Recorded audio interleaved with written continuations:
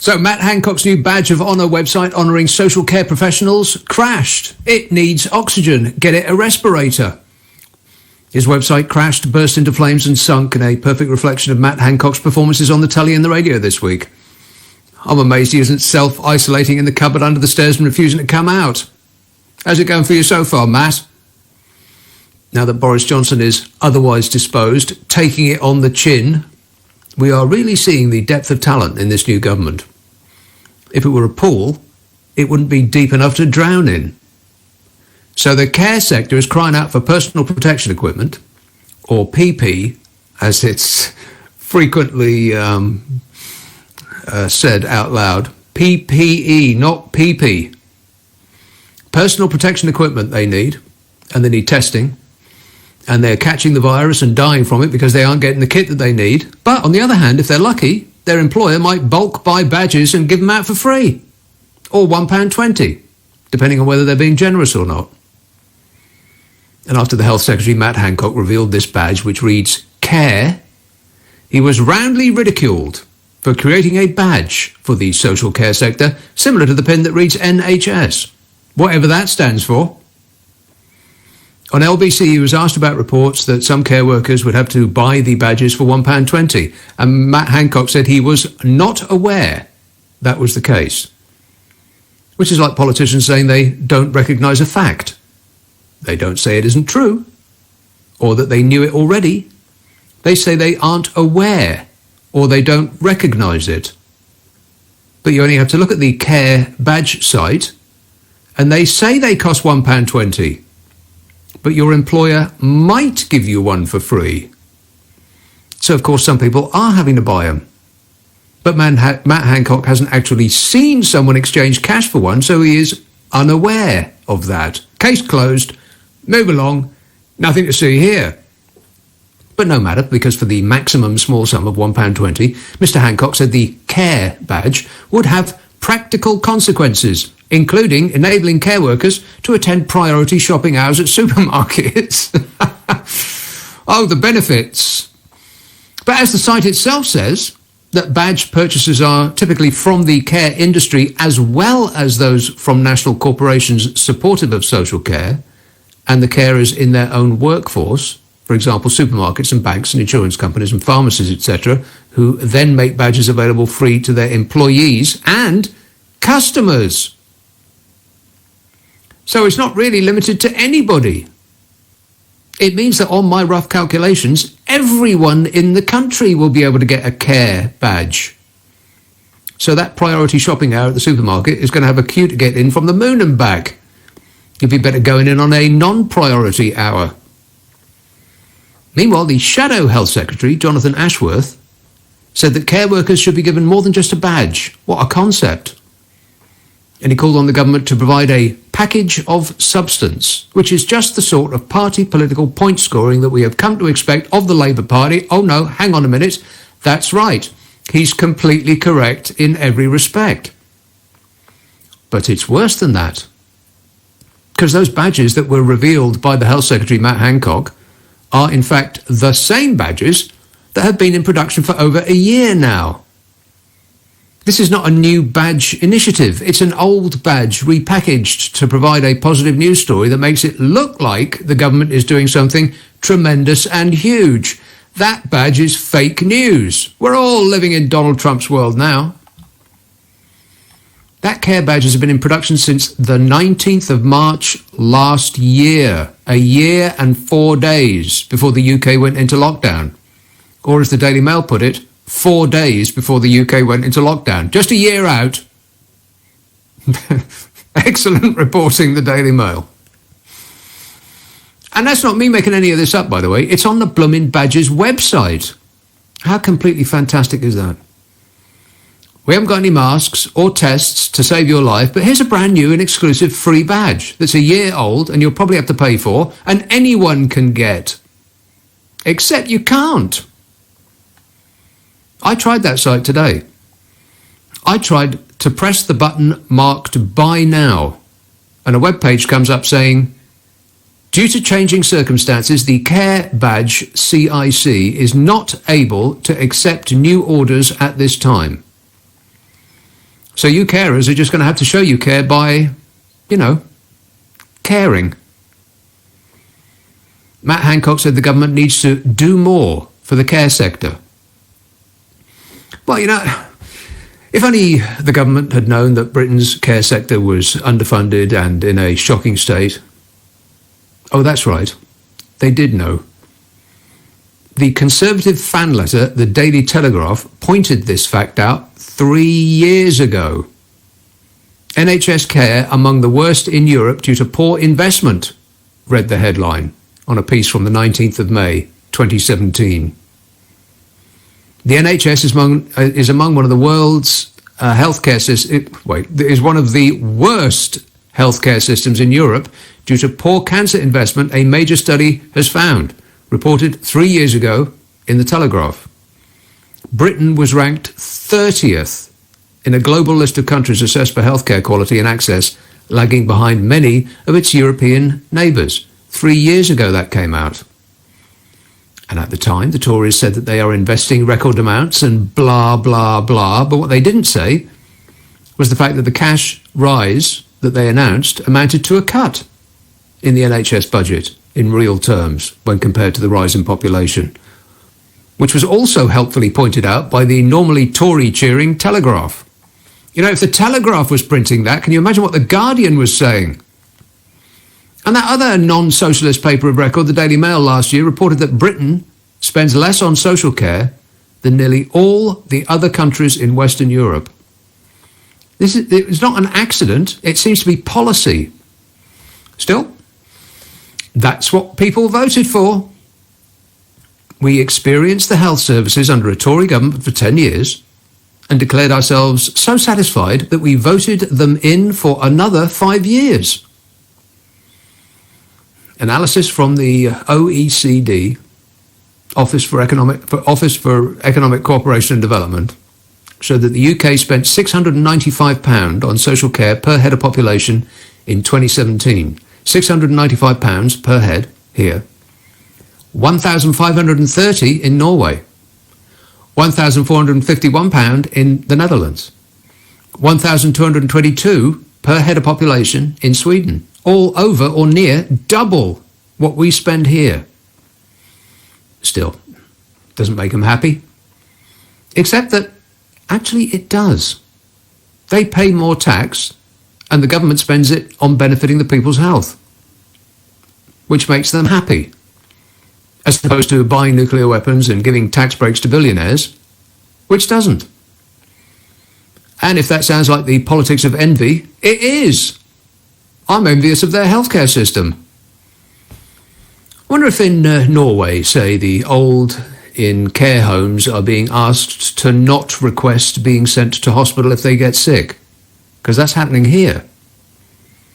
Responding to reports of elderly residents in care homes receiving letters asking them to promise they will not ask for hospital care if they're seriously ill, Matt Hancock says it has always been the case that people are asked for their wishes in terrible instances in which they may get very ill, especially as they get towards the end of their lives. It's a standard procedure that's happened for a long time, he said. The letter states, "Thank you for your support during the last general election. It's unlikely you will make it to the next one, so if you wouldn't mind just dying, we'd be awfully grateful." It doesn't say that. I just made that up. But I'm not making up the fact that those figures that ministers give out during their daily updates aren't necessarily true. The ONS, Office for National Statistics, showed that the true number of deaths, get this, 52% higher than the count given by the Department of Health every day. They're out by a half. Actually, they're out by 100%, if it's 52% higher. The ONS counted 5,979 deaths in England by April the 3rd, compared with 3,939 given by the health chiefs on the same day, a difference of around 2,000. The Department of Health figures are affected by a backlog in hospital recordings, meaning that hundreds of deaths aren't registered to be counted. Also, deaths from coronavirus in care homes aren't necessarily counted at all, and nor are deaths in the home. That figure keeps coming up every day, and they say deaths in hospital. In hospital, in very, very small print, whispered almost. Which means they're not counting the ones in care homes, and they're not counting the people that died in their own homes. And medics are being told that they don't necessarily have to class a coronavirus death as such. They can label it flu, or natural causes, or a heart attack caused by watching too much Piers Morgan. Which means that the government could be doing the exact thing that their hero Donald Trump, the screaming Mimi, is saying that countries are doing, and lying about their death numbers. I can't believe I'm about to say this, but Donald Trump is right. Just because he's an unhinged, malignant narcissist who does nothing unless he himself will benefit, it doesn't mean he gets everything wrong. Even a stopped clock's right twice a day. Hey, Donny. Let's have a call in Catford. Steve. Hi, Nick. Yes, isn't it odd how the people that not so long ago were being berated by our wonderful media, i.e. Daily Mail, The Sun, the Daily Express, the Telegraph. Are you talking about the people who come over here? Not just them, the ones that are here as well. Right. The young doctors, or whatever they're called, the junior doctors, that dared to say that they work too long and they're not paid enough. Please, sir, can I have some more? Those people. Yes, I believe there was an editorial in that wonderful organ, The Sun, that said they should be sacked. And there were things in the Mail and the Express, etc., that echoed that. And now, of course, we're all being told to get out and clap and bang our tins and what's that film where the guy says, "I don't want your stinking badges." So the badges. I don't think it was badges. I don't want your stinking. It wasn't badges, was it? It was. It was Humphrey Bogart, the child of the. Oh, that's not what I'm thinking of at all.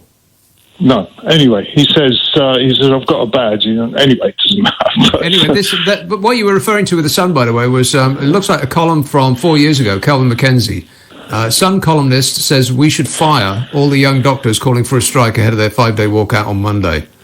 Yeah, there you go. There were 5-day junior doctors strike starting then on.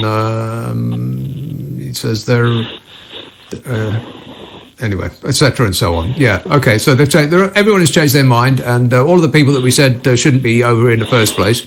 Now we're so desperate, we're chartering planes to bring them over to pull the tubes out of the ground. Wouldn't it be wonderful to get apples, fresh, lovely apples from Kent, in my bowl that I can say, look, I've got English apples picked by, people from Romania or Bulgaria. And, of course, we don't like them. We've been told they're horrible people. They exploit us. Oh, I thought you meant the apples. We actually don't really like the apples that we produce here either. Cox's Orange Pippins. Nobody likes those. They're a bit sour. No, you're wrong. Much like the people that were complaining about them coming over here and picking them off trees in the first place. Yeah. Sour. Isn't it strange? Do you think it... I mean, no one's talked about Brexit forever. Oh, forever, And... we now seem to be, even drivers. I went out today, and I don't go very far, but I went up to the local park, and usually you get... park? For what reason were you, what essential reason were you going to the park, pray tell? For my 30 minutes of recreation and exercise. Okay then, well, as long as you didn't sit on a bench. I didn't, no, I'm very good.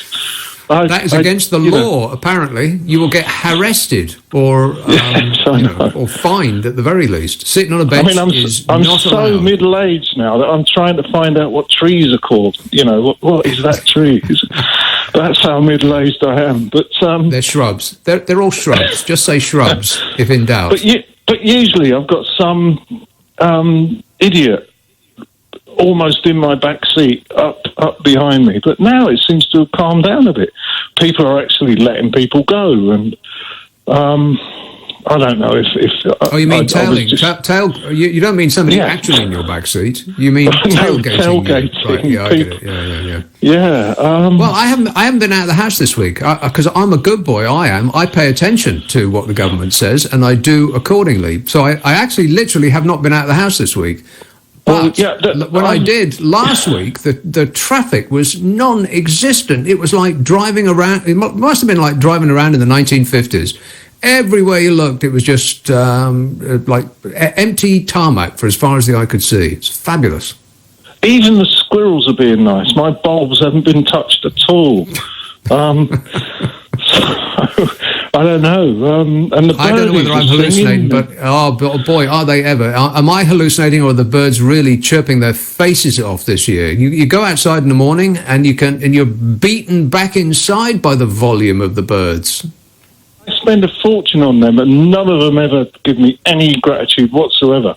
But now it seems to be, okay, great. Payback Thanks time. for all this. Yeah, exactly. Yeah. Thanks for all the seeds. We like the sunflower seeds, and we threw all of the other ones on the ground for the pigeons. That's what they do. Yeah. Very annoying. Those people that sell bird seeds that say these bird seeds will attract the following birds. They're a mixture of all sorts of the things that they like. No, they're not. They're a mixture of 99% of the things they don't like and refuse, throwing them out of the bird feeder onto the ground, and a mixture of very, very few that they do like, which are all sunflower seeds.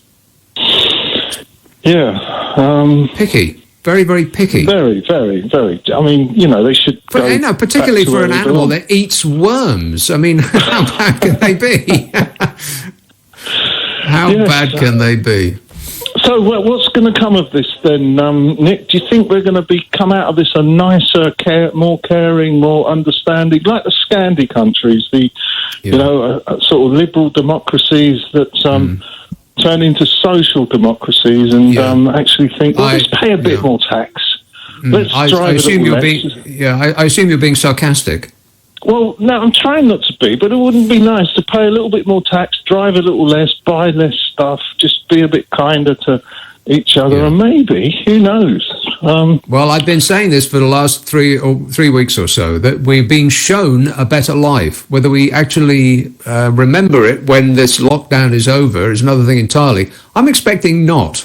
I think we'll go straight back to doing all of the wrong things that we did before, obsessing about the latest, iPhone, and we want a slim iPhone, and we can't wait to get the folding iPhone. And once the folding iPhone becomes a magic floating iPhone, then we'll throw all of our other iPhones away, and we'll just desperately want the new one, and what clothes we're supposed to be wearing, and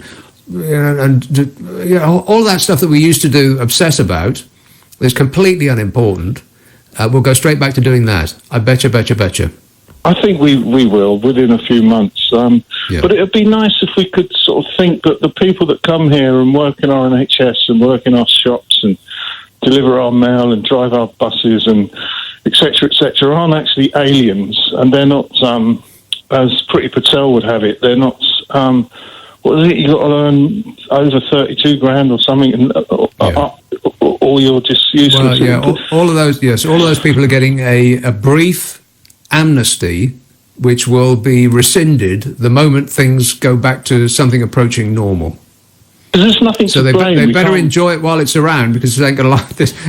This pleasant demeanour is not going to last forever. No, and surely the gentleman in the White House, the most horrible thug, the most bullying, narcissistic, nasty. Oh, he's got no empathy. He's got no sympathy. Or Trump for short. Just say Trump, and we understand all of the above. He cares nothing about people dying. He just cares about his numbers, as he says. He cares about his ratings. He cares about. He actually said the other day behind his lectern, I just found out that I'm number one on Facebook. That's nice. Apart from anything else, no, he's not number one on Facebook. No. He's not even close to being number one on Facebook. I was retweeting something that I think James O'Brien tweeted out, or maybe it was Gary Lineker, one of the two, and it was of Obama endorsing Joe Biden for the president of the United States of America. And I just, out of curiosity, looked up how many followers on Twitter Donald Trump's nemesis, Obakarama, has. And it's something like 118 million, compared to a relatively mere 77 million that Donald Trump has, which I bet eats him up inside. I bet he's permanently furious about that. Yes, it's a bit like Ringo having more followers than Paul. You know, it's I don't know, but I don't know. But yeah, no, don't start picking on Ringo. Ringo hangs out with Joe Walsh, so that's just fine by me. Ringo was actually a pretty good drummer. I don't think he gets much credit for being a pretty good drummer. People just think, oh, he was the what's the fellow that used to hang out with the Beatles? Ringo. No, Ringo was. If you listen to some of the Beatles tracks and just concentrate on the drumming, it's actually not that bad. Well, I'll go further. It's good. So don't pick on Ringo, even though he won't sign anything that you shove in front of his face, because he's not into that anymore. He was left-handed. His left-handed rolls, and Joel Walsh, incidentally, is a fantastic guitar player. Which you don't have to tell me that. I know that. I know. He's the first act that I really got into as a child breaking into teenagerhood. You know, first of all, it was the Rubettes and Mud and Sweet, all of which are great records, and I stand by them. But the first album I bought was, or got into really, was Joe Walsh. I've been a fan of his for 40 years. You can't tell me nothing about Joe Walsh. No, I try to play, but when I hear guys like that play, I just think, I'll just hang up, just go away. That's right. I can't do it. Mind you, Bob Dylan can't sing, and look at him. Well, that's true. He can't. Yeah, Did you hear his new 17 minutes? 17 minutes. You know what? I didn't, but I intend to this weekend. Because one of my favourite Dylan tracks of all time is Lily Rosemary and the Jack of Hearts, which is at least 9 minutes long. And at the end of it, you feel like you've seen a film. It's so cinematic. So, yeah, I will definitely put aside 3 or 4 hours for that new Bob Dylan track during the course of this weekend. Oh, yeah. Okay. Go on. It's not very good. It's not very good. All right. And in that case, forget it. All right, thanks a lot, Steve. I'll just put on Blood on the Tracks instead on repeat. Chris says, gave up a long time ago trying to understand working class people voting Tory. The only way I can remotely begin to understand the behaviour of people voting Tory and clapping the NHS on Thursday night is Stockholm Syndrome. Well, it's like, why do people vote for something that has been shown to be not in their best interests? It's mystifying, really. I think it's possibly hope that they will become well off. So they are voting for a party that might benefit them when that happens. But as if you are not already well off, it's vanishingly unlikely that you will become so. Maybe you want to think again. In, let's say, 5 years. Not my fault this show was like this when I got here. John texts, you're right, when you emphasise that we, the electorate, voted the Tories in for another term of office. However, in our defence, I'd direct your attention to the other band of numpties who formed the Alternatives, says John in Ely. Well, that is a good point. Let's have a call in Neasden. Lloyd. How are you doing? Good, thanks. Love the show. Just so much to say. I'll try and keep it brief and keep it concise, but I'm beginning to think that there's some sort of conspiracy thing going on with the journalists that speak at the press conference every day. Because conspiracy? There seem to be, every single, for weeks and weeks, it's constantly, have we got any PPE? Yeah, it's in the warehouse, it's distribution. A couple of days later, have we got any PPE? Yeah, it's in the warehouse. I'm thinking to myself, I'm waiting for one of them to say, can you give us the address of the warehouse, please? So we've got lots of black taxis that will just go there. Like, where's this warehouse? Like, can you show us a photograph of them? That kind of thing. Yeah, can you tell us where it is? Because Amazon can get it to where it needs to go the next day. Now, the other thing that I wanted to say was the guy was trying to explain to you the thing about the badges. It's Blazing Saddles, and the sheriff or the mayor wants to get a group of baddies to bully somebody. So he puts an advert out. In the queue, you've got Ku Klux Klan, Nazis, you've got Mexican bad guys, you've just got a long queue. It's Gene Wilder. All good people, if Donald Trump is right. Good people on both sides. Well, some of them are good people, Nick, do you know what I mean? Mm-hmm. And it's Gene Wilder, and what's the other guy's name? Richard Pryor. And they dressed up as they're both dressed up as Ku Klux Klan. So one of the stereotypical Mexican guys with the bullets across his chest goes up to sign that he will kill loads of people. He has to take a pledge. Yeah, I'll kill loads of people. Yep, the guy gives him a badge, and he looks at the badge and goes, "I'm sorry, I'm going to have to do this in a stereotypical voice of the film." I know. Like he takes the badge and he goes, "Badges? We don't want no stinking badges."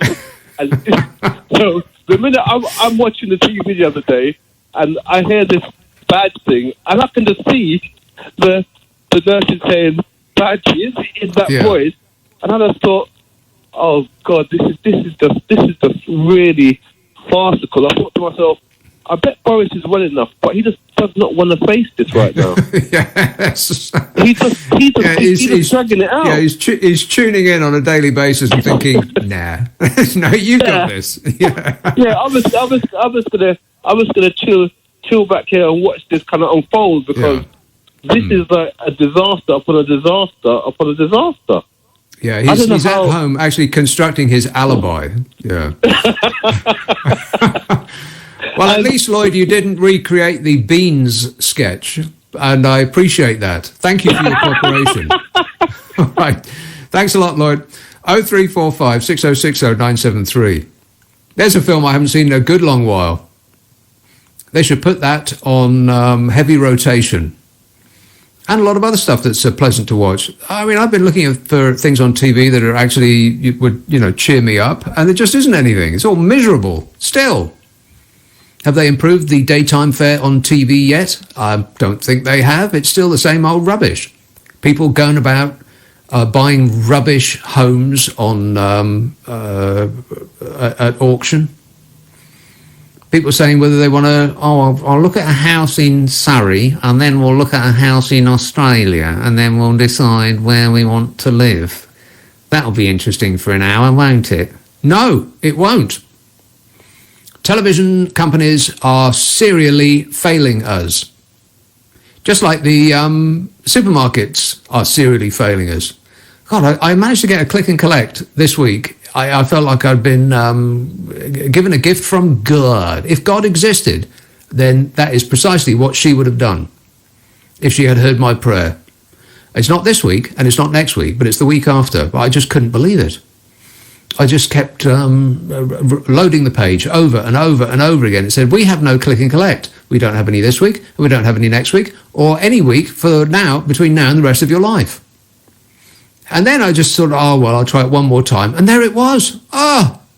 Like manna from heaven. So as long as I can eke out whatever scrapings I find at the back of the fridge for another 2 weeks, I'll be fine. Don't you worry about me. This says, on the subject of Ringo, Lennon was once asked if Ringo was the best drummer in the world, to which he replied he's not even the best drummer in the Beatles. Let's have a call in Clacton, or Clatton. Clacton, I bet. Ben. Yes. Ben. Is it Clatton or Clacton? It's Clacton, on Clacton. sea. Right. The sea all round about. Yeah, near sea, not on sea. Near it. Yes.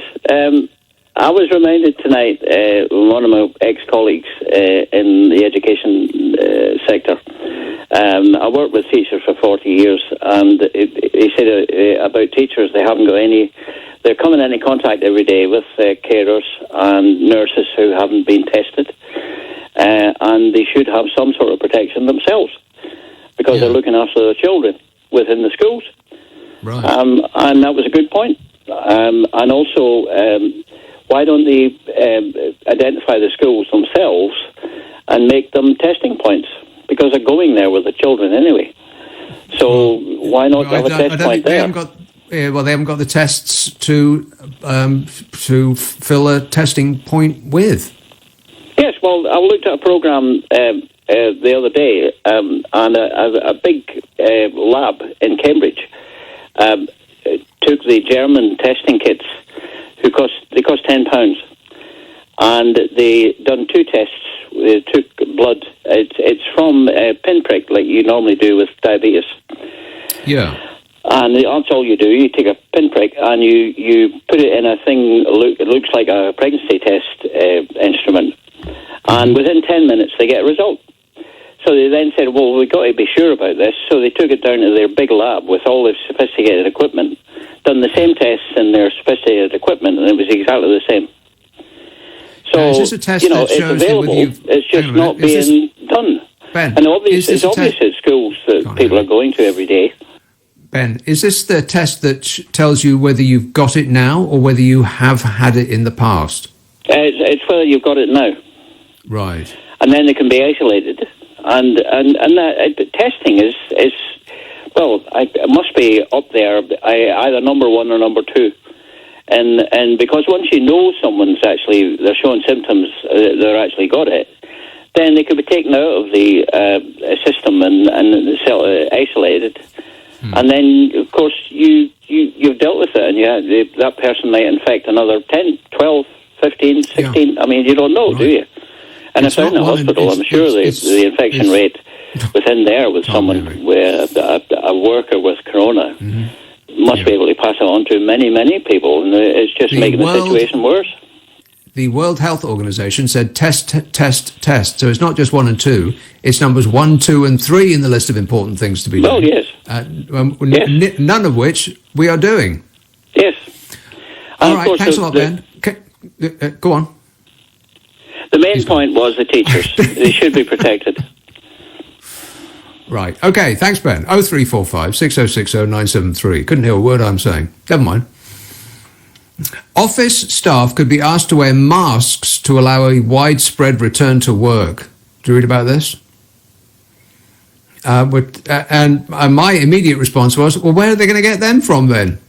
I've spent ages looking for a mask. They cannot be had. Every organisation that sells masks in the country is fresh out. We ain't got no masks. Stop bothering us, is the message that you'll see on their website. And they haven't got any masks. They haven't got any respirators. Anything that you put on your, they haven't even got any sunglasses. Anything that goes on your face. And tests as well. I mean, how many times have we been told that? Test, test, test. Experts have been saying that till they're blue in the face. And we still aren't doing it. 100,000 tests by the end of this month. So, fingers crossed. You know that the number of tests that we have been carrying out has, over the past couple of days, has gone down, not up. This text says, I've set my DeLorean time clock back 1 year. I miss Theresa May and Brexit, says Shane. Well, that is a good point, yeah. Have you got room in the back for me? Mal says, if only America could get their hands on Trump's tax returns, then maybe they would realise why he wants certain American states out of lockdown. I guess Trump and his wealthy friends are losing vast sums of money, and that's his main focus. He sees the deaths of people as collateral damage. I don't think he even registers the deaths of people.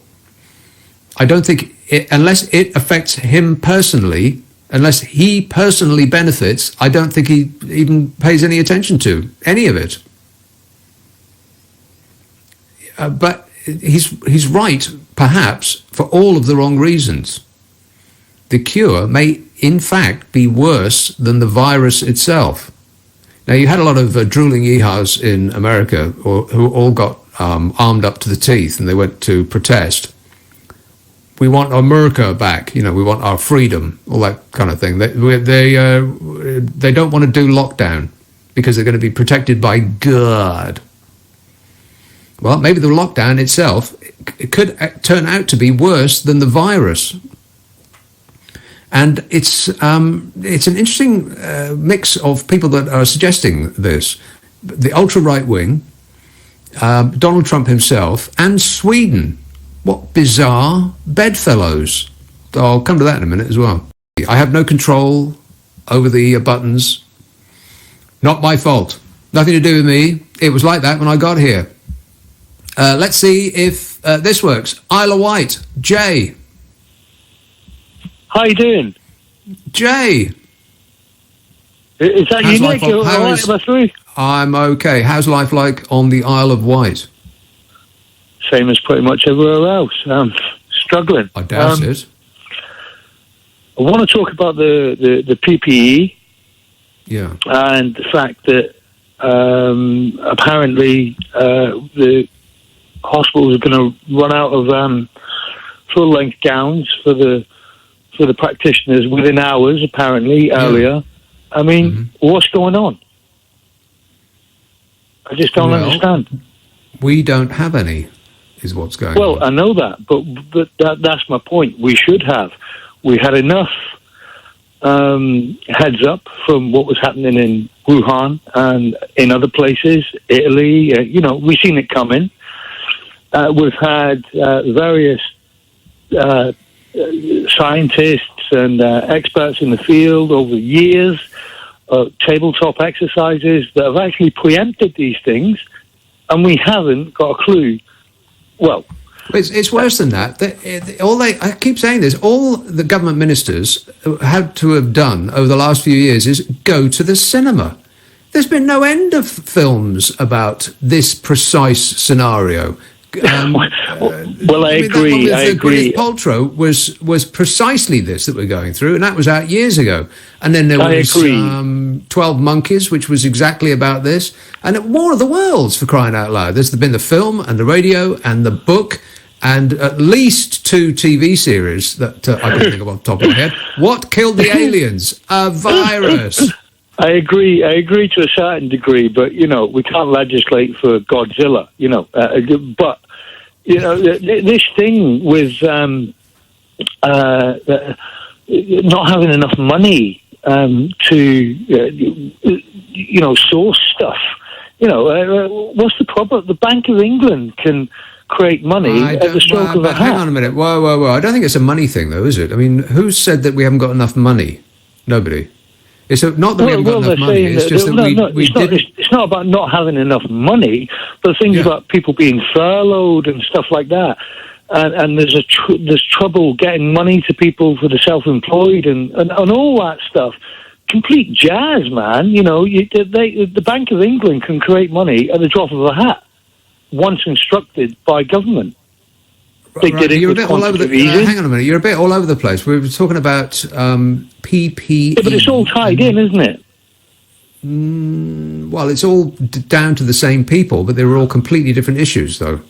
I mean, they're not, the government enacting some vast pool, some vast scheme to keep people above the waterline based on computer programs. It should not be a surprise that it doesn't work. Government computer programs never work. But that's exactly what they're purporting to do at the minute with all of these loan schemes and accessible. Well, we shouldn't be surprised that there are hiccups with that, massive ones. I mean, do you think that it would work smoothly? It doesn't need to be. They can digitally put money in people's accounts instantly, just like they do with quantitative easing. Yes, but you need some sort of check. You need some sort of face-to-face, or at least like a run over their books or something like that. Because why? Are you kidding? When the government announced this vast pool of resources that was to prop up businesses and stop individuals, people from starving. Hang on a minute, Jay. Let me say something. When the government announced this vast amount of money, the first thing that I thought of was there's going to be a lot of criminals and a lot of dodgy types, some of whom actually run businesses, who are going to be thinking the same thing that the bankers did when we poured enormous, unlimited amounts of money all over them to save them the last time they screwed up. They'll be thinking, okay, how can I get my hands on some of that? There's going to be an enormous amount of crookedness going on around this, so there needs to be some sort of check. You can't just go throwing money around. But the problem is, who's going to be doing the checking? Where are these vast buildings of people who are going to be ensuring that public money that's going to have to be paid back by us poor dopes who pay taxes is going to be going to the right places? So it shouldn't be remotely surprising that it's not working very well, because this is a brand new thing, dreamt up on the hoof and enacted in a moment. So of course it's not working perfectly. We shouldn't be amazed that it isn't. It hasn't been enacted. They're just pledges. The rise in food bank spikes is phenomenal, because people can't feed themselves. Yeah, well, I don't doubt it. Well, it's absolutely true, because the self-employed have completely fell through the whatever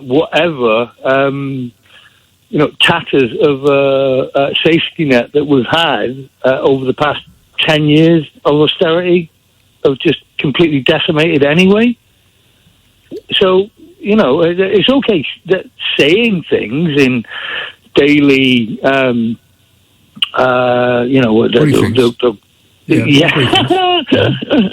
they are brief. They're about as brief as a set of underpants. They seem to go on forever to me. But anyway. Yeah, I think. I've decided not to watch them. They're the same thing over and over again. Here's a list of depressing statistics.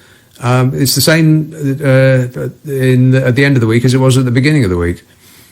I've decided to just turn the television off and go and do something more pleasant, like, bang my head against a wall, for instance. But that's just me. All right, thanks a lot, Jay. 0345 6060 973. David texts, may I suggest this week's extra £350 million for the NHS goes on PPE for those working to keep us well.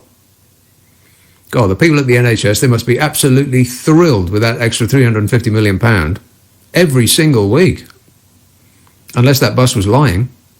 That would never happen, would it? Particularly considering the people that were on board that bus, who now say, what bus? No, that picture of me on that bus, that was a completely different bus. I have no idea what you were even talking about. Tina texts, I was really surprised by my feelings when Mr. Johnson became ill. It felt like worry and sadness because I was never a fan. I really hope that his brush with death has tempered his bombastic nature and made him a better human being and has more empathy with those common folk. I'm curious to see his return, says Tina. Yeah, well, I woke every morning and my first thought was, is Boris all right? Which surprised me.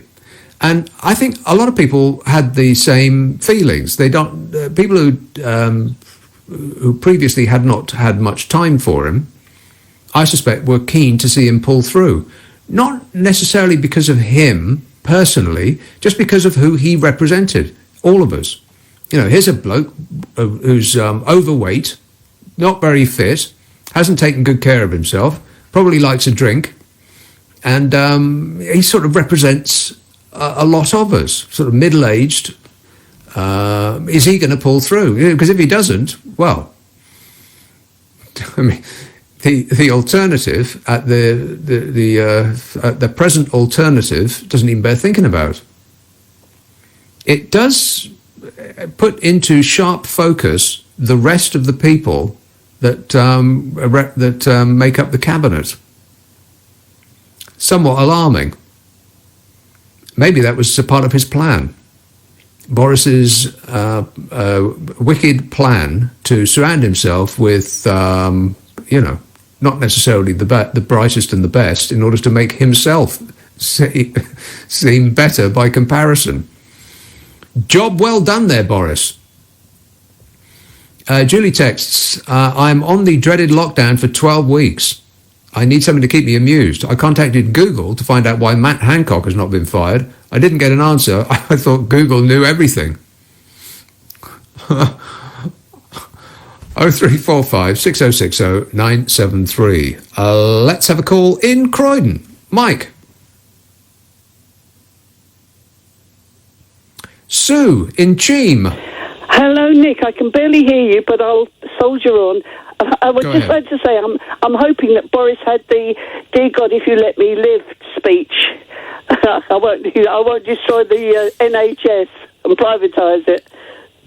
Right, so it's prayer what done it. Yeah, I very much doubt that. It would be the first time in recorded history that prayers what worked. I found up about is that I've got an idea for, as you said, you can't get masks, an idea for DIY mask, and if you do well, you get a Blue Peter badge, so it's like win-win with. And basically what it is, you get a big, like the 2-litre lemonade bottles, supermarket cheap bottles of stuff that is just clear plastic, and then you cut the bottom off, and then you unscrew the top off of it, and turn it sort of upside down, but split it down, and then you can hold it at the bottom where the cap was, hold that as the bottom bit, and put it over your face, and that will make the perfect mask. And if you make holes around the edge of it, you can put some ribbon through and tie it to the back of your head. But you'd have to have a very, very strange face for it to fit snugly you know, you got to work with what you got, haven't you, really? I mean, it might work on a horse, but not a human. On a what, darling?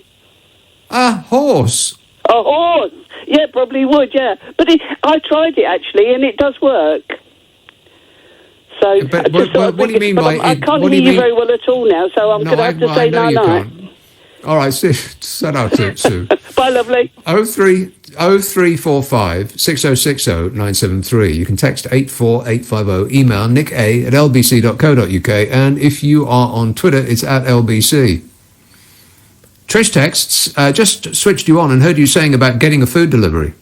Why aren't you going to get a food from that little shop you said was open at 1:30 a.m.? Well, that's because it may come as no surprise, but I'm not in the studio. I'm at home, miles away from that shop.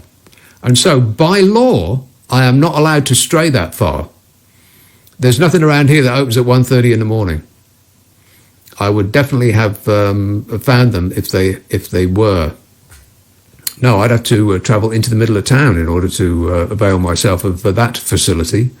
And I'm being too good a citizen to do that. But we are being persuaded that this is the only way to fight this virus. And most other countries are following along, or rather the other way around. We were following along with most other countries just a couple of days, at least a couple of days afterwards.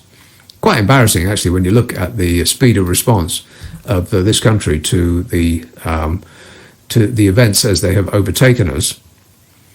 There was a table in the papers that was produced, the number of days it took countries to take certain measures after the third death caused by COVID-19 in each country. And we were last, pretty much every measure. It is embarrassing. So these are 3 days after the days after the third death caused by COVID-19 in each country. And it lists various measures taken by those countries, like events suspended. Only Italy waited longer than we did. All schools closed. We waited longer than any other country, apart from Sweden, which is going its own way. Non-essential shops closed. We were, again, only Italy was worse than us. And the countries included in this list: Italy, France, Spain, Belgium, Germany, Greece, Poland, Sweden, Austria, Portugal, Hungary, and the Czech Republic. And we were the worst, the slowest in practically every measure. Non-essential shops closed. Only Italy was worse than we are. Non-essential movement banned. We were the worst, the slowest. And the date of the third confirmed death, March the 9th. The date of the third confirmed death in Italy, February the 25th. So it's not like we didn't see this coming. It's not like we didn't know what was around the corner. It's mystifying, really. But I suppose that there will be an investigation eventually, and I will prejudge that investigation. It will say, after, I'm pretty sure I said this last week, after tens of millions of pounds spent and no end of people giving evidence, the conclusion will be lessons must be learned. That's it. Move along, please. Nothing to see here. Well, I mean, I thought I'd seen everything about Donald Trump, but this just beats all. He has lost his mind. President Trump fired off a series of tweets, all directed at states with Democratic governors, seemingly endorsing burgeoning protest movements, calling for the immediate reopening of state economies as the coronavirus pandemic continues to spread. You know what? They should let him have his rallies. I mean, this is an awful thought. I am ashamed of myself, but he should be allowed to go and have his stupid yeehaw ding-a-ling rallies. Just jam as many of your fans in one building as possible, Donny. Close the doors and turn the air conditioning off. God will protect you. These are some of his tweets. Liberate Minnesota. Liberate Michigan. Liberate Virginia and save your great Second Amendment. It is under siege. He's actually telling people who were pictured armed to the teeth.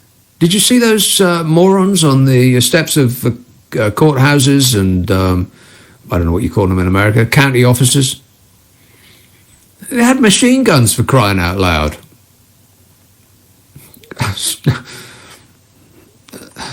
I just, you know, the problems that we got in this country, well, they are as nothing compared to what they've got going on in America. Keep this in mind, at least we're not America.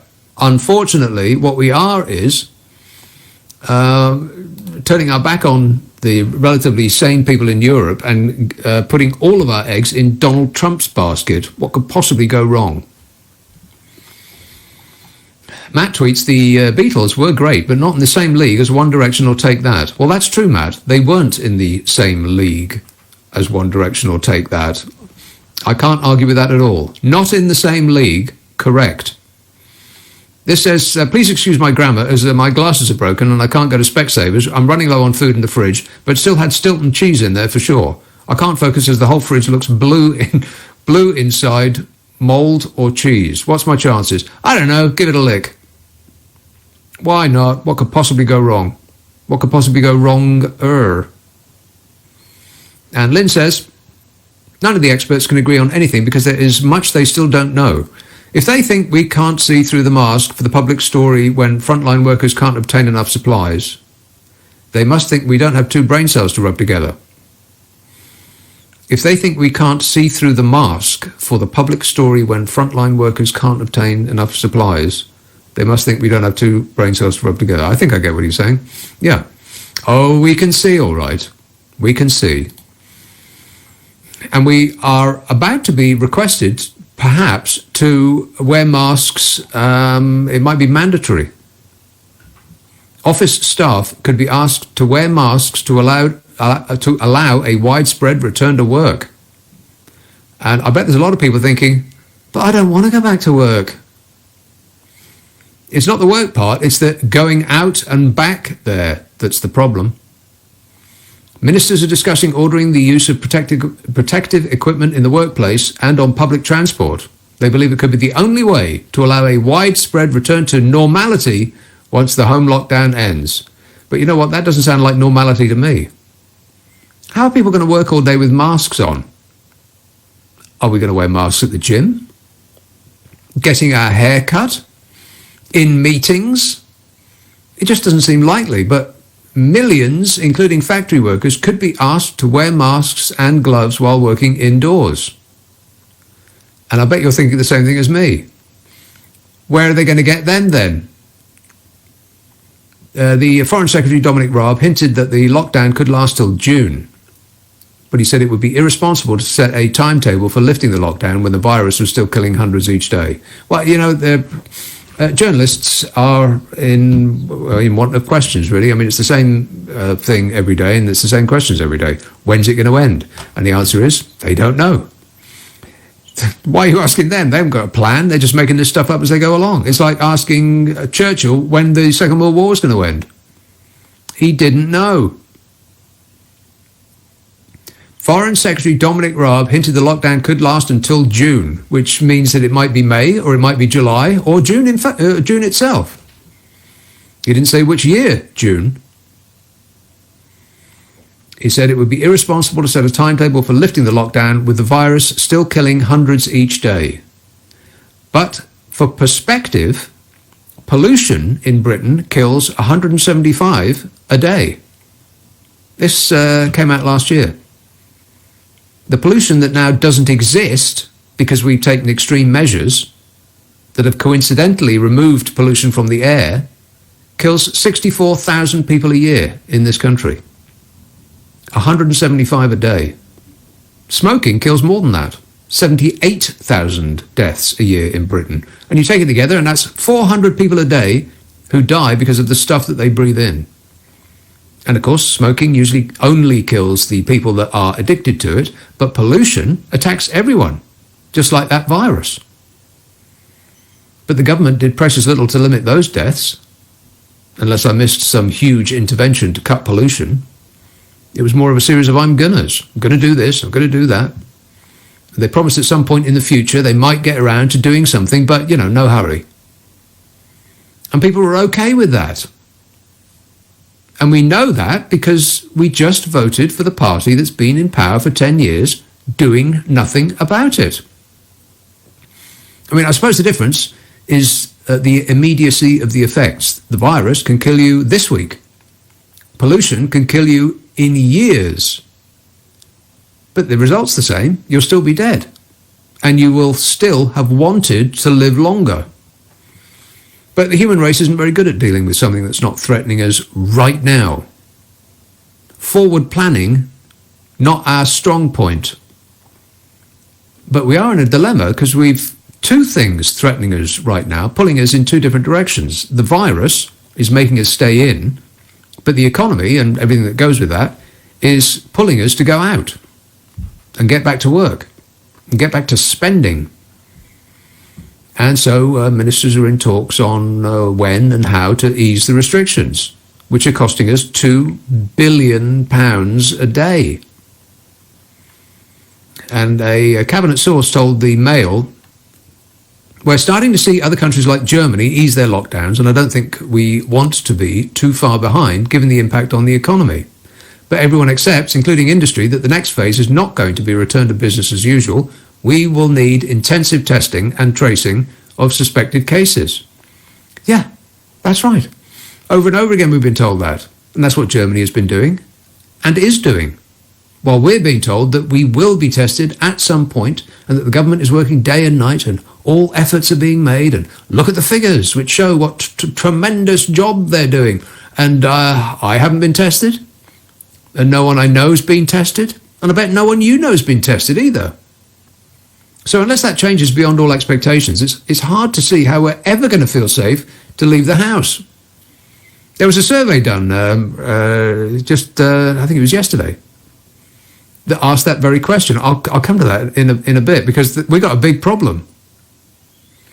I mean, I know we've got a big problem, but there's an extra problem attached to this big problem, that we might not even leave the house when we're given the all clear, encouraged to come out. So, even if the government meets its promise to test 100,000 a day, maths fans, as I pointed out last week, that will take 2 years to test us all once. 100,000 a day is 2 years to test all of us in this country. But we need to be tested every day to know if we picked it up yesterday. Walking through a cloud of aerosol droplets in the crisp aisle at the supermarket. How will we ever know if it's safe to go out if we don't know who has it, or who had it, or if we can get it again if we've already had it?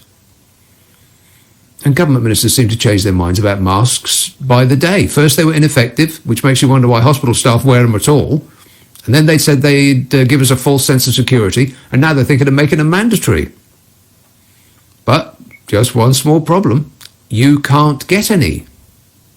I mean, if hospitals can't get enough for masks, how are we supposed to get one? Social care staff already complained that they're being left to work without masks and other key pieces of kit. The leader of Birmingham City Council warned ministers as supplies of PPE were running desperately low. with the city's care homes likely to run out of masks in a fortnight. You know, they can recommend that we all wear masks, but they might as well recommend that we all wear a NASA space suit, because you can't get any of those either. Let's have a call in Swanscombe. Michael. Hello, yes. Michael.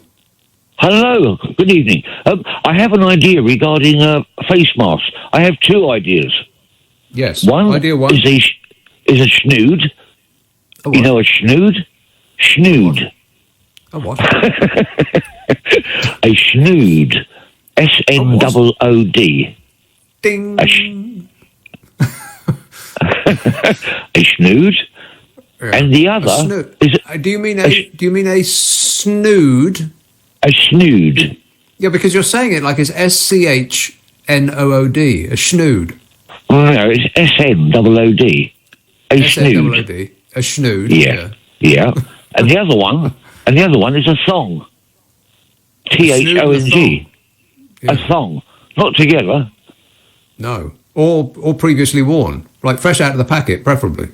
Preferably, because I tried both the other day, and regarding the thong comes with a public health warning. I nearly choked myself to death. I forgot to check the pubic hairs. Oh, please. Well, that took a nasty turn right at the end there. Okay, thanks a lot, Michael. 0345 6060 973. Atlanta, Graham. I feel like I'm talking to you in Radio Luxembourg on a shortwave radio, Nick. I can barely hear you. But anyway, I called up last week and spoke about the fact that nobody could get groceries and nobody was getting in their cars and going out and buying groceries for people.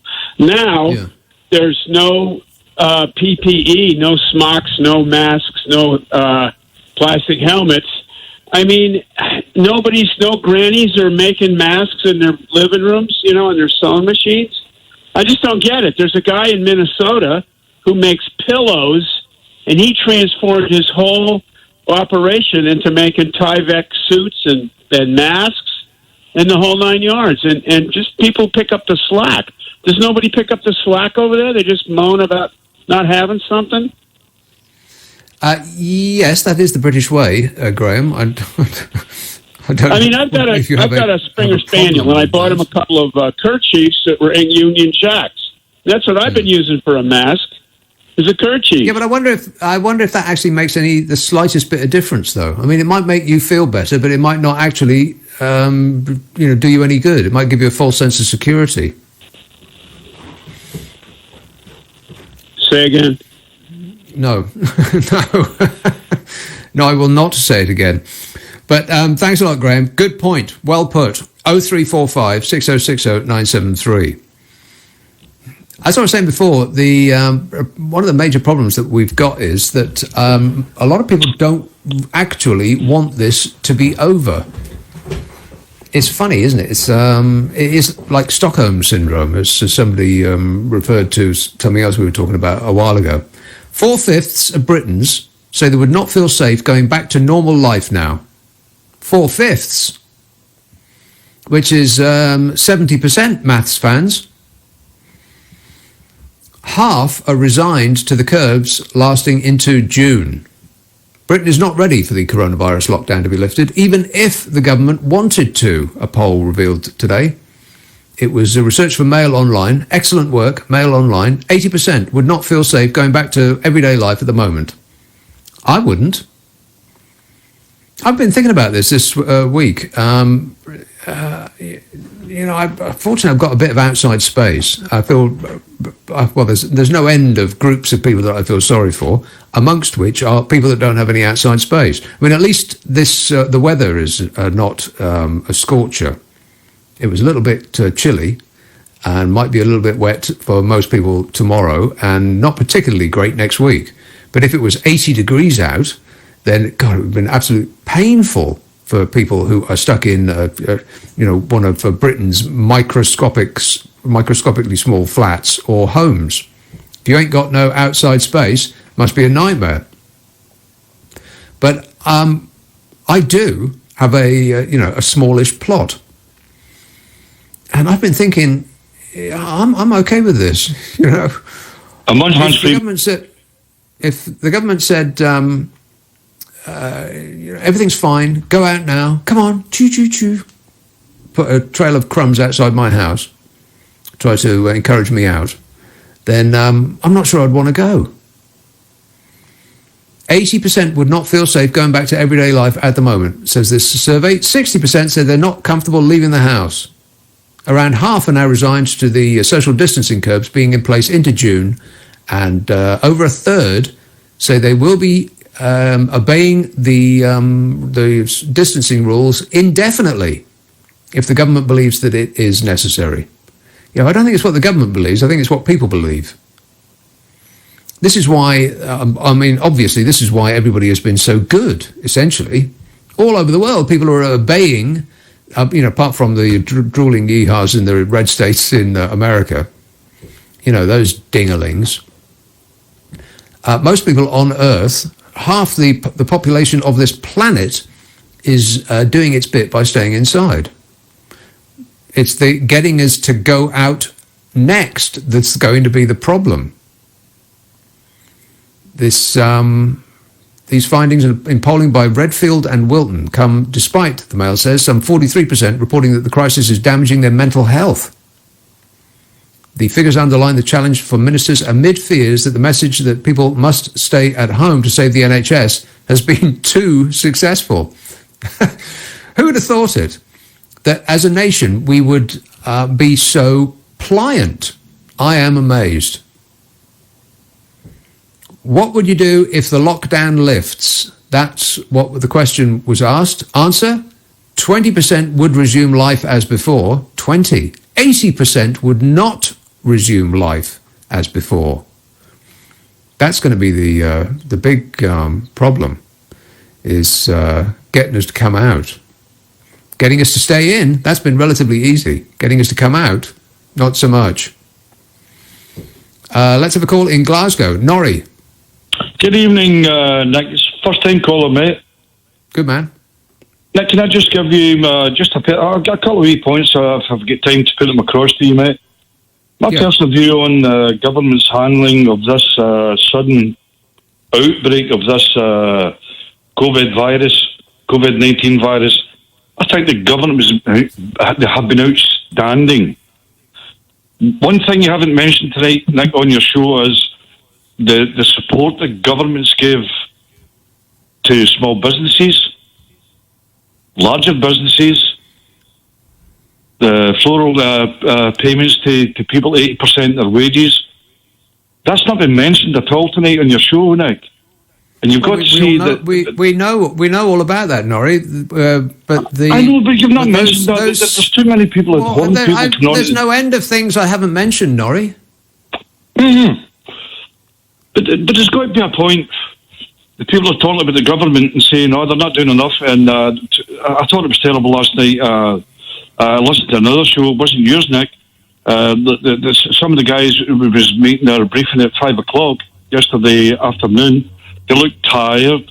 And they're saying the same things. What additional questions can you ask anymore? And what additional answers do you expect these people to put across to the people? Well, if they answered the questions in the first place, then journalists would not have to keep repeating them. So why are they not more inventive then, if that's the case, like coming up with new questions regarding data?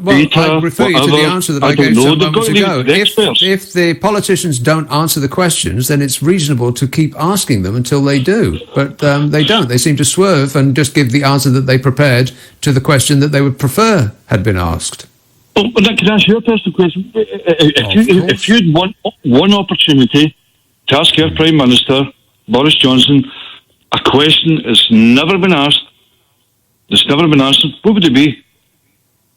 Well, don't put me on the spot or anything, will you, Norrie? You want me to come up on the spot with everybody's been put on the spot then. That's the point I'm trying to make.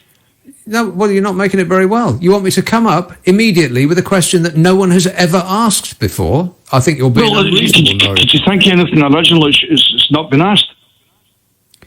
No, so we you're the one who, listen to answer. Me. You are the one that's insisting that journalists come up with a different question, not me. So let me ask you What question would you ask that's new and unique? Well, I'm glad you asked me that. I have no questions to ask. I think all the questions have been asked. Right. And I think they've all been received with positive answers. What more can these guys do? They're doing their best. Yeah, you're laughing there, Nick. Why are you laughing? But at the concept that they're doing their best. If this is their best... You don't think they're doing that then, Nick? No. Well, if they are, then it's alarming, Norrie. If this is their best, it's alarming. It's unprecedented, as everybody's used that word so many times. Yeah, I know, so many times, to excuse all manner of misdeeds and missed opportunities, unprecedented. Like nobody saw this coming, apart from all of the experts that have been ringing the warning bell that this has been coming for years. Well, we're hearing stories, don't quote me on this, Nick, but stories come through from China, the amount of propaganda, if you want to call it that, or lies that's come through from China now. When this virus developed itself, if you want to call it that, in China, the results they produced were minimal. And this has become a pandemic all over the world because of that. What do you mean the results they produced? What result? What are you talking about now? Well, China's starting to come out herself now and saying, we've got different results. There's more than 3,000 people that died in this Yuan. There's more than 3,000, 6,000 people died in China. Well, it's just possible that everyone is massaging these statistics. I know we are. But why should we be doing that? To make the government's actions seem less bad. Oh, Nick, come on. You're saying that the government's done bad. The decision they made, they've done bad to help people. Oh, you're one of those people that says... That's just what you said there, man. To make our government look better. Yes. People are dying upon tens of thousands. So anything that the government does... Do you think our government feels good about that? I didn't comment on whether they felt good or bad about it. You seem to think that the government is beyond criticism or being held to account. No, I never said that, mate. No. You've been saying that over and over again since the moment we started speaking. This has been diluted into the last maybe 3-4 months at the most. How to deal with this pandemic. And it's not just in Britain, it's all over the world. Yes, and some countries are doing better than we are. In fact, most countries are doing better than we are. Name one. Germany. Every other country in Europe is doing better than we are at the moment. Well, Nick, can I just make a wee brief point there, pal? I know you're a busy show, and it's good. I really enjoy speaking to you, mate. The previous caller on earlier on, he got a test kit online he bought in Germany for 10 quid to test to see whether he was COVID-19 positive, and the result was he wasn't. He wants clarification now from Earth Health authorities to confirm that. So, is he suggesting we still go to online and get these kits from Germany just to prove we've got clearance from COVID-19? No, I don't think he was suggesting anything of the sort. So what was his point then? Well, what's your point? Your point seems to be that the government is doing its best, therefore should not be taken to task or criticised or have their actions scrutinised. No, Nick, I've never said that, mate. Of course. These guys are under serious pressure. Oh, okay, well, we should leave them alone and let them get on with it. Okay, excellent. No, come on now. We are number one in Europe. The UK is recording the largest number of new coronavirus cases and deaths in Europe, and the rate at which they are soaring is, this is a quote, frightening other EU states. Not only are we beating the EU, we're actually making them scared as well. Excellent work, everyone. That'll show those unelected European overlords who's boss. This was Austria's health minister, Rudolf Anschober, who had a press conference, displayed graphs showing that the UK's new cases were head and shoulders above other nations. So if you want to have material with which to attack the government, this is it. The minister highlighted the rapid growth in UK cases, presenting a chart showing the average daily growth in infections over the last 10 days, on which Austria performed best and Britain worst, as in the bottom. I'm just looking at this thing with Trump. Good God. I mean, I just thought I'd heard everything, but apparently not. President Donald Trump. That will never get easy to say. That will always seem weird. President Donald Trump. Really? The clown off the telly? He has endorsed protests against lockdown measures in several states. Not Republican states, Democrat states. In a series of tweets, he says, liberate Minnesota, liberate Michigan, liberate Virginia. Protesters say that severe economic restrictions are hurting citizens, but health officials warn that lifting them could spread infection. Well, as it will spread infection amongst his drooling yeehaw fans, the evil part of me says, go ahead. Enjoy. And there's pictures of them in Michigan. Look at that. It looks like a Unabomber lookalike convention.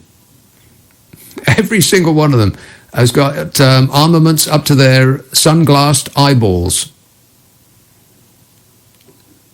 Yeah, they're making America great again.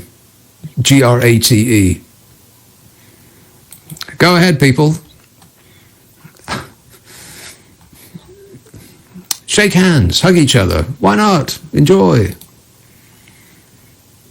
So, as I was saying to that nice fellow that I was talking to some moments ago, who thinks that the government is doing its best, so nobody should criticise them, we're actually doing very, very badly. The rapid growth in UK cases means that we are performing worst in all of Europe. The Austrian health minister, Rudolf Anschober, said, what's frightening a lot of people on the European level at the moment is that the figure in Britain of 7.5% percentage increase in infections is worst in Europe. The rapid growth in UK cases, the average daily growth in infections in the UK, 7.5%. Austria, 1.8. 5.7 in Sweden, 3.7 in France, 3.2 in Spain, 3% in Germany, 2.5 in Italy, 2.2 in Switzerland, 7.5 in Britain. 5.7 in Sweden. The Swedes are still out and about. They didn't even do lockdown. They're having knackerbrot and film yock and glog, which are actual food items, not some Swedish sexual practice that I read about on the internet. Sweden isn't doing lockdown. They're still working, still schooling, still leaving the house for non-essential Swedishness. And their cases are increasing more slowly than ours. How is that possible? Maybe they're so tall the virus can't reach their nostrils. And previous hotspots like Italy and Spain are seeing new infections starting to decline. The Director for Europe of the World Health Organization, Hans Kluge, said the optimistic signs of the virus receding in some parts of the continent were being cancelled out by bad news elsewhere. But that's probably what China told him to say. Ain't that right, Donny? And that bad news that Dr. Hans was talking about is coming from right here, the United Kingdom. As well as Turkey, Ukraine, Belarus and Russia. And I'm sorry if this sounds awful, but that's embarrassing. We are in a group with Belarus and Ukraine. I mean, the only time that would not be embarrassing is if we were the only countries with nul point at the Eurovision Song Contest. Belarus, I bet you couldn't point to that on a map if the prize was a free mask. And it's our poor performance, apparently, that's giving experts the reason to believe that Europe is still in the eye of the COVID-19 storm. And apparently we now all think the opinion of experts is actually valuable. What a turnaround. Of the 10 countries in the region with the highest number of cases, there have been optimistic signs in terms of the climbing numbers in Spain, Italy, Germany, France and Switzerland. But the UK is among a handful of countries singled out by the World Health Organization for having tempered positive signs that Europe is passing the peak of the COVID-19 outbreak. Dr. Kluge, out of the WHO, not that WHO, the other WHO, The regional director for Europe of the World Health Organization said while there have been optimistic signs in countries worst affected by the coronavirus, others, such as the UK, demonstrate sustained or increased levels of incidence. It's probably got something to do with the time lag before our government actually got its act together to do something about it. Or, as the previous caller would put it, they're doing their best. The latest figures from our Department of Health show 13,729 patients had died in hospital after testing positive for coronavirus in the UK as of 5 p.m. on Wednesday. But that phrase, died in hospital, is key here. We may be massaging the stats, because died in hospital does not include, as far as I'm aware, those who died at home or in care homes. So the numbers could be even worse than Dr. Hans is saying. And it's even worse than that, actually, because doctors are being enticed to put on death certificates something other than COVID-19. I'll come to that as well. The stuff that's going on, you've got to keep your eyes peeled at all times. With them, Danny. How are you, Nick? Thanks for the call. Good, thanks. Yeah, so this might even help out your previous caller, because I have got a question for the government, which has not been asked yet. And this is to do with the 1.5 million people in the UK, which has all had one of these shielding letters come through, which basically explains that due to whatever medical issues they've got going on at the moment, they're extremely vulnerable if they was to catch this virus, and there's a high chance that they would not survive. And in these letters, they are requested to stay indoors for the next 12 weeks, not to go out shopping, no exercise, food to get delivered. They're quite strict measures. And for this, it's my little boy who's got uncontrolled asthma. And actually, I quite welcome the restrictions for that, because I do feel it's safer. But then on the same letter, it states that anyone else in the household doesn't have to do the shielding, and they're free to go about their business. So I don't see how you can shield a vulnerable person in your household if the rest of the household is still going about their business. Yeah, especially the problem if you're is... an essential worker. Yeah, well, exactly. The problem is that we need something to be able to tell us every day whether we have this or not. Something that can be used over and over again, that gets sent to every household in the land, that multiple people can use, and it tells you immediately whether you got it or not. Because at the moment, if you take a test, it will only, then the test comes back the next day, it will only tell you if you had this yesterday, not whether you got it today. Yeah, quite right.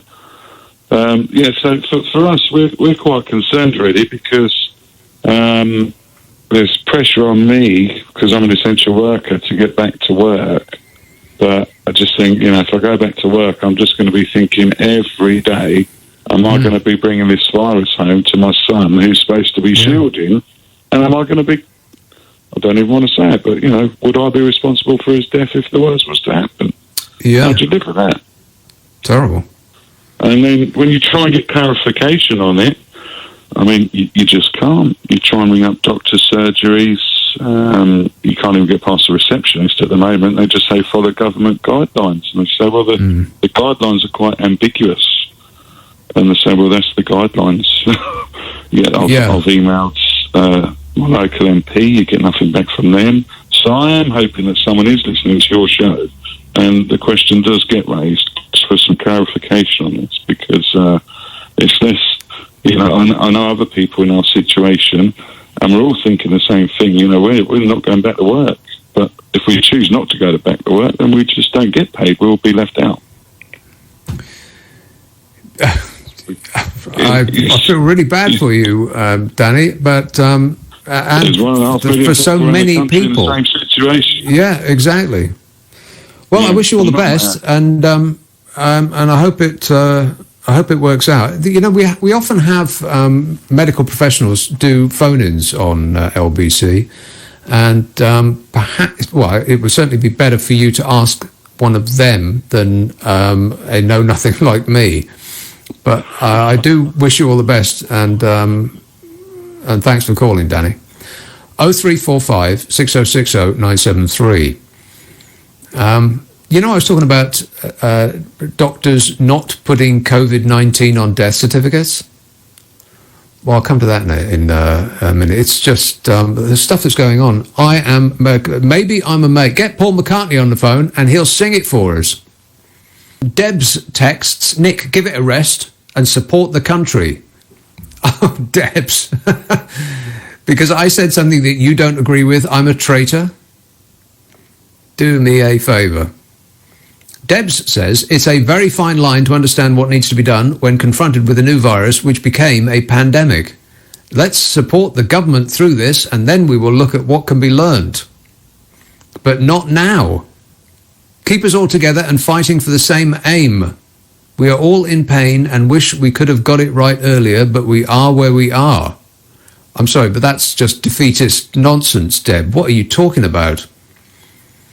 In this, the most in our most vital hour, we should just let the government go ahead and do whatever ideas flit across their minds without scrutiny, and we'll count up the scores afterwards. Rubbish. How about this? See where this puts you, Debs. Doctors at one NHS trust are being told that there is no need to list COVID-19 on death certificates of coronavirus patients. Now keep that in mind when you read the numbers of deaths, because they've already limited the numbers of deaths by saying, and they keep repeating this phrase, the number of people that died at hospital. Well, there's a lot of people that don't get to hospital. On top of that, there's this leaked hospital guidance, not made public, leaked, obtained by not-for-profit organisation Good Law Project, tells medics filling in death certificates that pneumonia or community-acquired pneumonia are acceptable to put as the direct cause of death. So that's where the death numbers come from. So the cause of death on a death certificate as COVID-19. But if it doesn't say that, then they don't get included in the death numbers. The guidance is titled Guidance for Death Certificate of Proven COVID-19 Patients During the Current Pandemic. And it says under the header General Principles, quotes, there is no requirement to write COVID-19 as part of the medical certificate of cause of death. So if the cause of death is something else, then it won't get included in the numbers. The document states COVID-19 may be mentioned in another area of the form relating to indirect causes of death, should the doctor wish. However, the guidance the guidance then reiterates that pneumonia, which is a known complication of COVID-19, can be written down as the cause of death. It says pneumonia would be appropriate on a medical certificate of cause of death. One of those pieces of paper. So people are dying of coronavirus and the death certificate can say pneumonia or some other thing which would presumably have the effect of making deaths from the virus appear lower in number than they actually are. It's like a Jedi mind trick. These aren't the droids you're looking for. The guidance appears to contradict official guidance on the issue from coroners and the NHS, which says it would be satisfactory to give COVID-19 as the cause of death, even if it's only suspected and no confirmed test results are available. In a statement, the Good Law Project said, if doctors are being gently discouraged from reporting deaths as COVID-19, we've got no way of knowing if the government figures on deaths from coronavirus, the daily in-hospital figures as well as the weekly ONS figures, are accurate. They said, so far we've only seen guidance from one trust. We've got no idea if hospital trusts up and down the country are issuing the same guidance. Yeah, but it's not an isolated case. We found earlier this week that medics and GPs are failing to record COVID-19 on death certificates. Again, this wasn't put out, it was leaked. A whistleblower in the south of England told Channel 4 News that some doctors were listing long-term conditions such as dementia instead, even if they suspected coronavirus.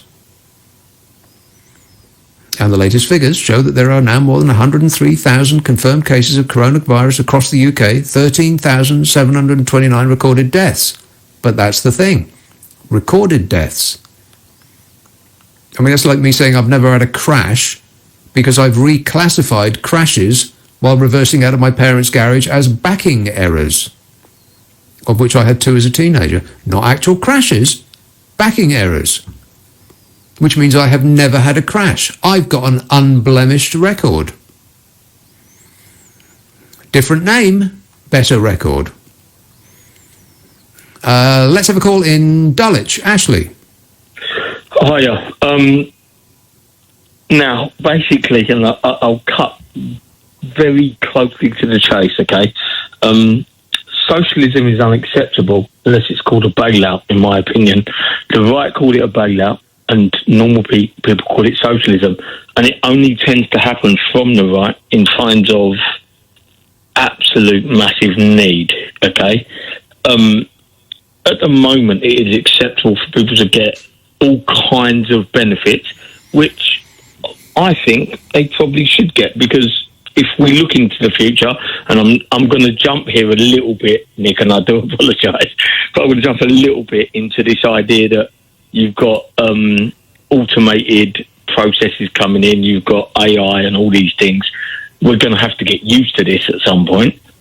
But COVID-19, this idea of what we're going through, is being used in a weird political way for me by some people, in that is it a freedom issue or is it something else? And my argument is it should just be a health issue, and that should be it. Does that make sense? Or have I gone kind of really weird on you? Well, I don't know you well enough to know whether you've gone weird or whether this is just you. But so, what's your conclusion? What is it that you Listen, what's the point? Look, I am not, and I'm really not, because of the tax bracket I'm in. And I'm going to be really honest. I don't do badly out of life. This situation hasn't hurt me, but capitalism can't work if you have to keep bailing it out. We bailed it out in 2008 to make sure it worked. Now we've got to bail it out again. But it has nothing to do with capitalism, and we didn't bail out capitalism in 2007. Well, you are. We bailed out the banks. To keep people working. So in Norway, they have people on this. They get paid for being citizens. Do you know what I mean? Capitalism, as it is, in an ever-growing growth, there's a problem with that idea. Norway gets paid for being citizens. Are you talking about universal basic income? Yes. I don't think they do. That, and you don't think they do? I don't think Norwegians get. Well, Norway, universal maybe basic Denmark, income. maybe Sweden, but they've trialled I think they trialled it in Finland with a small number of people. No, well, I don't think it. According to them, it didn't work, so they stopped doing it. Is that true though? Because the happiness, or where you're most happy, tends to be in places where it's darker for longer, and you shouldn't be most happy. That's a fact. Well, no, but it has nothing to do with the dark. Happiness is not dark related. It's the opposite of that. But I think that the perfect Scandi countries you're less happy when always when top you the get less time in Listen to me. The perfect Scandi countries always top the happiness index, specifically because they pay more in taxes, and the government takes that tax and spreads it around the country for the benefit of all. It gives them a greater safety net. They don't feel that if they lose, then it's going to be a catastrophe. So with the result that people are happier. But we do not want that in this country. Time and time again, we have been offered higher taxes with greater benefit for all. And we always almost always say, no thanks, we'd rather keep a little bit more of our money with which we can, God, I don't know, buy a frothy coffee a day. I mean, that's the kind of money that we're talking about, like £1,000 or pounds or something of that order of people that make an average wage. It's not something that's going to improve your life unless the government takes it, puts it in a pot with all of the other thousands of pounds and provides a better health service, for instance, or a better welfare service, or allows people to have a better childcare and education, and, you know, for the benefit of all of the people rather than just the people at the very top, which we are persuaded is in our interest because we might become one of those people eventually too. But here's the news, it's never going to happen. But here's my argument. Why are they still voting that way?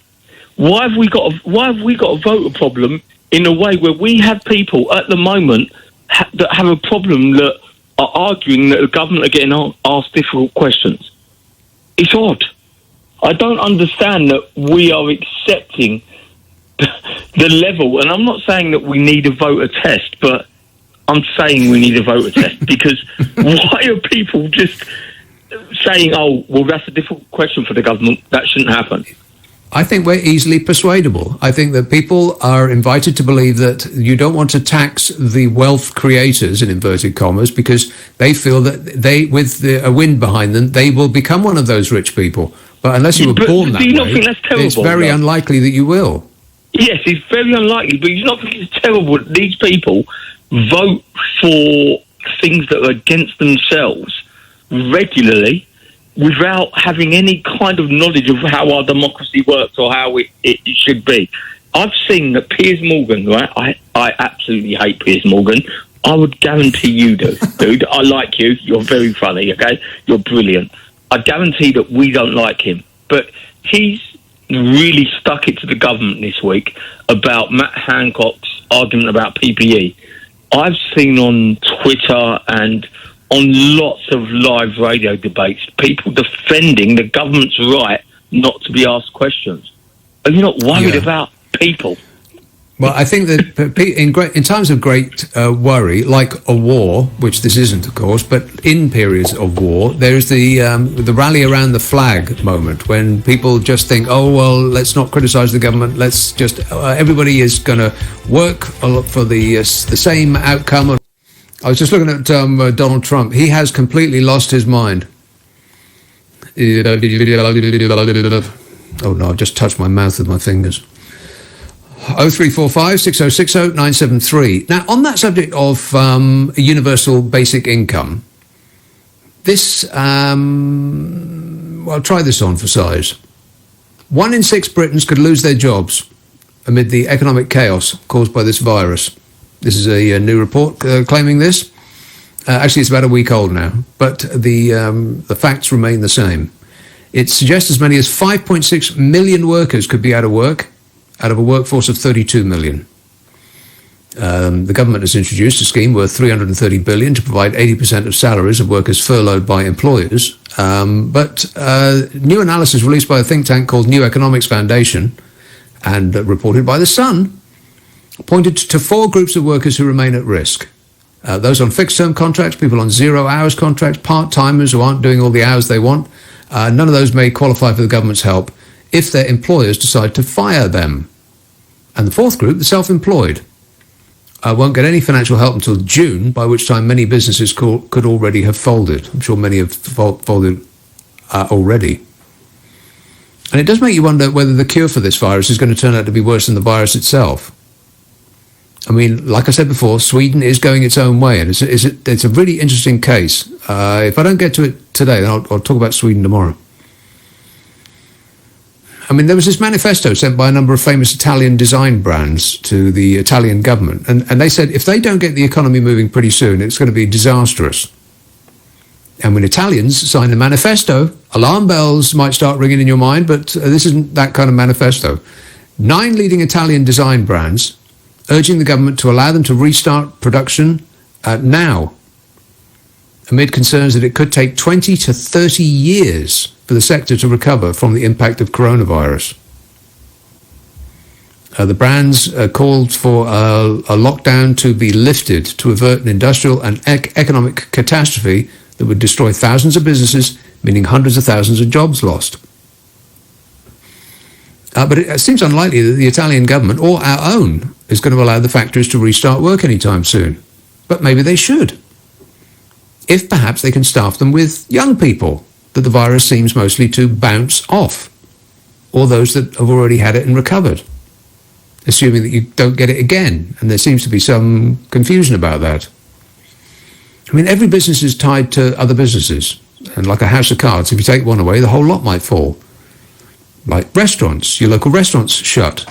So are the hundreds of thousands of others. And that means that the staff and the food suppliers aren't getting paid, but it also means that the laundry companies aren't doing the linen, and the knife sharpeners aren't working, and the kitchen supply business is stalled, and the glass manufacturers aren't doing any business. And those little umbrellas they put in your drinks, they don't make themselves, you know. From one restaurant in every high street closing, a whole supporting cast of businesses are going to fold. And of the 5.6 million workers referred to by the New Economics Foundation, about 1.6 already work in industries that have been closed, like restaurants and retail shops. And so these workers face a high risk of losing their jobs. And this organisation, the New Economics Foundation, urged to the Chancellor Rishi Sunak to create a bigger safety net than the one he already announced. It's a think tank, the New Economics Foundation, and these days it's probably safest to be doing your thinking in a tank. Their motto is economics as if people on the planet mattered, which is just the sort of loony lefty nonsense that the Conservative Party would flick away with the kind of smirk that Priti Patel's perfected, but whose ideas might be having a moment. They suggested £221 a week guaranteed minimum income for all working age adults. And that's the universal basic income idea that's been going around for a while now, but which right-wing governments are loath to contemplate because that sounds like welfare. And they're against helping people. I'm sorry, that came out wrong. I don't mean they're against helping people. I mean they're against helping poor people. No, I'm kidding. I'm not kidding. I'm kidding. The head of economics at the foundation, called Alfie Sterling, he told The Sun, despite the government's interventions to protect jobs and pay, millions could face the prospect of relying on benefits for the first time. But universal credit payments are insufficient to meet basic living costs. Having made welcome moves to prevent job losses, governments must now turn to strengthening the UK's safety net as well. And this is why people in Sweden and Denmark and Finland and the rest of it are happier than we are. They have better safety nets. Excuse me. If not, we risk consigning millions to the poverty trap through no fault of their own, said that Alfie Sterling, head of economics at that foundation. And that's right, no fault of their own. Hard-working people are going to see their hopes dashed, their dreams in ruins, their jobs and security disappear. So what's so wrong about a universal basic income? If you cancelled all welfare payments and save on the paperwork needed to police welfare and simply pay everyone, say, £1,000 or £2,000 a month, every adult in the country, regardless of income, gets, so let's say, £2,000 a month. I mean, it's not like we can't afford it. Just cancel our nuclear weapons program and tax the online internet giants a proper amount, and it'll pay for itself with the extra cash that flows around the system. I mean, people aren't going to hoard the money. Most people don't make enough to put that aside, even if they are still in work. And even if the extra didn't mean anything to somebody earning a lot, it's likely that they'd go out and spend it on stuff. And people have to make stuff. And so those businesses will survive. It would allow people to take risks and to start businesses because they would know that failure wouldn't lead to destitution. You know, the right wail about the cost, but the money just doesn't disappear. It gets spent. And the places it gets spent in pay tax. And there's the fact that poverty causes all sorts of expensive costs to mount up on society, like healthcare and crime, for a start. I mean, I don't know what the numbers are. I'm just a dope on the radio. But we aren't talking about making people rich for doing nothing. It would provide a springboard from which we could bounce back to economic health. I mean, the problem with the amounts that the Chancellor is bandying about now, I mean, it helps certain sections of the workforce, but not others. And it's only going to last a short while. And then what? The Bank of England official David Blanchflower suggested that unemployment caused by the coronavirus could, in months, be worse than during the 1930s Great Depression. He said that unemployment is rising at the fastest rate in living memory, and said that there has never been a concentrated business collapse on the scale seen in recent weeks. So it requires out-of-the-box thinking, doesn't it? I mean, if you add to that the amount of debt that we both personally and in business have, and what we've got at the moment is completely unsustainable. We can't expect our creditors to do us a favour and be nice about the money we owe them. I mean, when in recorded history have financial creditors ever been nice? And this is an idea that's been going around for ages, a universal basic income. I mean, that fella Andrew Yang, who was going for the Democratic Party nomination to take on Trump, he was always going on about universal basic income. He proposed taxing Amazon and Google and the like, and, maybe a tax on robots, because the automation revolution will probably be fast-tracked with this virus. And there's Guy Standing, professor of the School of Oriental and African Studies, the world's leading institution for the study of Asia, Africa, and the Middle East. He writes about a universal basic income. He said, in the UK, we have 1,156 forms of tax relief. And they are regressive in the sense that people gaining from these tax breaks are the wealthy and wealthy corporations. He said government data shows that those tax breaks cost the public exchequer £430 billion a year. He says you've got all the money for universal basic income there. And so I did the maths.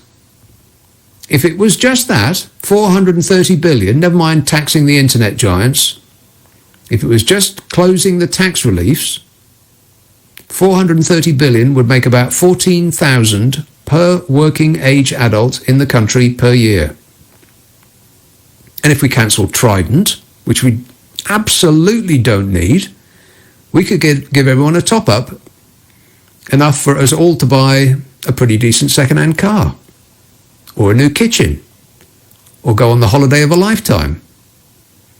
I think we need that more than a bevy of weapons so awful that we'll never, ever use them. And maybe you've got another idea. But we better come up with some ideas about how to end this lockdown and prevent the worst soon, or when we eventually do emerge from our holes, there might not be an economy to go back to. Reading, Matt. Hey, Nick, how you doing? Good, thanks. I'm totally behind you, by the way, on the universal basic income, although the problem is you've got a bunch of MPs in charge at the moment who went to the economics school of thought, so what can you do? I actually started out with 1 point when I called, and I've developed 3 now since being on hold. So I'll throw them all at you, and then you can pick the one you want. Firstly, I think that the government have absolutely not abandoned the herd immunity strategy at all. And I think that's demonstrably true because, if they really were serious about stopping the virus in its tracks, they would have locked the whole country down, not allowing anybody out apart from essential workers. And that's not what they've done. So it's only a partial lockdown. I also think that's what I think on that. To get us all shall we take it point by point, or you can do? Do you want to lay them all on me first? All right. Well, the problem with that is that it's difficult to know what else to do, because if they lock everything down completely, say that nobody was allowed to leave their home at all for anything, I mean that would be a sort of a Chinese style lockdown, and they very successfully flattened that curve. Or China. A Spanish or Italian one, even. Yeah, okay. That's what they did in Spain and Italy. But at some point, people are going to have to come out. And it seems likely that virus will then resume its business and take off again. It's hard to believe that it wouldn't. Which is why the government in this country perhaps has taken a slightly more pragmatic view, because they know that. And so their view, I think they were actually being more honest at the beginning of this than they are now.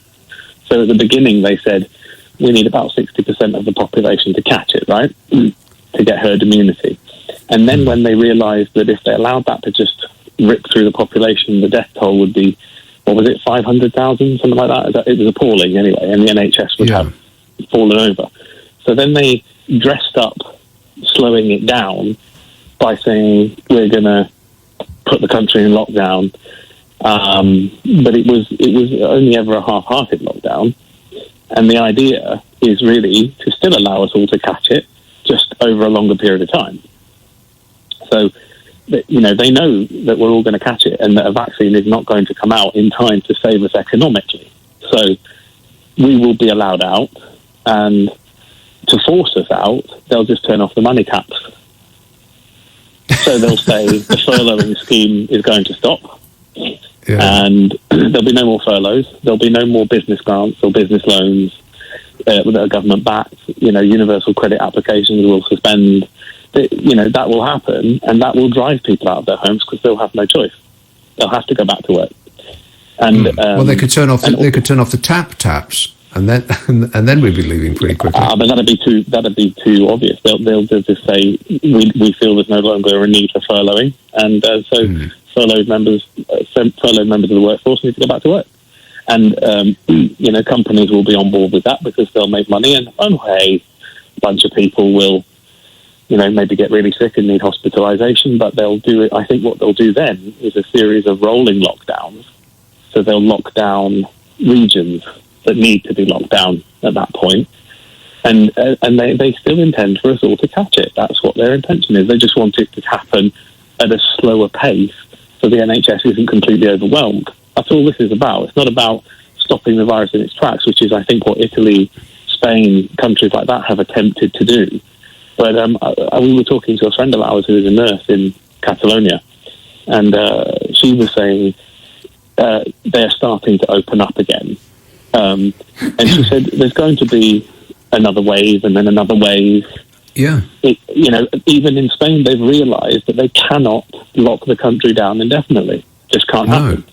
So it seems possible to me that regardless of what happens, all countries are going to eventually, depending, you know, if you just look at the timeline, in Sweden, because they're not having a lockdown at all, they may get them all at the same time. If we drag it out, then we will perhaps have the same number of deaths as Sweden. It just take us longer to get there, but the result will be the same. Ultimately, yes, and I think they know that, and I think that's why they're doing it. And I think ultimately the length of the lockdown will be directly in correlation with the number of critical care beds a country has. So if you look at the UK, our lockdown is going to be proportionately longer than the lockdowns in Spain and Italy. In Spain, they're coming out of theirs now. Ours is going to be 6 weeks minimum and could go on longer. But then we've only got 6.6 critical care beds per 100,000 people, whereas in Italy they've got 12.3. So they've got double Germany, the care beds we've got. Yeah. Oh, yeah. And so I think ultimately the country, any country's decision on when to remove lockdown is when they believe the tipping point between number of critical care beds versus infection rate is equal. All this is predicated, all this is based on the notion that you can only get it once. But if you can get it twice, we don't know. Yeah. Then that's all bets are off. But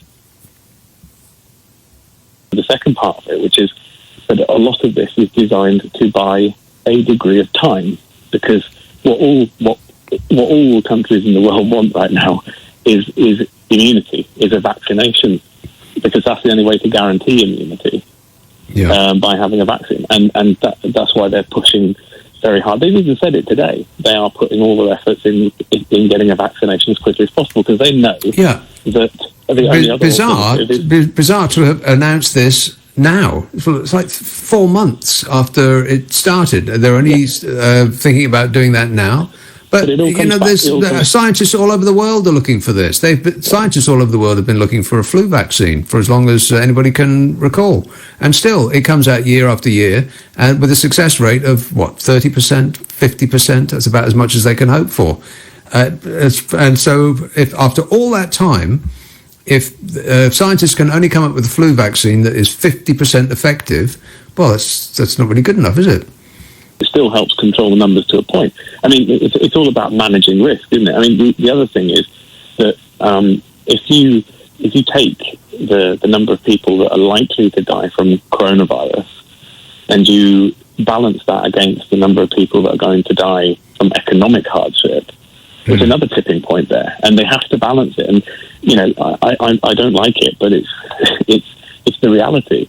And another point that I wanted to make, which is you were talking to someone a little while ago about how it's only the very people at the very top that benefit, you know, in society and things like that. If you want proof of that, you have to look at the way the system is set up, because I suppose I would describe myself as a bit of a boundary pusher. I will try and needle people. If I see an injustice on Facebook, I'll try and provoke a response, right? And try and, you know, get not trolling, but if I see someone doing something horrible, it sounds like you're describing trolling to me. No, trolling the trolls. Then I suppose you put it that way. Oh, okay. Right. But the point is that you never get anywhere. You never get anywhere. You can't make a statement on YouTube or Facebook or whatever and become an instant overnight viral sensation. It just doesn't happen. And so there are some that do get it and some that don't. And you can say the cleverest, wittiest thing ever, but if you aren't meant to get there, you won't. If you see what I mean, you can push all you like, but you know, and it's the same with economics, you know, and financial situation.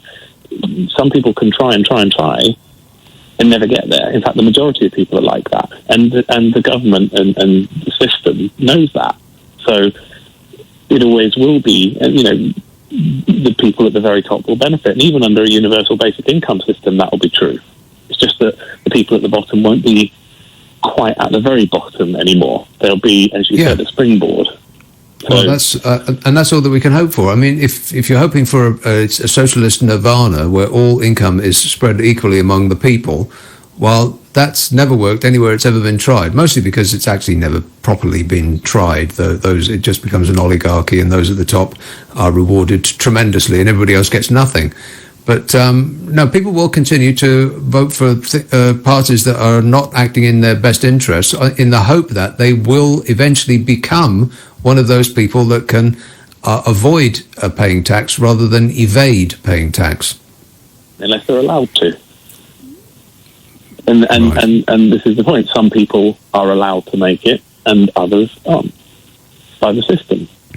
And it's a system. I think mostly it's the people who already have continue to have more. If you were born rich, then you will probably stay rich. If you weren't, you probably won't get there in the first place. All right, I've got to go. Thanks. Go on.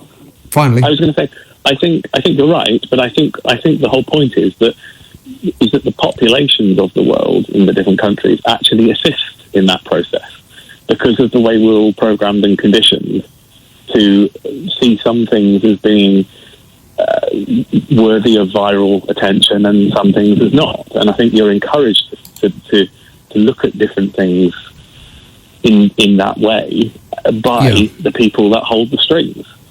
Well, if you want to go viral, Matt, you've got to get yourself a cat that looks like Hitler. Trust me. All right, thanks a lot, mate. 0345 6060 973.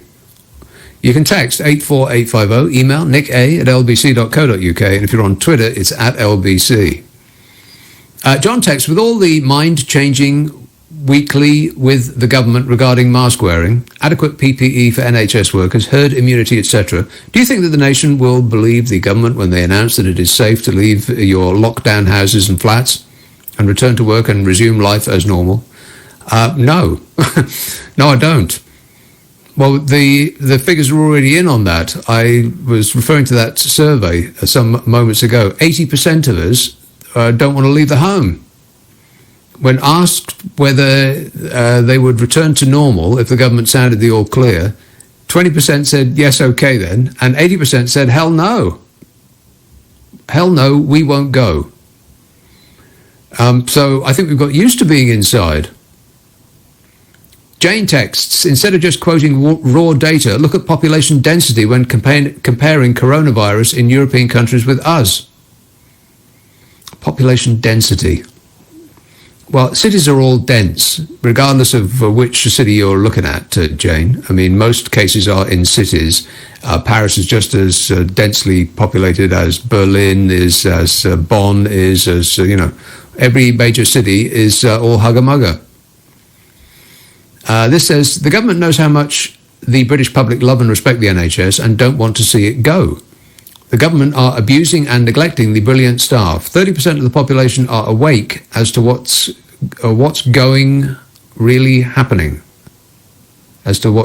really happening, perhaps. The rest are either lazy or enjoying being paid 80% of their wages for doing nothing. Gullible, naive, dumbed down, and still listening to BBC and government propaganda, lies and deceit. Okay. All right. And finally, for the moment, Ron texts, make sure you start your car once a week to keep some life in its battery, or you'll be like me, lumbered with a non-starting vehicle when this lockdown is over. There's going to be so many people that, in expectation, start their car after all this is over, and it won't go. The people who sell batteries are going to be making a killing. In fact, the only people who are actually going to do well out of this are Jeff Bezos, who is already the world's richest man. I think he made $24 billion last week alone? $24 billion on top of the hundreds of billions that he already has. And all he spends it on are leather jackets and sunglasses. So him and the car battery people. Liverpool, Stephen. Hi, Nick. Nick, can we talk about Tom Moore? Yes. I don't see what's the big thing, really. I mean, why couldn't we have just given 20 million anyway to the NHS? I mean, we could have done, but it needs it needs something like this to go viral and get people all thinking along the same lines. So people dying doesn't make people think I need to give money. I'm just dipping my foot into the water of conspiracy, if you let me. Conspiracy? Go on. Well, no, I'm just saying. I mean, I don't. I mean, shouldn't we have been giving money anyway to them? Do you not think so? Well, we do all give money to the NHS. Everybody that pays taxes gives money to the NHS. Yeah, I know that, but we haven't given 20 billion recently, have we? Well, we give hundreds of billions yearly. Well, not hundreds of billions, but over 100 billion yearly. But we haven't given 20 million randomly now. Randomly for people dying. I'm just putting it out there. Well, I don't know what you think. Somebody has to erect a pole before we dance around it. So you think someone has to highlight something before we? I think it's somebody has to set a light so that we can all gravitate towards it. Okay. Well, I would have thought people. But what conspiracy are you referring to? Well, I'm not really. I'm just thinking. I'm just wondering where this guy's come from, and it's like, It's just one of those things that takes off. Well, you think that he's a spoon? Think so? No, not at all. I'm sure he exists. Well, it's like if you go on the internet and you see a cat riding around on a robot vacuum, and which would ordinarily be only something that its owner would see, but they put the video on the internet, and suddenly 100 million people have seen it because people keep passing it around. It's not a conspiracy. It's just one of those things that takes off. But how does it take off? Because I'm on the internet, I'm doing things, and it doesn't take off. How does it take off? Because people share it. Of course, they share it. They say, "Hey, have you seen this guy?" No, I don't know. I've got stuff on the internet. It doesn't take off. How does it take off? Well, you can't legislate for something going viral. It's impossible to say, "Well, I'm going to create some content that goes viral on the internet." You can't do that. It just happens by magic. Well, all right. Well, we can't talk about that. I don't know. Yeah, see. Okay. All right. But, God, you're the first person that I've heard that's got something negative to say about this bloke. Are you kidding me? It's not negative. I'm just sort of saying, hey, why couldn't we just give 20 million anyway? Why couldn't we just say, hey, let's just just do this? People are dying. Yes, because that one person. Listen to me. One person may have that thought, but 60 million people might not have that thought, and that's what this guy has done. He's been on the news. The news has gone with this, and as the word gets around, and people say, "Hey, have you seen this story? This great bloke who's walking around his garden," and so I tell someone, and someone tells someone, and pretty soon the whole country has heard. And it's just something to rally around. Okay. Well, as opposed to a vague notion that we should be doing more. Yeah, no, that's fine. That's one way to look at it, I suppose. You're right, yeah. So has it been sold to your satisfaction? No, I'm not happy in the slightest. Right, okay, well, I'm glad to hear it. Thanks a lot, mate. 0345 6060 973. Another dissatisfied customer. 99-year-old war veteran Captain Tom Moore now raised over £20 million for the NHS after walking 100 laps of his garden. 20,000 times more than his original target of £1,000. And you know what? There's probably a lot of people that have done something for the NHS along those lines. They think, I'll raise £20 or £50 or £100. And they've done just that. And that's been the end of it. But this nice fella, he just took off. I bet there's all sorts of money-raising schemes for the NHS has been going on up and down the country. But, some go viral and some don't. And there's no rhyme or reason to it. Just some people click. Some videos go around the world and are seen 100 million times, and some just fall with a couple of hundred. And one is not necessarily better than the other. It's just circumstance. It's just the luck of the draw. And if you could determine what would go viral, then people would, because people make a lot of money out of it. I mean, those grumpy cat people, they're probably so happy they can hardly count the amount of money that's come their way.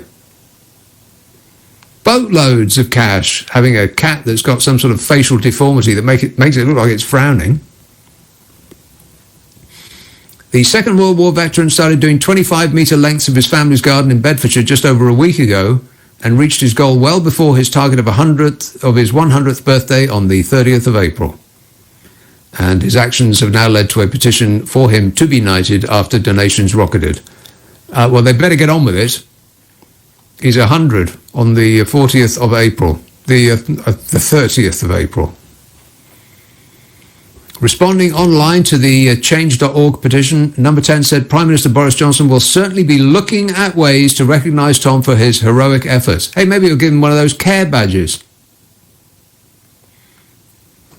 They said he has embodied the spirit of the whole country in doing their bit for the battle against coronavirus to support the NHS and save lives. Absolutely. And people have been going out and showing their appreciation by whooping and yelling and clapping and banging pots and setting off fireworks. Where are people getting fireworks, by the way? On Thursday at 8 o'clock. Every Thursday at 8 o'clock, people around my way have managed to get their hands on fireworks. Where are they getting them from? And that's great, supporting the NHS. Of course we should. We're not supporting the NHS as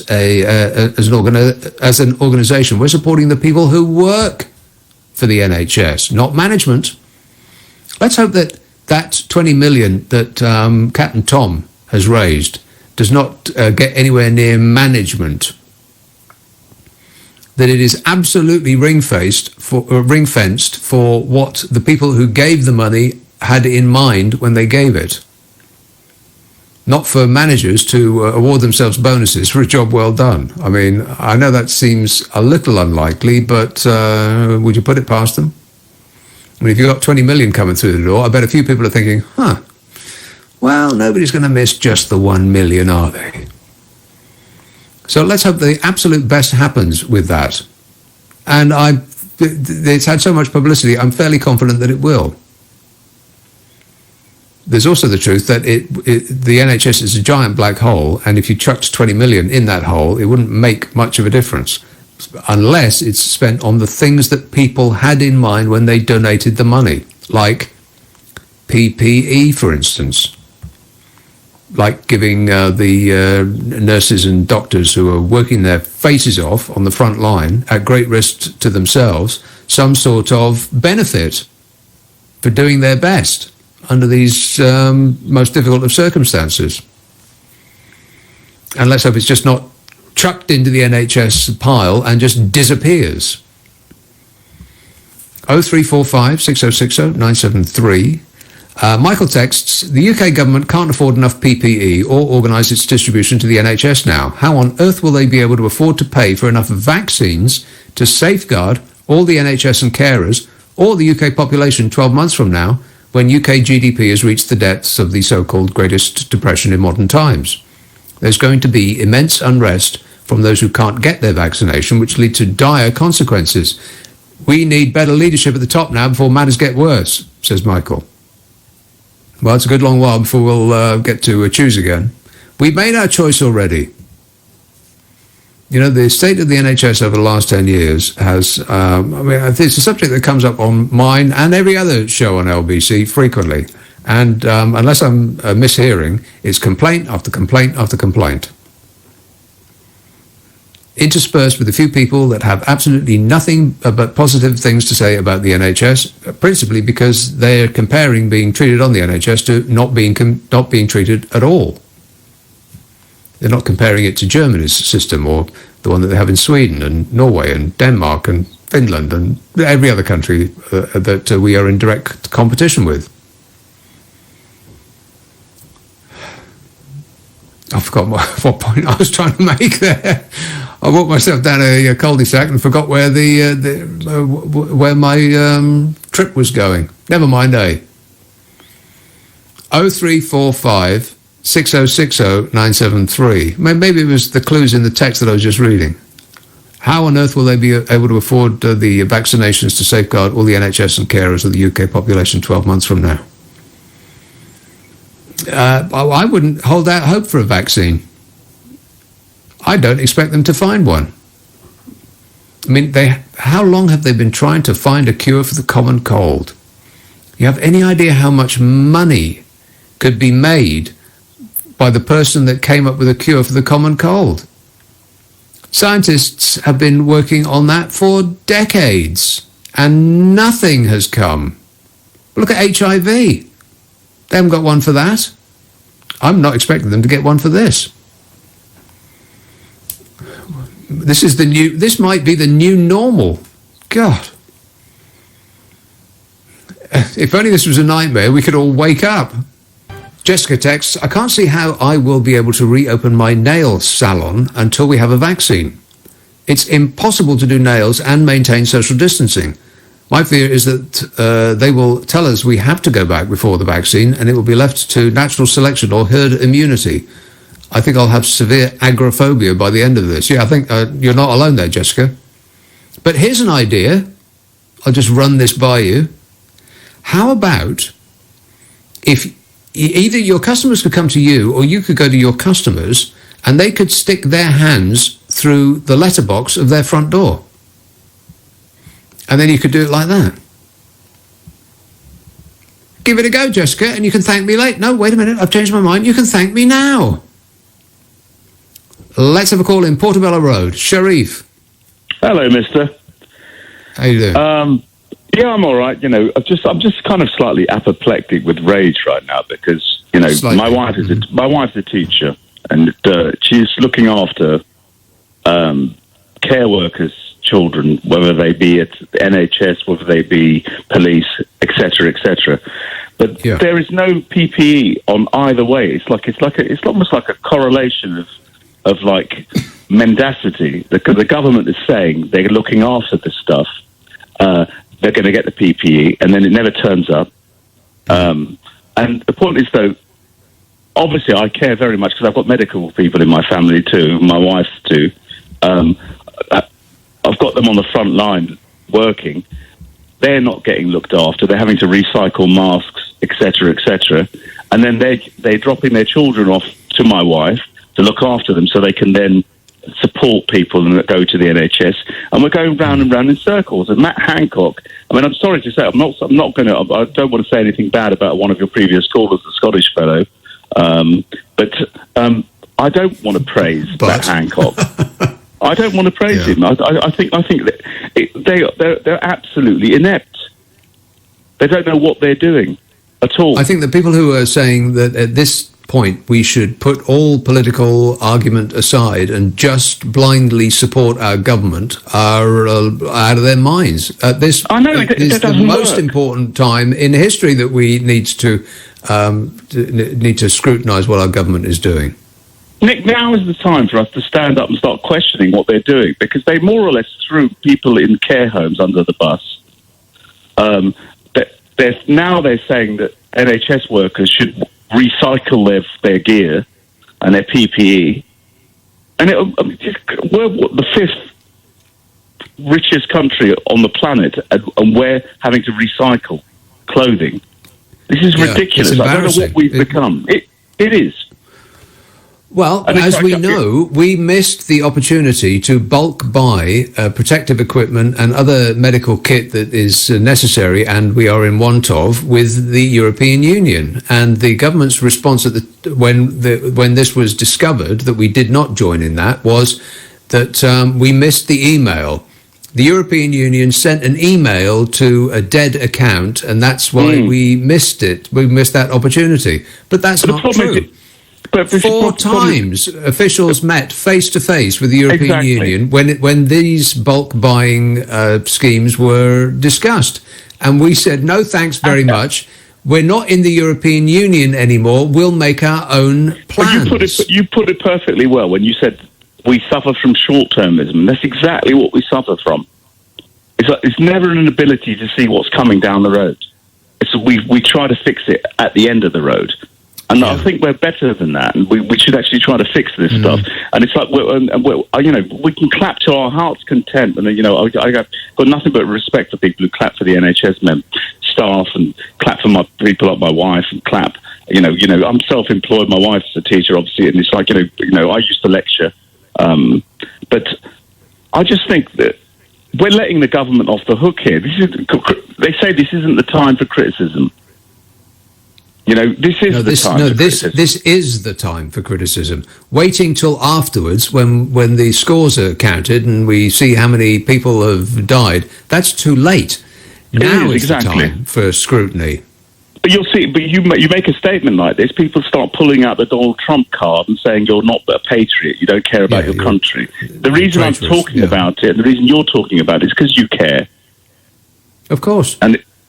And this is what frustrates me, because it's like this blind, myopic attitude that people have. And it's like, I worry about my wife going to work. I worry about my family members that work in the NHS. I worry about left, right and centre. And it's just like, my children that are at home now being self-taught by me, and I'm self-employed, they're in a state of flux and kind of panic. And yet you have this Scottish fellow, I forget what his name was, saying, cut them some slack. I don't want to cut them some slack. I don't want to cut them some slack. They've not done a good job. As I said to him, at this time of, like a national emergency, like we're going to war, for instance, there is this sense that we want to invest in the people that are leading us, the best of qualities, because that's what we hope they have. And so we react to them in that way. And we rally around the flag, and the person at the top, regardless of what he or she does, will get a bump in the polls. They'll get a rating bump because we are trying to...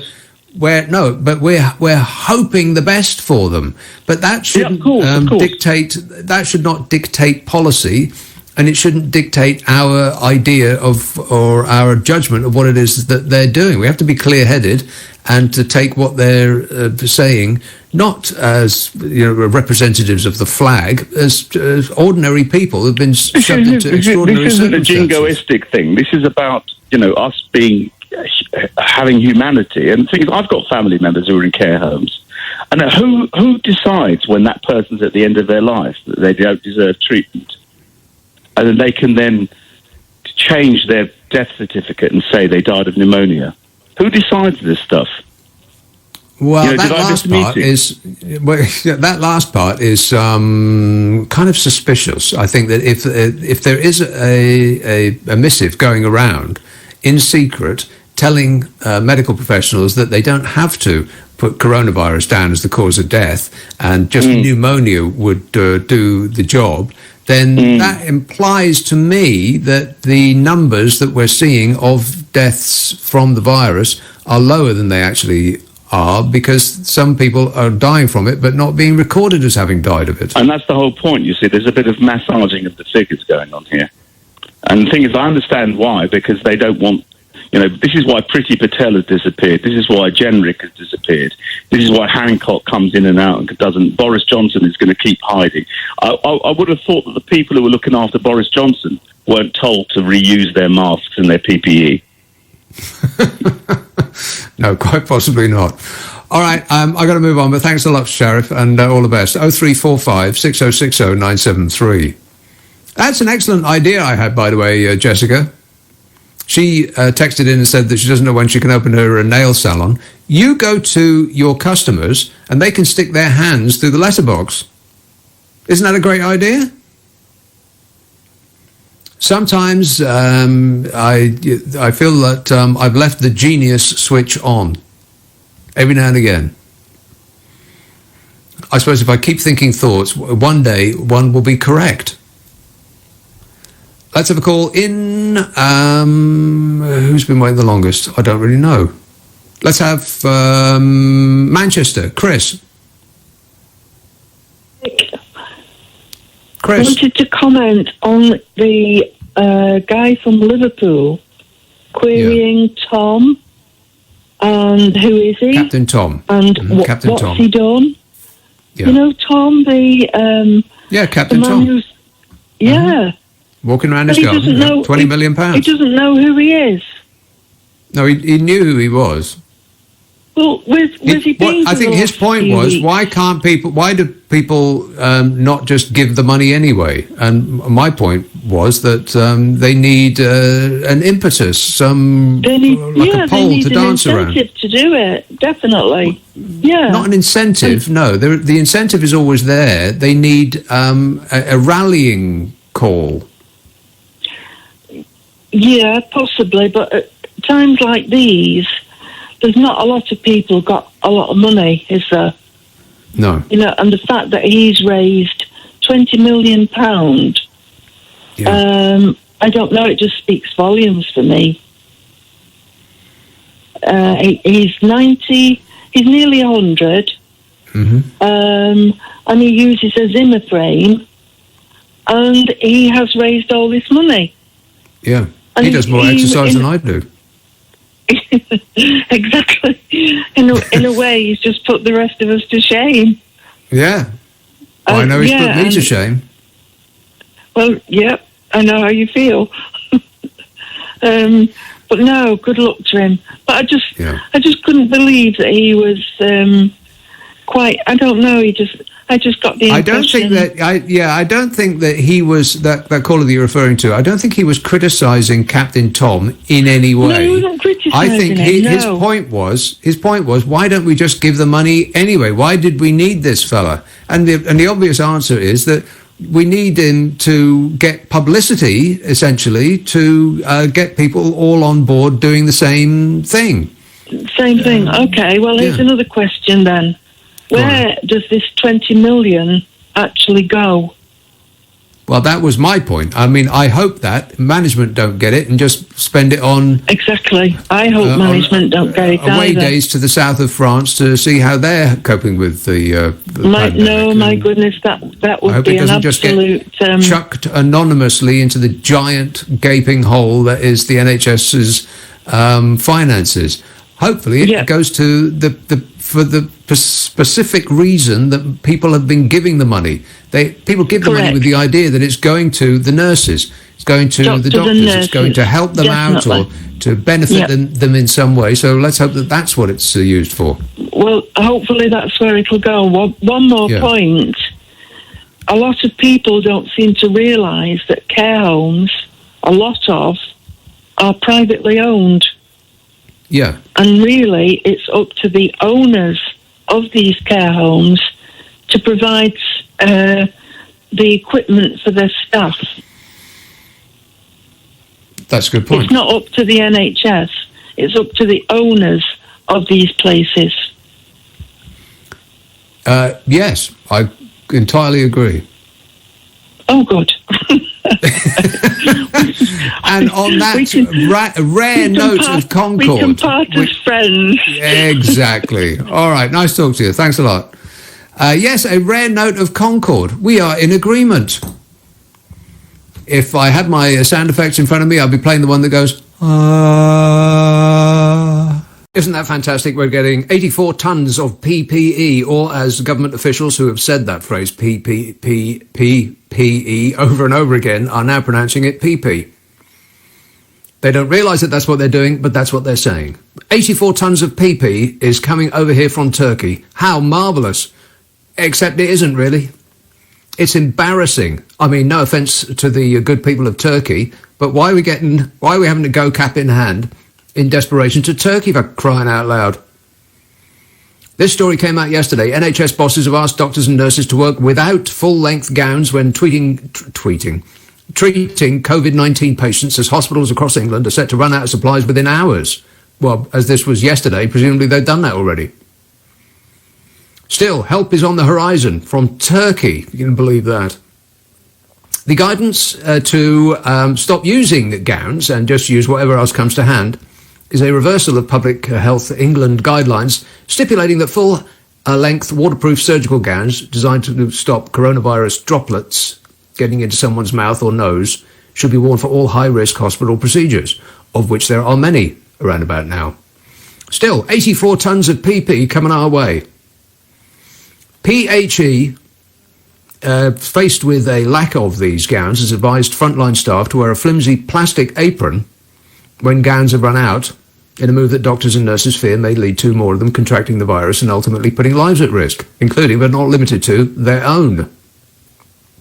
Still, at least government ministers are keen to have their photographs taken clapping for the NHS on Thursdays at 8, so at least they're giving it their full support for that minute per week. Gowns are vital for frontline staff dealing with COVID-positive patients because alongside a face mask, a visor and goggles and 2 pairs of gloves, that's what makes up the full PP, which PHE, Public Health England, says is necessary to minimise the risk of infection from intubating patients being put on a ventilator. And just being around them, I would imagine. The Royal College of Nursing last week made clear that nurses should refuse to treat patients if they were not happy with the level of their PP. And the British Medical Association, which represents doctors, also warned that doctors' lives are being put at risk by stocks of PP having reached dangerously low levels. So this is where the shipment from Turkey comes in. How marvellous. 84 tonnes of it. Matt Hancock, the Health Secretary, sought to reassure MPs by stressing that, this was yesterday now, 55,000 more gowns were due to arrive on Friday. 55,000. And now they've announced that 400,000 gowns are arriving in a huge 84-tonne shipment of PP from Turkey. And that sounds like a lot. 400,000 gowns. Except that the NHS is currently using 150,000 gowns a day. So the 400,000 gowns that the government is now boasting that they are having to get from Turkey, for crying out loud, is going to last them less than 3 days at the current rate. So what sounds initially like good news, it's good news tempered by, the embarrassment of having to get stuff from Turkey, for crying out loud, isn't actually very good at all. 3 days worth. Oh well, never mind. We can still go shopping. That's one of the few things that we are still allowed to do, shop, but not for non-essential things. And the papers are absolutely full of people doing non-essential things. Stories like this.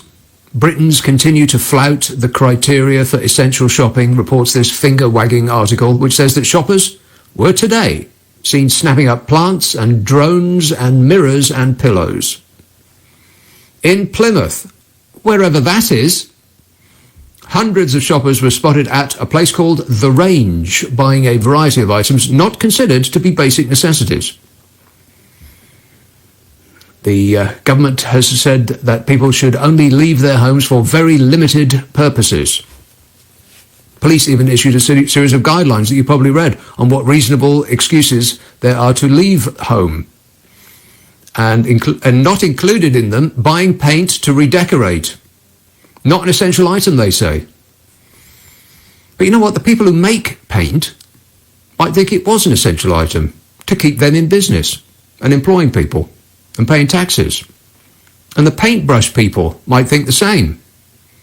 And the people who make turpentine and floor coverings and masking tape and sandpaper and all the rest of the interconnected world that ties one thing to 1,000 others.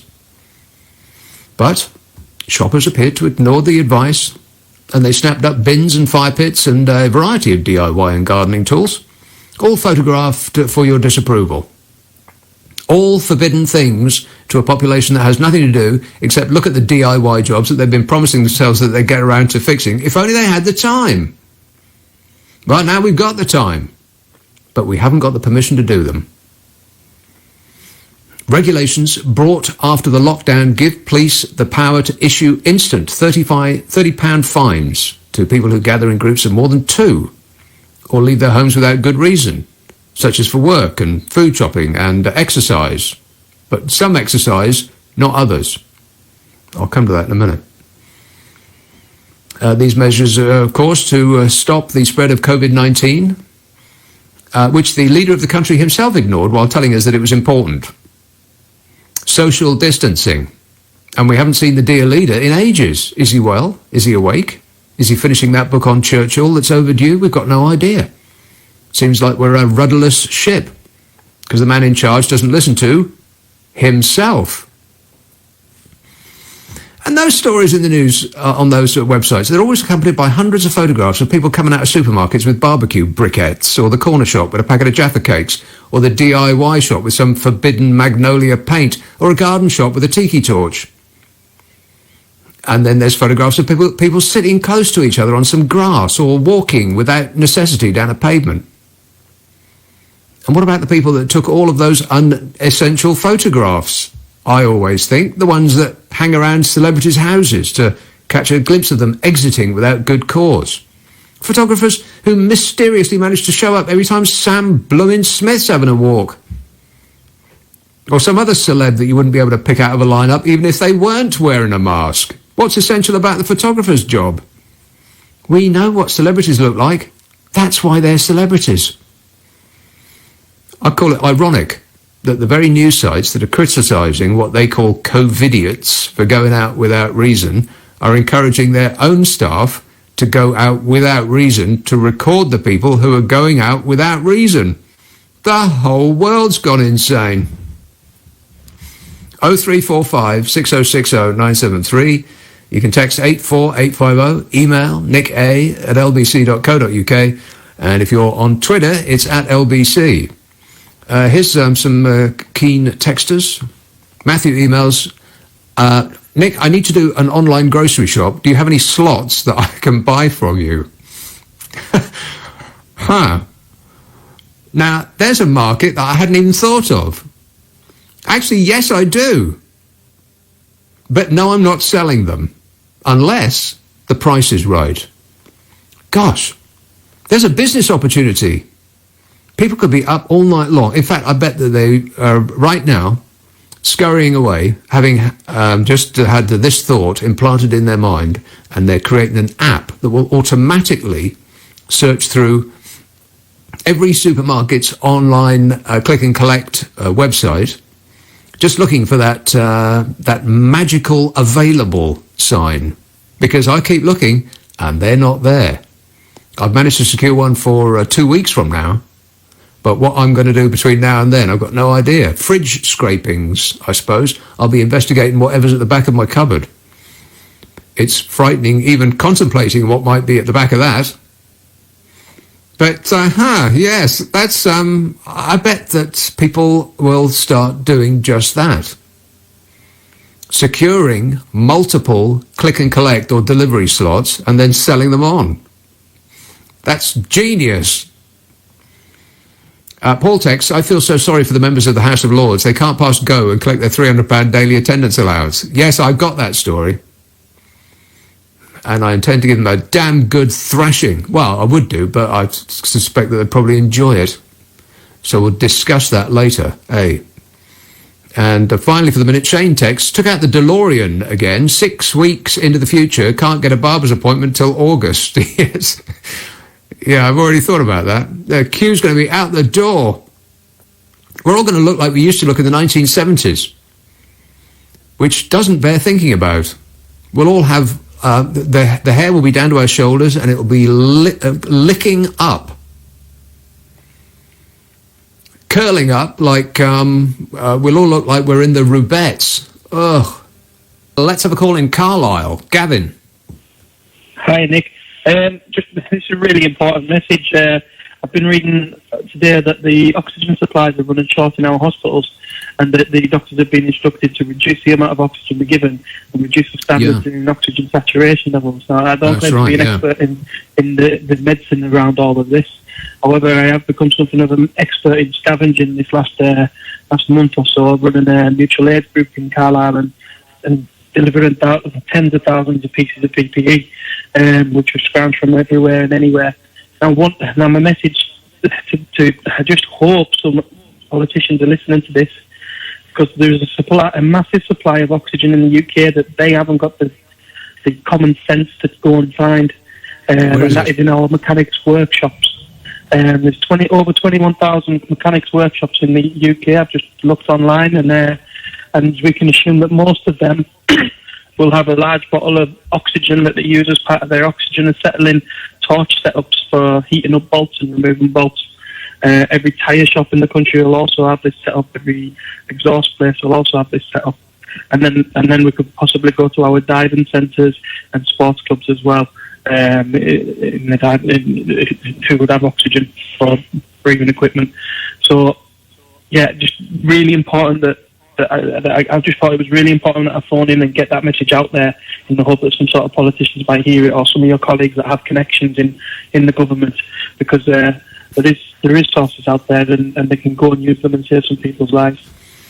Okay, interesting thought. Good work. Thanks a lot, mate. 0345 6060 973. I mean, I don't know if one oxygen tank is suitable for the kind of equipment that they need, but maybe if we all did our bit and we can breathe out, just don't breathe in. 0345 6060 973. Let's have Stains. Anthony. Good evening. Yes, sir. Yes, well, not Stains anymore, because I've got a 5-litre bottle of bleach at my local corner shop. Oh, really? Wow. Yes, I don't know quite what I'm going to do with it. Everything's got, this virus has had a strange effect on the shopping. Everything's gone giant size. The bleach, the loo roll. I've got a gigantic loo roll. But to my main point. What I do with bleach is anything, all of my posts, whatever post comes through the door, I dip it in bleach. Well, actually, I don't. I leave it on the floor for 3 days and kick the post into piles, dependent on what day it is, and they just go around the hall. And once they've been there for 3 days, I pick them up with my marigolds on, and don't touch anything that's either on or in them. Well, I do it anyway, because it's only bills I get, you see, so I don't touch them anyway, just kick them aside. Right. Yeah, just throw them away. Yeah. Yes. But I want to talk to you about gowns, or gowns. Gowns.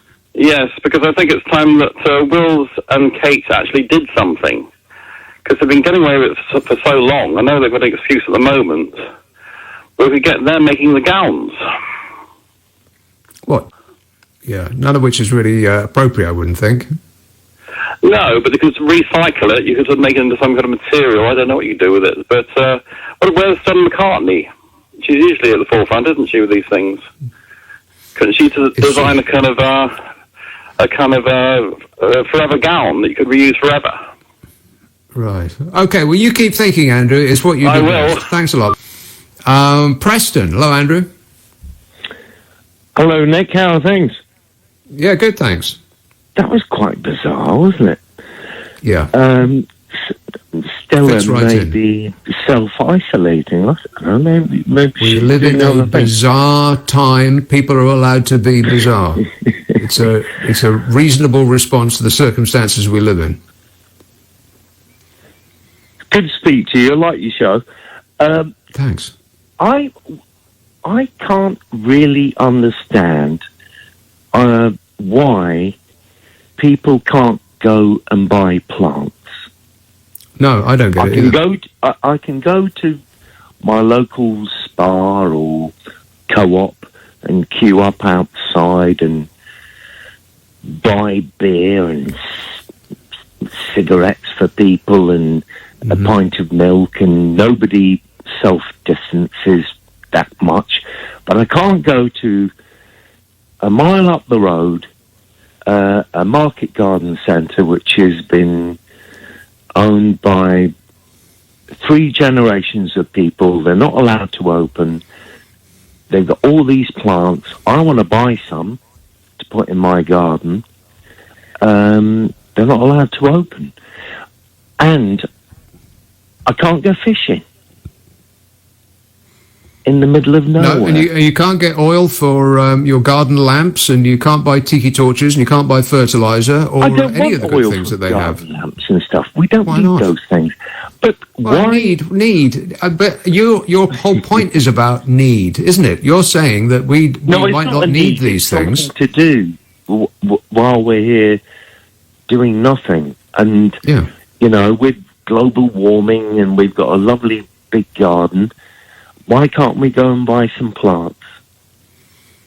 Yeah, the problem with people who do plants for a living is, compared to companies that, say, sell cars, is that when this is over, the companies that sell cars, they'll still have cars. But the people who are, nurseries who grow plants, their entire stock's been wiped out. Their whole year has gone by the time this is over, unless they sell their plants right now. It's planting season. They've got April, May, June. April, May is the planting season, bedding plants, etc. But they can't sell them. And the particular people I was referring to, they don't have a website. They're not that clued up and stuff. It will ruin their business. Yeah, and by extension, literally the businesses overnight, and by extension, the businesses are the people that supply them with the oil for lamps and the fertilizer and the tiki torches and all of that stuff. That's all. Yeah, but you're talking about garden. Andrew, you're talking about garden centres. I'm agreeing with you. We're not having an argument. You're right. They should be open, principally because people are stuck at home and they could be doing things that stop them from going insane, like gardening, or like the DIY jobs that they've been staring at for years, but have never had the time to actually do them. And now they do, but you can't do anything about it. So what are we going to do? Just stare at the wall, look at afternoon television? Well, I did call them. Mr. Clegg, and he said, I'm really sorry. You called Nick Clegg?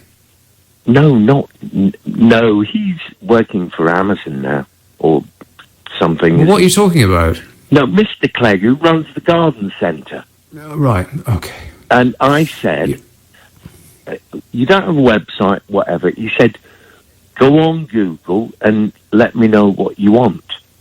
Of course, I've got no idea what I want because it's all Latin, isn't it? So I've had to go and decipher different things. And anyway, he said, I'll deliver them to you. Yeah. So we have an outcome. But at the end of the day, he and his wife, they grow these seeds. It's a local company. They don't sell garden heaters or garden furniture or anything. It's pure plants. And it's such a shame that their business is probably going to go under this year. Yeah, like them and hundreds of thousands of other businesses. But I think that the basic point is that we're being told that we can't go out and buy anything that is not essential. But everything is essential to the people that make it and the people that sell it. I mean, let's try and keep some of the economy functioning for when we're actually allowed back out permanently again. All right, thanks a lot, Andrew. 0345 6060 973. I find it extremely... it just doesn't seem to make any sense that garden centres aren't open. Apart from anything else, garden centres these days tend to sell food. You know, we've got people queuing outside supermarkets because of the social distancing measures that we are invited to adhere to. And yet hundreds of, well, I've got no idea, but many thousands of garden centres that also sell food, you know, much of it particularly good. They're not allowed to open because they also sell plants. It just doesn't make any sense. And yet, like that bloke said at length, you can go into a supermarket and buy yourself a packet of fags, which I'm pretty sure is not essential to your livelihood. The reverse is probably true. 0345 6060 973. Katrina emails, what I can't understand is, if we're not allowed to shop for non-essential things, why are they on sale in shops? It just doesn't make any sense, says Katrina. Yeah, I suppose so. I mean, chocolate's not essential, is it? But it's right there.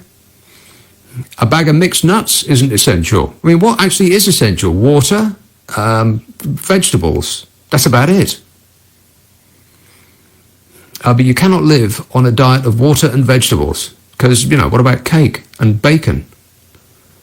Phil Tweet, has anybody ever made a bacon cake? That sounds pretty good, doesn't it? It's one of your 5 a day. Phil tweets, last night you were talking about your shopping. It reminded me to get to try an online shop, and I got one arriving tomorrow evening. What? In one day? You got a delivery? How? I keep seeing vans pulling up in this road. In fact, there seem to be multiple vans per hour. Everybody's getting a delivery, except me. I keep refreshing the page over and over and over again. I keep refreshing the pages of supermarkets that ordinarily I would drive by. I don't even want to shop at these places, and they're refusing to allow me to shop there. How are you doing it? David texts, honestly, just stop allowing non-essential stuff from passing through checkout. It's not that difficult. Well, I don't really understand why we can't buy non-essential stuff. I mean, if we're going into a supermarket anyway, can't we also, as well as broccoli, also buy tequila? I mean, to some people, tequila is borderline essential. Charlie says, I'm a waitress in a country pub in Dorset. How safe do you think my job will be after lockdown? Well, bad news, Charlie. Or good, depending. I mean, I don't think even in the best of times, I don't think the life of a country pub can be considered secure. I never really didn't understand the concept of a country pub. You know, pubs in town, I get. You can walk home, or you can get a bus or a cab. But in the middle of the countryside, you know, up one of these B roads in a tiny winding lane in the middle of nowhere, how are you going to get home from that without driving? I never did really get that. I mean, I understand why they were there in the first place, because people didn't used to care about drinking and driving. In fact, it used to be the done thing, not so very long ago. But these days, I don't really understand. Trudy says, you are amazing putting up with all this sad callers. I am amazing putting up with all the sad callers. Well, it's okay to be sad, but I don't think that that's the sad that she means. Thanks, Trudy. Let's have a call in Streatham. Penny. Hi, Nick. Referring back to your news headlines around the 58 tons of equipment and 84 tons. How 84 marvellous. tons. Yeah. Well, what does that mean is part of my question. The second part is that they are saying 400,000 gowns are coming in. If we have 115,000 people requiring care from nurses that need to wear those gowns, at the very least that gives 3 days of care. Yeah, it's 150,000 gowns a day the NHS is getting through. So the 400,000 gowns sounds like an enormous amount, except it isn't. If you actually know what you're talking about, as you do, it's 3 days worth. It's minute. And the question I really have to pose to you, because I'm a nurse and I know a colleague who has died working at the front line, is rather than just having a happy, clappy celebration of the NHS, which I'm very proud of because I've worked for the NHS, it's actually, should we not be defending the frontline staff who are not being given the safe equipment that they need? The Royal College of Nursing has said that any nurse who wants to say she doesn't feel safe doesn't have to work. And yet today, not one nurse is known to the Royal College of Nursing who has said she doesn't want to work. So I wonder where that support for nurses, because nurses just do their bit. They are there as a vocation, as indeed their other clinical colleagues. And my concern is that it's almost like sending our troops out to war without the rifles. And I don't think this matter has been taken nearly seriously enough, because we've already seen deaths. And I think we should really seriously be looking at what does our clinical team need in order to be protected from very sick patients. Yeah, the government did have the opportunity to join in with the European Union that was going to bulk buy the PPE months ago, and they didn't. I think because they were ideologically opposed to doing any deals with the European Union. Then first they said, well, we didn't get the email. They sent the stupid European Union, sent an email to an old email address that wasn't being monitored. But that wasn't true. And then they said, well, we're not a member of the European Union anymore, and we'll make our own plans.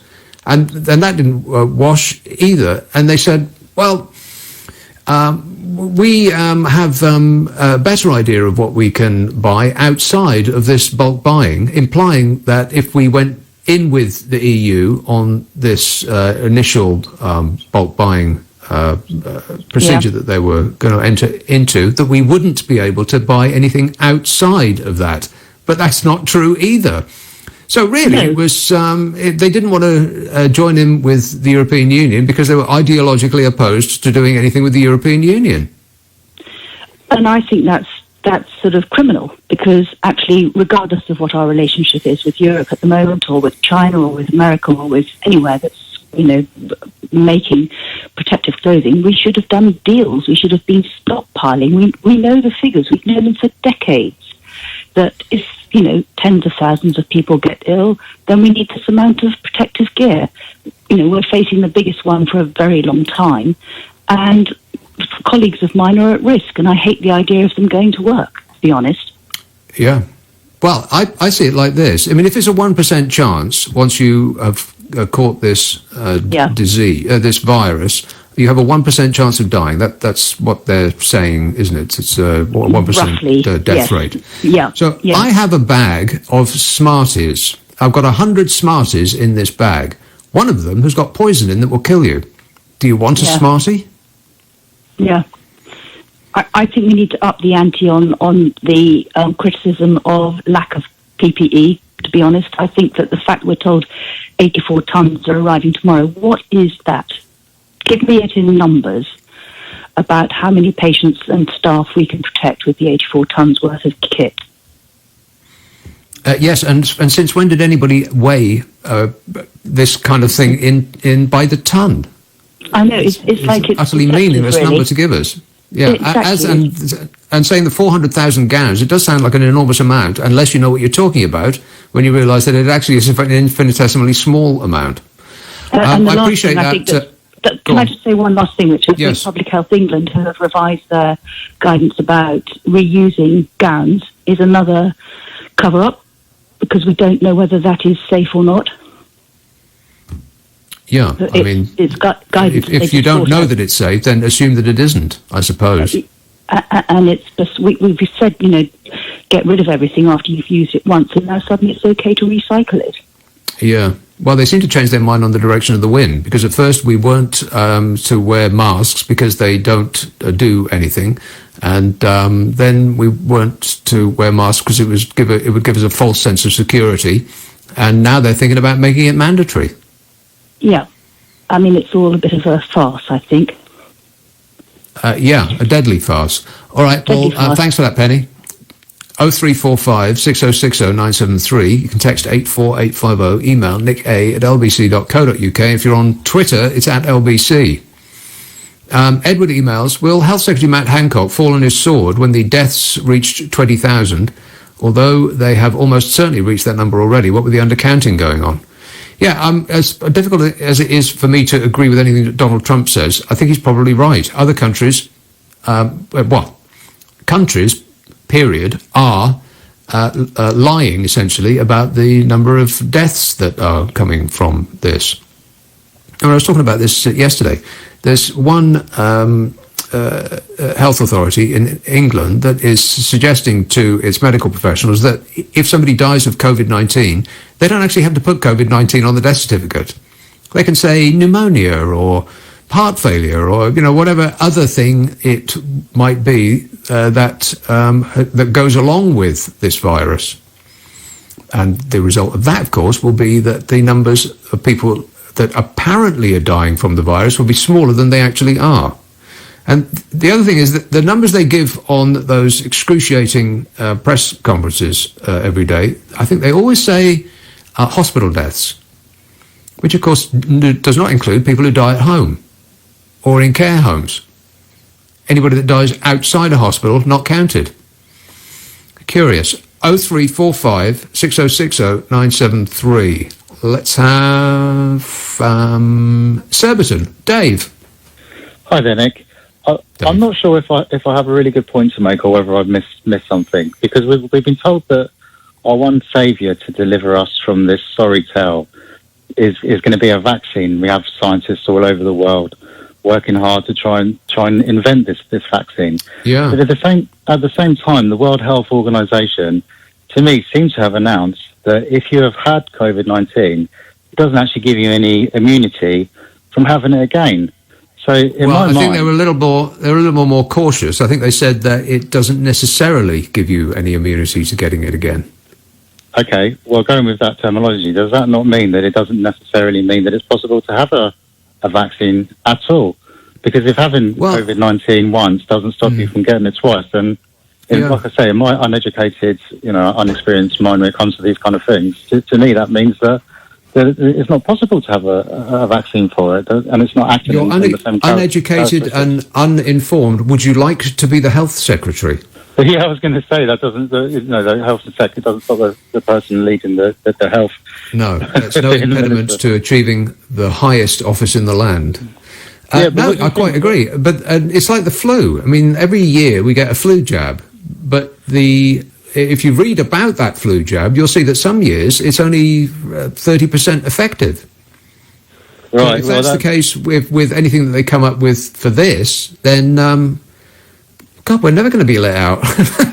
When's this ever going to end? Yeah, and if that's the case, then, like I said, that would make it unique in the sense that it doesn't act in the same characteristics as a virus, as in you would have some immunity. If you've had it once, then there should be some period of time. And we're all, a little bit educated now from viruses, because that's all we listen to. If we listen to the radio all the time, then we'd develop a less, because obviously it can mutate over time, and apparently that's why they changed the flu vaccine over. So also doesn't act like a virus. If that's the case, I'd really like it as someone who did have some education on this matter could inform me about whether I've misunderstood or whether this is actually a serious point, and I don't understand why I've not heard it mentioned before. Well, no, people have mentioned it. As you say, the World Health Organization has said this, that if you get it, it doesn't necessarily mean that you can't get it again. They can't, I don't think the facts have been established, but they're saying that you shouldn't bank on being immune if you've already got it. Yeah, which is alarming. I'm surprised that with all the variations of COVID-19 now, that something more deadly has not come along, because a 1% death rate is awful in each of the circumstances in which it happens, but it's actually it's not remotely as deadly as SARS or MERS, which was killing way more people who caught it. It was just more difficult to get it, that's all. Well, that's my question really, is that if that is true, if it doesn't give you any immunity, then does that rule out a vaccine? What do people think? I'd love to know. Thanks, Nick. Yeah. All right, thanks a lot. 0345 6060 973. Ant text, you can look at pictures of plants, you can't eat pictures of food. In reference to opening up garden centres. I understand that people shouldn't go out willy-nilly and congregate in groups and, start French kissing strangers. But it doesn't seem to make much sense to me to close garden centres. I mean, it's one of the things that people enjoy doing. If you're lucky enough to have a garden or even a balcony, then you've got so much time on your hands and you're just staring at the walls otherwise. And you're staring at odd jobs around the house that would improve the quality of the housing stock in this country, which is seriously in need of improvement. And now's the time that we can do all of those things. I mean, the amount of odd jobs that you probably have been living with for years, and you think, well, I'll get around to fixing that squeaky door sometime. Well, now's the time. But you're not allowed to do it because it's against the law. And all of those companies that make all of the stuff, the DIY, I mean, never mind about the DIY shops themselves and the garden centres themselves, all the businesses that supply them. The nurseries, the small growers that supply the furs and the other plants whose names I can't think of off the top of my head. All those plants. The cacti and all that stuff. Shrubs and bushes and things. Flowers. All that stuff, it's all going to die, as will their business. I mean, who can, with that kind of operation, afford to lose an entire year's money, which is what's going to happen to them? And like I said before, some people if you sell spades for a living, then your spades will still be there when the lockdown ends. But plants, they'll be dead. So it does seem cruel. It seems like something they haven't actually thought of, because if they did, they might think again. I think that they should be open. Apart from anything else, like I said, most garden centres come with food shops, and none of them are open either. Jeff texts, sorry, I've been a mechanic for 47 years. We're talking about oxygen. Hospitals are running out of oxygen, if you can believe that. Is there anything they're not running out of? Oxygen they're running out of now. And somebody called in a while ago and suggested that we start raiding mechanics' workplaces for the oxygen that they've got. And it's knowing absolutely nothing about the subject. It seemed unlikely that the one could be used readily in a mechanic's garage. You could stick it up a hospital. But as I say, I don't know what I'm talking about on this or any other subject. But Jeff does. Jeff says, sorry, I've been a mechanic for 47 years. Have never had oxyacetylene equipment because I've never been trained in its use. Most workshops have been using either arc or MIG welding equipment because it's safer. Please do not assume we are hoarding oxygen. Nobody's assuming that, Jeff. Good luck with your MIG welding, whatever that is. Mike emails, hey Nick, in the United States, garden centres, Home Depot, or Depot as they say, and Lowe's are open, says Mike in the USA. He's Mike in the USA. Get Bruce Springsteen on the phone, he'll sing it for us. And Daniel says, wouldn't a bacon cake be classed as a quiche Lorraine? Oh yeah, that's right. Quiche. He says, by the way, I love the last instalment of Nick and Carol. Keep up the good work. I certainly will. Thanks a lot, Daniel. He's talking about what's your problem with Nick and Carol. the helpful podcast in which me and Carol McGiffin try to solve your problems. I'll say it again. If you want us to solve your problems, send them to nickandcarol@global.com. nickandcarol@global.com. And that podcast, What's Your Problem with Nick and Carol, available where you get your podcasts. Here's Leeds, Keel. All right, mate. All right, Nick. Keel. How you doing? All right, mate. Yeah, I'm a long-distance lorry driver, right? The average age of our industry is about 50 now. We know big Arctics, what you see going up and down motorway, delivering your food and whatever you want. Got my medical through this morning. Because certain age, you have to have 5-yearly medical. Oh, yeah. You can't go to your doctors. You can't go private. I can't even get my teeth sorted out. Right, so I'm going to get this medical done, right? And I won't be able to drive. And the next what's the nature of the medical you have to take? You have to take it with 5 years. It's a mandatory. No, it's just a standard, basic medical where you pay. If you go to your normal doctor, 135 quid for a 10-minute consultation. 135 quid, right? That's about 35 quid a minute. Right, he ticks all boxes. What a racket! Right, and then you send it off to DVLA, and they send your license back saying, "Yeah, you passed your blood pressure eye test, and you've got no diseases or all like that. What's going to make it dangerous for you to drive?" But the average age of our industry now is 50-year-old. So all these medicals. So I've got the letter come through this morning. So I'll start looking on internet about, because I know I won't get in my doctors, because I'm having some teeth work done. So dentists have cancelled my appointments anyway. Yeah, I'm not going to get in doctors, right? It's just a phone consultation. But how can I take your blood pressure on a phone consultation? We can't do it, can we? You know what I mean? So you could guess. I've just looked on the internet about all these private. I bet you're 150 over 90.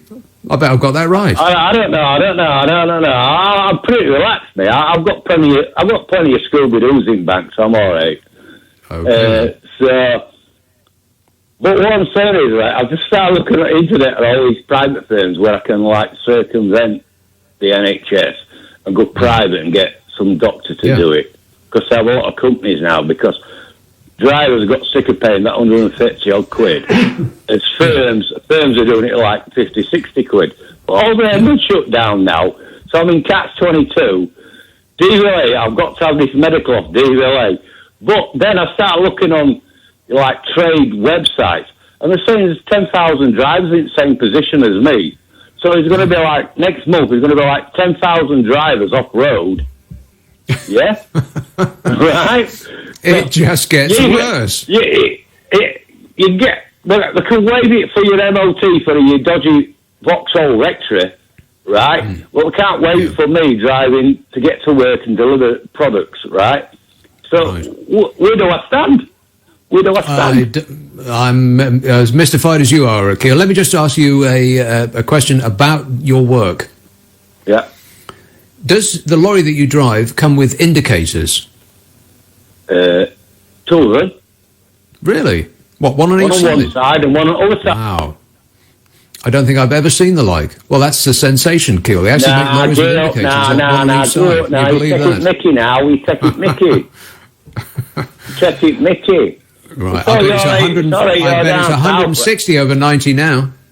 No. Them down London don't use indicators. They're so rude. Oh, I see. Right. They're so rude. You're right. Once you get past Watford Gap Services, right, you get into aggressive mode. Yeah, that is right. Yeah, you get into aggressive mode. Once you get past Watford Gap Services, sure. Pull hatches down, shut doors, central locking on, and get on with it. All right. Okay, keep on trucking. Thanks, Keel. 0345 6060 973. You can text 84850. Email nicka@lbc.co.uk.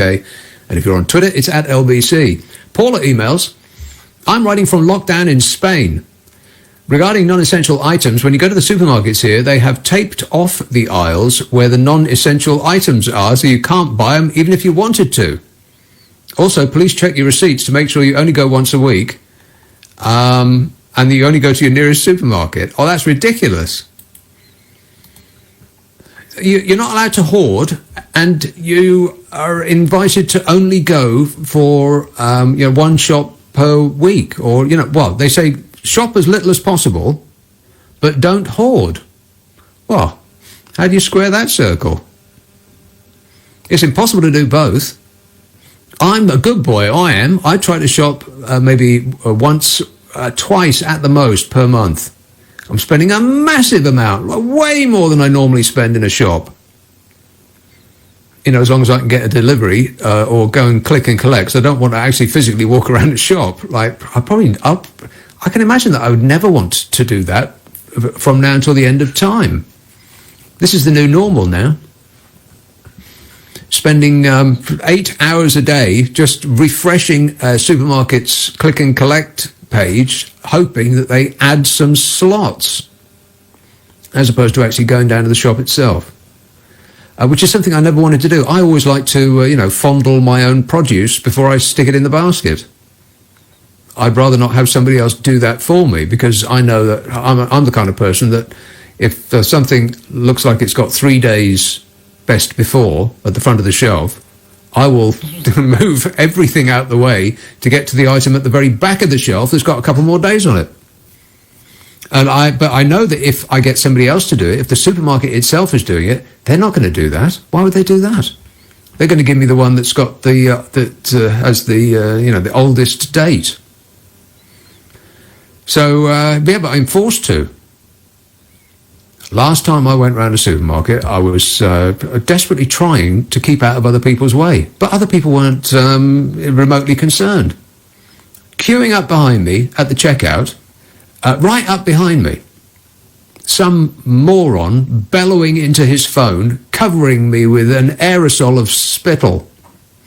And I'm trying to shuffle away, and he's just keeping pace with me. I thought, right, that's it, I'm leaving. Just as soon as I pay for this lot. I mean, I wasn't going to leave empty-handed, even if, even if it did kill me. Don't care if I do die. But not if I can avoid it. I ain't going there no more. I'll just have to suffer a short best before date. That's all. John emails, I trust you is exceedingly well. Online shopping. When it comes to online shopping, I guess in your case, we have become a nation of have slots and have nots. Yeah, that's right. Yeah. I've got a slot. 50 quid. I bet people will start doing that if they haven't already done it. It's a business opportunity, kids. Dan says, I can't believe people are saying just stop non-essential items going through the till. Do they actually want to live in a police state where we can't do anything other than work? Bonkers, says Dan. And Daniel texts, on pubs, it just occurred to me, before cars, would pub goers drink up, get on a horse, and gallop off drunk into the night after last call? Imagine all the people waking up realising they got on the wrong horse the night before. Yeah. So you didn't have to stick your keys in a horse? Exactly. And presumably people would be so drunk that they would allow the horse to do the driving, and they'd end up in a house that wasn't theirs. Robert emails, there's nothing stopping you from buying non-essential items. You just need to be buying your essential items at the same time. It's to stop you making non-essential journeys. Yeah, well, you can't make an essential journey to buy an essential item if the non-essential shop is shut. And you know what? Really, all of our businesses are essential to the people that run them. 509,000 British businesses are teetering on the brink of collapse.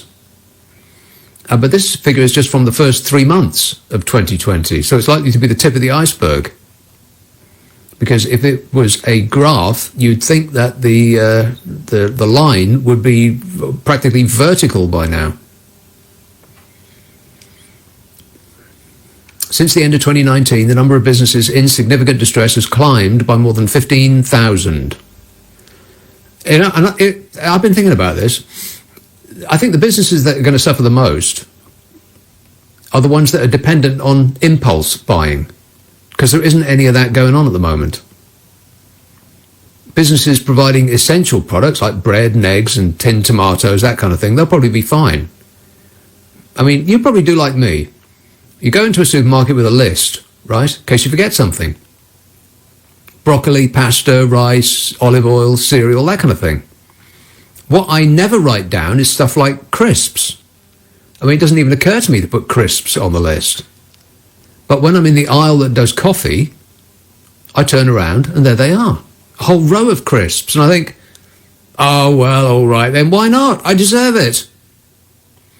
But when you're doing your shopping online, there's no chance of passing by things that you haven't already got in mind to buy. I mean, when you look up coffee online at your supermarket's website, you just get coffee. You don't get whatever the supermarket might have cleverly put next to the coffee. It's the same with chocolates and fancy biscuits and kitchen utensils and popcorn and cake and all that other extra stuff that you might buy if you saw it, but you wouldn't put on your shopping list before you got to the store. And so you wouldn't put in the search engine of the supermarket that you're buying from. I bet the nation's food intake has improved. Much less of the things that make us fat and much more of the essential things that keep us going. I bet it's the same with the high street too. I mean, we aren't going to the shops anymore, so you don't go, but you used to go to the shops thinking, I'm going to buy the one or two things that I'm actually getting on a bus. I'll put on my hat, coat, scarf and gloves, and I'm going out to get, some essential item. You don't go thinking, I want a cappuccino and a muffin. But you get one if you're out. But you don't if you're buying that stuff online. If you're out, you pass a window display and you think, I could do with a nice pair of purple culottes. Look at those. They'd suit me down to the ground. But you'd never look for them on the internet. Well, I wouldn't anyway. Purple's not my colour. I mean, it might be that we become less addicted to buying stuff just to make us feel better and restrict our purchases to the things that we actually need, which might be good for us, but it's terrible for the people that have businesses based on feeding the desire to get the things that we don't need. All of those non-essential items. 0345 6060 973. Let's have a call in. Who's been waiting the longest? I'll have Chigwell. Andrew. Yes, good evening. A few bits of clarification. I sell plants. Yes. I sell plants on the internet. I sell plants to essential stores that are allowed to be open. And what the law states, according to our local police and our local council, is that stores that sell essential goods can sell anything, including plants. So they can you can buy plants from them. Garden centres, if they are selling fruit and vegetables, they can open up and they can sell all their plants.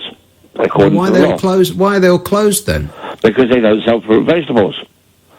No, I don't buy that. I know of many garden centres that are closed who also have food departments. Right, but that's what they choose not to do. They can open up. If you go to the supermarkets, you go to a lot of big supermarkets, they have all their plants out in the front of the supermarket. They can sell them. Well, I haven't seen that. Well, yeah. Am I allowed to mention names or not? Whereabouts in the country are you talking about? In London and in Essex. Right. You have Lidl. They sell masses of plants. But we have a very large garden centre next to us. They have a large fruit and veg department. They sell the fruit and veg, and they sell the plants. What the major problem is, according to our local police force, is that, for example, during weekends and during very busy periods, the garden centre cannot control the amount of people keeping their space. That is the... why not? I mean, if supermarkets can do it, why can't garden centres? Because they don't have the staff.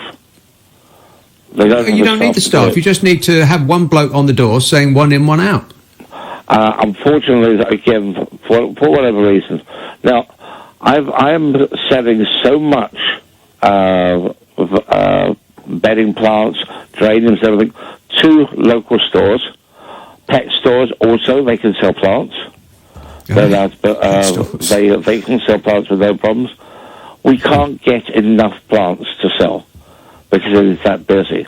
Now, also another part of the problem was that the actual growers, when all this came in, stopped growing because they thought that the garden centres and everything were going to be closing down. So there was a big gap on all the plants that they were actually growing. There's also restrictions on buying in from from Holland because they can only sell they are restricted to the quantity that they sell at the auctions because of crowding problems. So we can only get limited amounts. But according to the official routes through the councils and through the police, as long as you're selling essential items, you can sell anything within that store. For example, a hardware store. We supply a local hardware store that does tons of plants. They sell footballs. They sell hula hoops. They are not essential items, but they are legally allowed to sell them.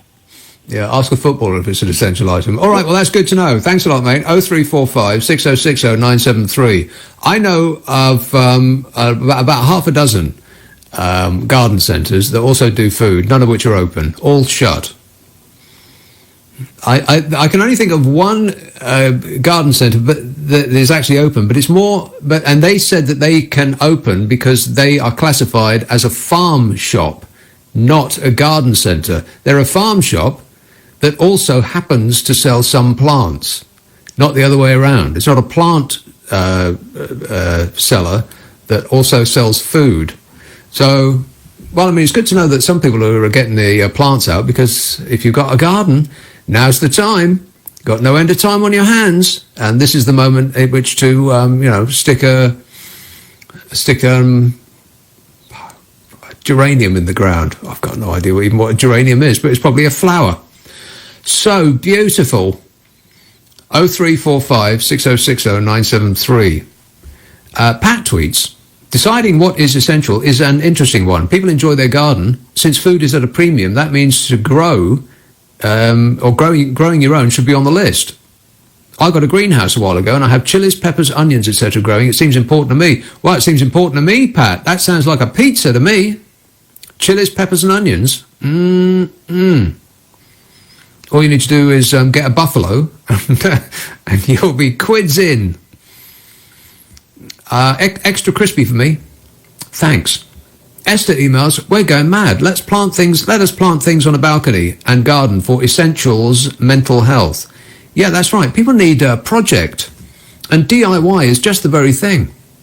And so is gardening. That's precisely what people need to do around about now. Ian says, now is not the time for gardening or DIY because people mow lawns and climb ladders in their flip-flops and the NHS don't need it right now.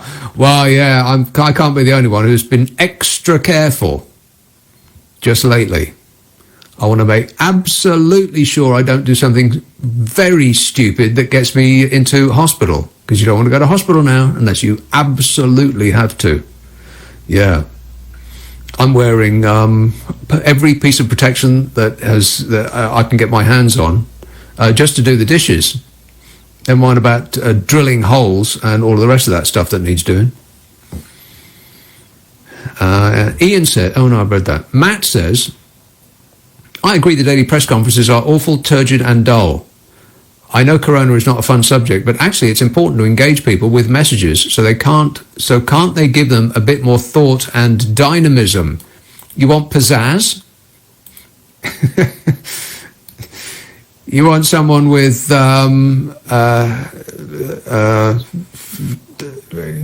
want an element of show business? You want charisma? Well, you're looking in the wrong place. Altaf emails, we all have to agree hospitals are a very dangerous place to be in at the moment, or any moment. There have been cases where patients who never had COVID-19 to be infected with the virus once they got to hospital. He says, he or she, sexist, says, I was ill for 2 weeks with symptoms very near to COVID-19, and I was so glad I never had to go to hospital. It would have made me more ill it would have made me more ill paying with my life. Well, maybe. I do somewhat disagree. I do believe if you have had it once, you shouldn't really get it again. Well, no offence, Altaf, but what do you know? He or she says best place to be if you do get it is at home. Well, not necessarily. Plenty of rest, paracetamol when you have a fever, and plenty of fluids and food for energy. And a great show. Thanks a lot, Altaf. I'll assume that your opinion in this matter is worthless. No offence. Always consult a medical professional. Steve emails, running out of oxygen, tell them to open a window. There's plenty out there. Well, that's just a good point, Steve.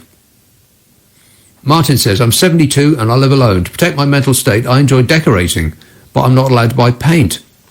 This is state control of crazy proportions, and that has completely no regard for mental health during this crisis. Yeah, I think what is considered essential needs a rethink. Because, let me say it again, companies that make things that are deemed non-essential think that those products are essential to their livelihoods and to the continuation of their business and employing people and paying tax.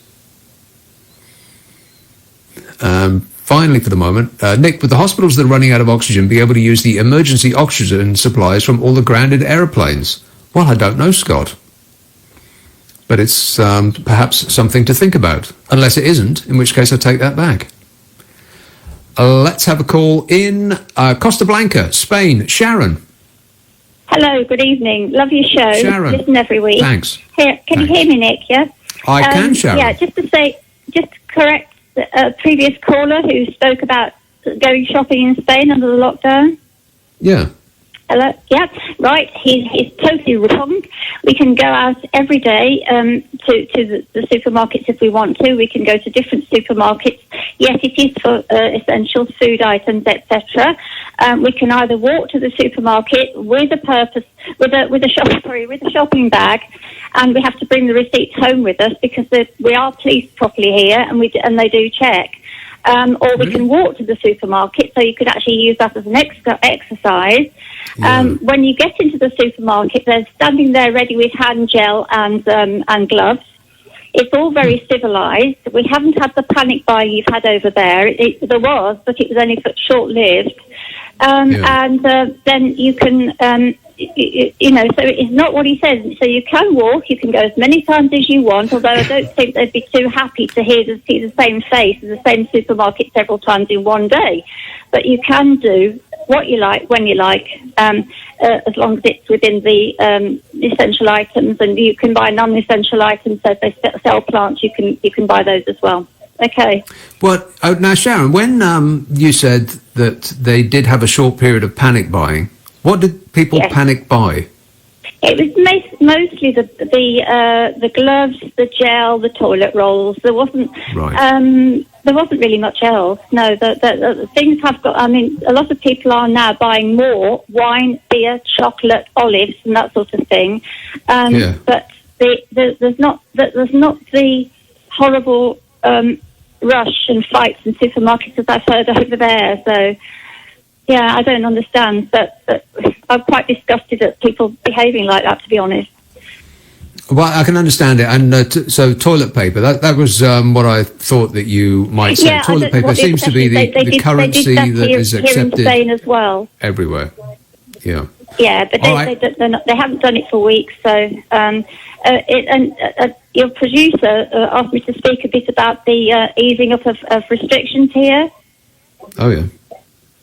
That was very bold of him to interject, but go on then. Go ahead. I'm sorry, I'm taking over your show. I'll go off in a minute. No, that's all right. Go on. Tell us about that. We do love your show. I've got to get in there somewhere. The non-essential, essential works can return, such as construction and electrical people. If you need a plumber, those sorts of skills.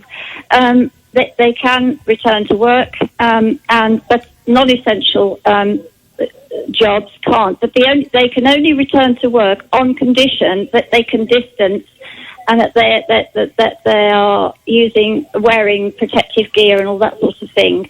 And if the protective gear isn't available, then they can't. They can't do it. What about dentists? Yeah, there are emergency. I think it has to be an emergency, so you have to be desperate. Yeah. But yes, you can use the dentist in an emergency. Yeah.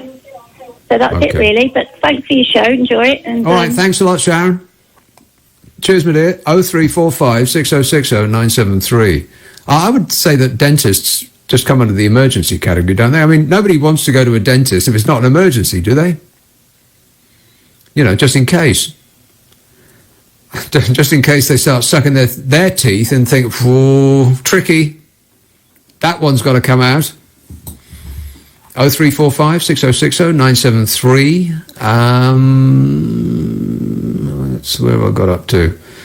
Oh, good news for the fellow who drives lorries. Paul emails, I'm an HGV mechanic.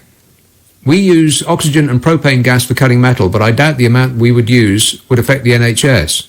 Now, that's not the good news I was looking for. Chris, a supermarket trucker, texts, tell the Northern truck driver they have extended all HGV licenses by 12 months, meaning that he will have that long to get his medical. Oh, well, there you go, you see.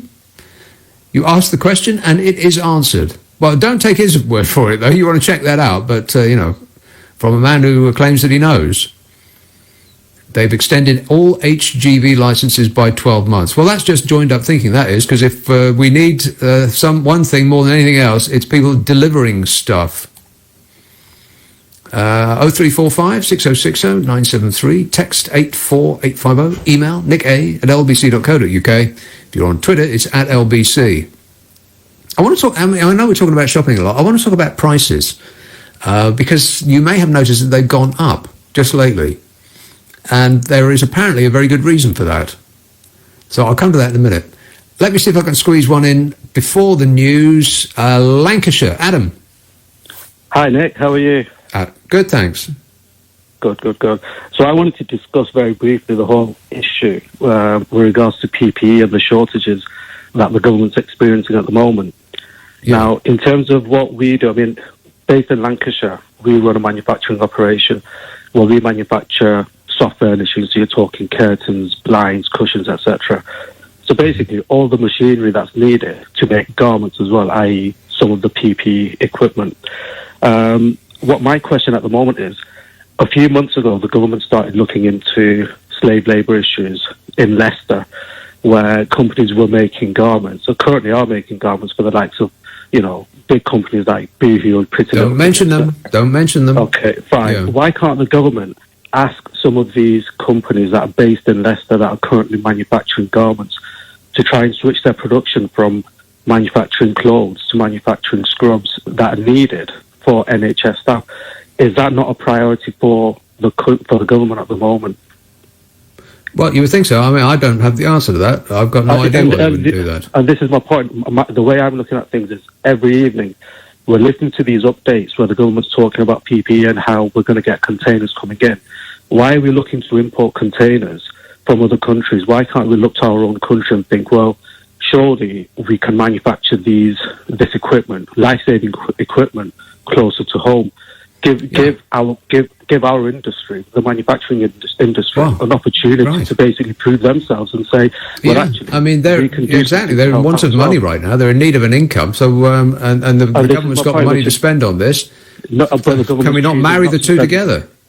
The government's not choosing to spend the money. That's the issue here. That's the only issue that I can think of, because it's not really. Because if we're getting them from Turkey, then presumably Turkey aren't just giving it to us for free. Correct, but because of, for example, the cost implications to manufacture in the UK, the government's obviously held out for as long as they can, and now said, actually, we've got a container coming in from Turkey. But why leave it so late? Why wait for the container to come in? Why not look closer to home? I mean, there's a company that we use called Made in Britain, or Make It British, and we were told, local UK manufacturers, to submit a form to the government where we can show what we can actually do. And I'm going to be honest with you, I've not heard anything back from the government. Yeah, well, this is a common refrain that I've heard from manufacturers of all the things that we are in need of now. Ventilators, gowns, masks, all of these people have, they claim that they contacted the government. They said, we're ready and waiting. We've got all of this capacity. We've got no end of people who are eager to help. And then the government didn't call them back. And this is the issue. I mean, what we are having, I went to see one of my suppliers locally in Manchester just a few days ago, and there were quite a few people outside. There were at least 10 cars with normal people stood outside the car. And I asked, my supplier, what's going on here? And he basically said these are people that are volunteering. They basically got sponsorship from local companies to come and buy the fabric from me. They're making these garments at home, and then they're donating it to the local hospitals. Now, this doesn't add up to me, because my mentality as well, these people are probably sewing from home. They've got one sewing machine. They can probably turn out about 20 to 30 a day. If it came to someone like us, we could easily do 300 a day if they asked us to, but they're just not willing to contact basically companies. They don't want to spend the money because they know, because of the cost implications in the UK with the minimum wage being a lot higher. Well, it might be that, or it might be that they can't be sure that small suppliers will be able to produce the kind of quality control that is necessary for medical situations. So it might. The best of readings is that might be it. But I appreciate that. Thanks a lot, Adam. It's really alarming. But one of the things that keeps cropping up is that the government is less interested. Well, that's not the right word. Seems to be less gripped with the fight to combat the virus than it is to get Brexit done. And this isn't me saying this. This is Professor Neil Ferguson, one of the government's key experts, an epidemiologist who's been modelling the outbreak for the government, delivered a withering verdict on the performance of ministers, urging them to accelerate action to create a system where everyone with symptoms and everyone they've come into contact with is tested. I mean, we're way off that. Matt Hancock said it's going to be 100,000 a day by the end of the month. Well, it's got no chance. The number we're testing is going down, not up. I think it's about the 10,000 mark, isn't it? I'll say this again, maths fans. If we were doing 100,000 a day, which sounds like a massive amount, it would take 2 years to do the population of this country. Alarming. And of course, if you tested one day, you only know whether you got it that day. You go out to do your essential shopping, and then you come back home the next day, and you need to be tested all over again. But on the current, even in the best reading of what's possible, it would take 2 years to get another test. So anyway, Professor Neil Ferguson, discussing whether lockdown measures could be eased after another 3 weeks, he said it depended on getting on top of things like transmission rates in hospitals and care homes, which is, of course, where PPE comes in. He says, I think the other thing I would say is that it really requires a single-minded emphasis in government and the health system on scaling up testing and putting in place the ability to track down cases in the community and contact trace, which is what the World Health Organization, for instance, has been saying for months now. Test, test, test. And we didn't. He says, this professor says, without that, our estimates show we have relatively little leeway. If we relax measures too much, then we'll see a resurgence of transmission. Now, I don't have any idea what I'm talking about on this or any other subject, but that seems extremely likely that even if we are in lockdown till, I don't know, August, and if we all obey it as we are at the moment, we're doing very, very well. Well done, everybody. Haven't we done well? Even if we do that until August, at the moment we all run back out into the street again, the figures are just going to go up, aren't they? I mean, this thing isn't going to go away. I can't imagine what the end of this actually looks like. I think that this is probably a thing that is gripping government. I bet ministers don't have any idea either. But there's something really quite damning that the professor said, which is coming up. I'll just give you a couple more of the quotes. He says, what we really need is the ability to put something in their place, the measures that we have at the moment. If we want to open schools, let people get back to work, we need them to keep transmission down in another manner. He says, I should say, it's not going to be going back to normal. We'll have to maintain some form of social distancing, a significant level of social distancing, probably indefinitely, until we have a vaccine available. But even there, a vaccine might, I mean, it might never come. That's extremely possible. The HIV has been around for, God, how long? 40 years. They haven't got one for that yet. Asked whether the government is moving towards having an exit strategy in place, Professor Ferguson says, I'm not completely sure. I think there's a lot of discussion. I would like to see action accelerated. We need to put in place an infrastructure, a command and control structure, a novel organisation for this. He says, I'm reminded by the fact we had a Department for Brexit for government.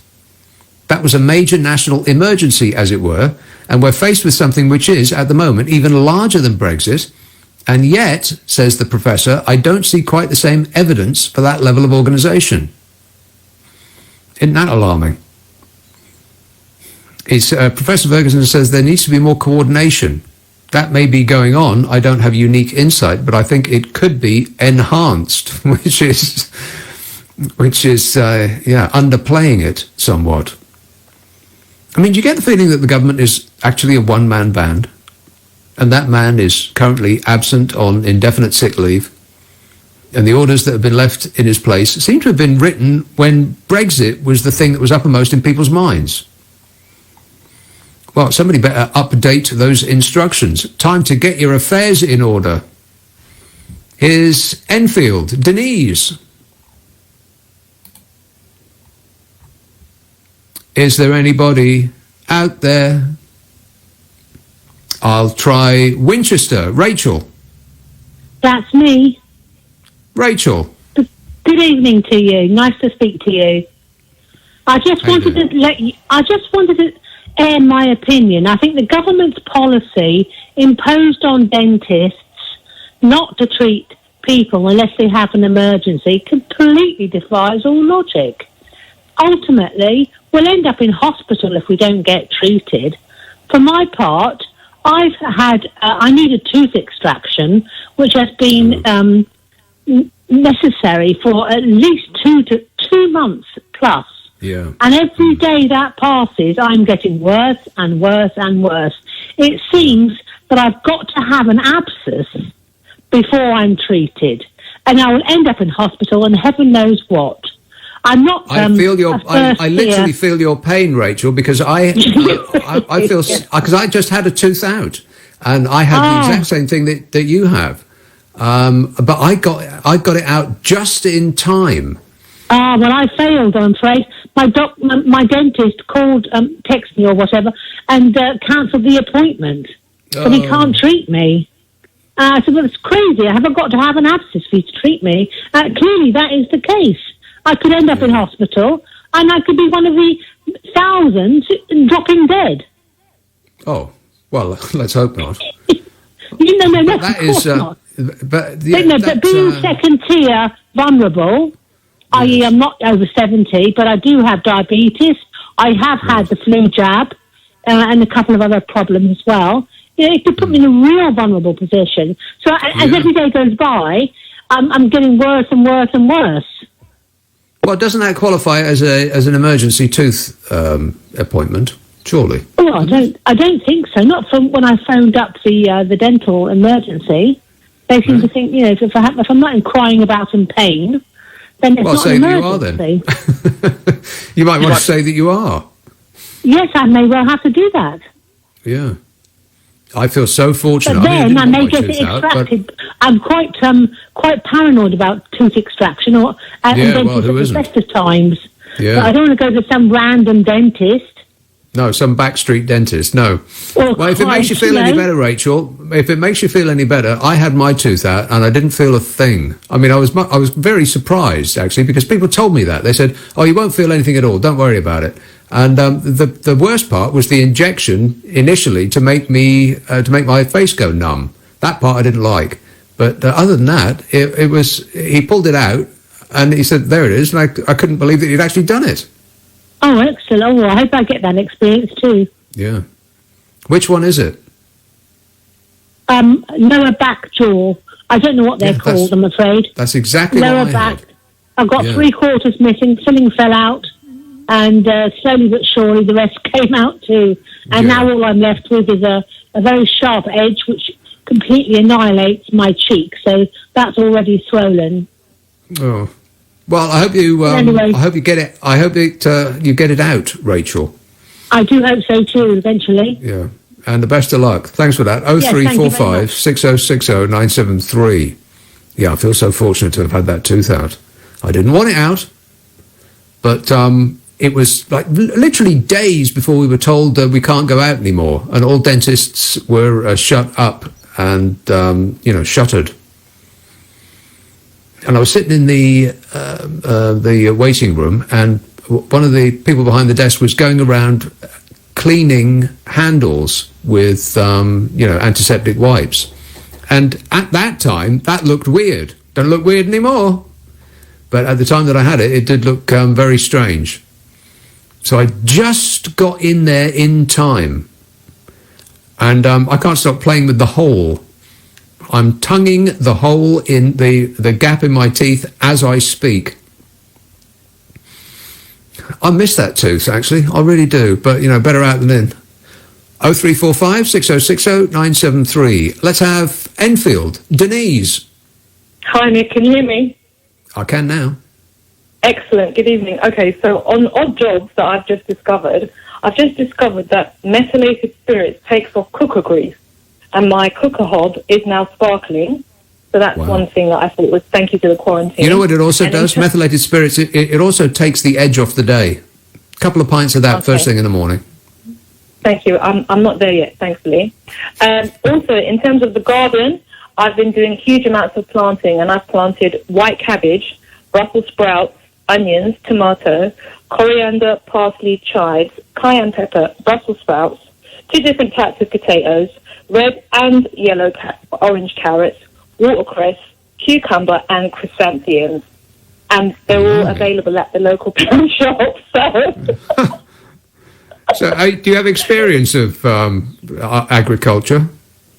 No, I just got a garden that was overrun, so I just bought one of these little cheap greenhouse things from one of those little shops before it all shut down, and then I figured I'll do it. I did grow before, but it's been about 3 or 4 years. But I thought we might have a zombie apocalypse. There'll be no food, so I thought at least my family will have food.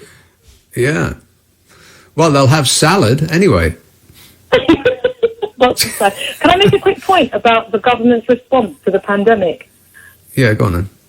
Okay, very quickly. While this thing happened in Wuhan in early November, December, and we spent the 8 weeks when our government would have known about it doing Harry and Meghan when we should have been dealing with this. But I think we completely missed the trick. Yes, there doesn't seem to be any doubt about that. Apart from the people that you are accusing, they doubt it, or they would prefer us to doubt it. They may privately admit it, but not in public. All right. Well, the best of luck with that array with your your efforts. That's going to be quite a display. All right. Cheers, Denise. 0345 6060 973.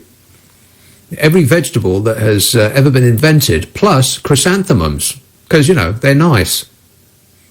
Excellent work there, Denise. Digging for victory. There you are, you see. 034. I'll talk about food in a minute, because if you've been to a supermarket lately or you've bought food, then you may have noticed it's gone up in price, and there's a very good reason for that. This text says, in the old days, country pubs were for local people. Well, that's true. Yeah, I've seen those films.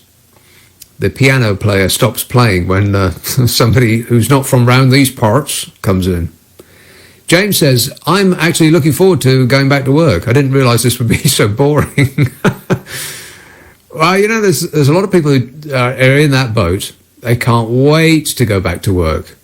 Drooling over the intern, that sort of thing. Chit-chatting with your mates.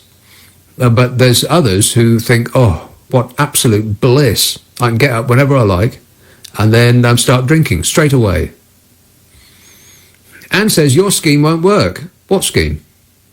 Oh, the scheme about getting a slot at a super... See, it wasn't my scheme. It was somebody else's scheme. I ain't going to take the blame/credit for this. Somebody texted in right at the beginning of the show, can I buy your supermarket to click and collect slot from you? And I thought, well, that sounds like a business opportunity. I bet people are working on that right now, selling slots for click and collect or delivery on eBay or wherever.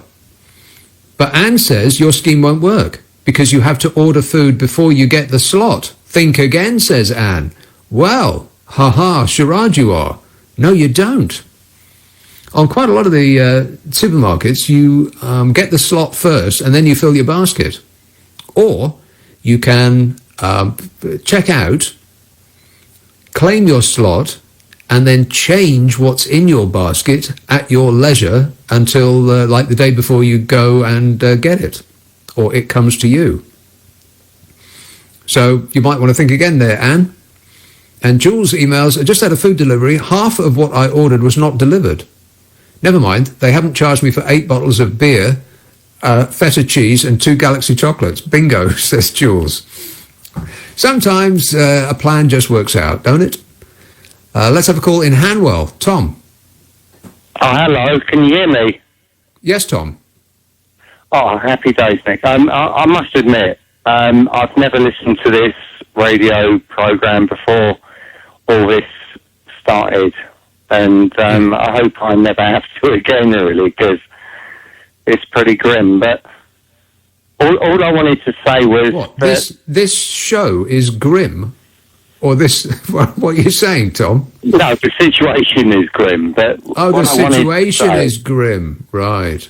Yeah, what I wanted to say is that the government don't seem to be doing anything more than the government did during the bubonic plague, which was basically stay home, not save the NHS, because obviously the NHS didn't exist at that time, but save the church and save lives. And there doesn't seem to be any bloody difference. I mean, I would love to see serious testing,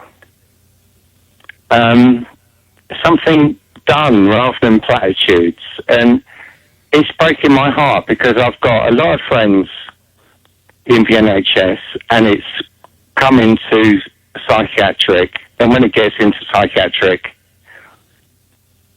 the 2-metre rule is not happening, obviously, and people are dying, and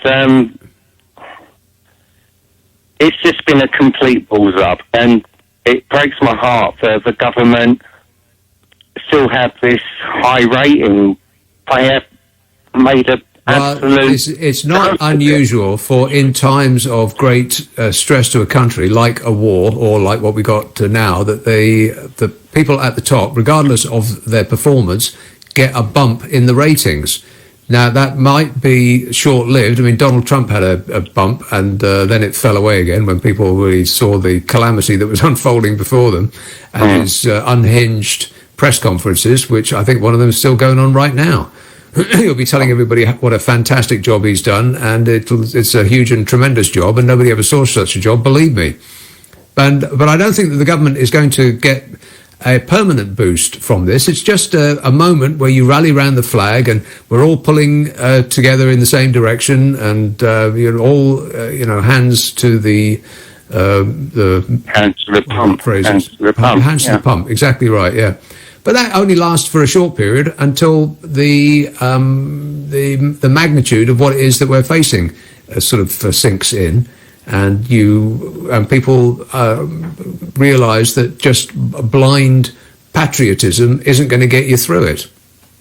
But I'm not sure that I'm not sure it's entirely justifiable to say that the government isn't doing anything. I'm sure they're desperately trying to catch up, to make up time from when they actually had not... well, they didn't drop the ball, they didn't pick it up in the first place. Yeah, but I mean, they've changed their minds. They've just done so many U-turns to make their position completely untenable. I mean, it's awful. I mean, it is awful. Yeah. Okay, well, there's no doubt about that. All right, thanks a lot, Tom. 0345 6060 973. What really frosts me is the notion that the government was more keen to distance itself from the European Union than they were to take up an offer from the EU to bulk buy the exact kind of equipment that we're in need of now. No thanks, we'll make our own plans, they said, because they didn't want to have anything to do with the European Union. That was more important to them than dealing with this. Amazing. Let's have some texts and emails. Let's see where we got to. Chris texts, there is medical oxygen and industrial oxygen. They cannot be interchanged because of differing purity. Well, that does make sense. Yeah, but people, right from the beginning of this show, they were saying, you know, the NHS is running out of oxygen. Why can't they just go and use oxygen that welders use? It didn't seem like it was a possibility. But then, as I keep saying, I don't know anything about this or any other subject. Mike says, President Trump sounded like a loan shark when declaring he wanted to discuss repayment with state governors. That guy. All the problems that we got in this country, just remember, just keep this in mind. We're not America. Gary emails, B&Q have reopened 11 selected stores throughout the UK. Is that right? Well, I certainly do hope that your locale has been selected. People are just, they need a project for the benefit of our mental state. And let me say it again, the benefit of the housing stock in this country, which is an embarrassment. Very, very poor. Even like the old buildings are actually better than the new ones, because the new ones are microscopically small. Tiny, mean little windows in new houses. Rooms that aren't big enough to get a sofa in, and no cupboards, because we put up with it. But old houses, they need revivifying. And if there's one thing that we do like doing in this country, it's doing it ourselves. But that is one of the things that has been deemed non-essential. But like I said, people need a project to take their mind off, what's happening, apart from anything else. For the benefit of our mental health, we need to open the DIY stores and deem them essential. And I'll say the same for garden centres too. They're essential as well. In fact, I know I've said this already on this show, but everything is essential to the people that are making it. We've got hundreds of thousands of businesses that are going to they're going to shut up and never reopen. Those businesses will go out of business unless they can get their products to the people that would ordinarily want to buy them. But they can't do that because they have been deemed non-essential, so they have been shuttered. But every business is essential to the people that run it, and the people that work there, and the people that benefit from the tax they pay, for instance. I mean, for a long while now, business in this country has been draining out into the pockets of the world's richest man, Jeff Bezos, out of Amazon. He's been, well, not he actually, we have been giving him business and killing the high street at the same time. I mean, we bemoan the death of the high street, and all those shops we used to like to go around, they're all closing, and we treat that news as though it's got nothing to do with us. But of course it has. It's because we now buy stuff online because we get to save 10 pence and we don't have to get on a bus and go to the high street, and we prefer that. But what we don't prefer is that all the tax that we used to spend has just disappeared. How do you think he became the world's richest man? It's because of all the money that we used to spend on physical goods in physical stores has gone. And we bought stuff from a company that doesn't actually have it doesn't have a physical presence anywhere. I mean, where is it? It's like a cloud, an invisible mist of particles that might as well be have their head office on Venus for all the good it's doing us. I think in 1 week he made 24 an extra, already the world's richest man, with all the extra business that he has been getting because we're all been stuck in. I think in 1 week he made $24 billion. In 1 week, $24 billion was accrued by a man who is already the richest person in the world, probably the richest person who has ever lived. And he's going to be the only person really that's going to benefit from any of this. The guy from Amazon. So, yes, it would be beneficial for all of us if we could actually go back to buying stuff in shops rather than sitting at home and flicking through the Amazon website and making the world's richest man even richer. A man who is famously tax efficient. Let me put it like that.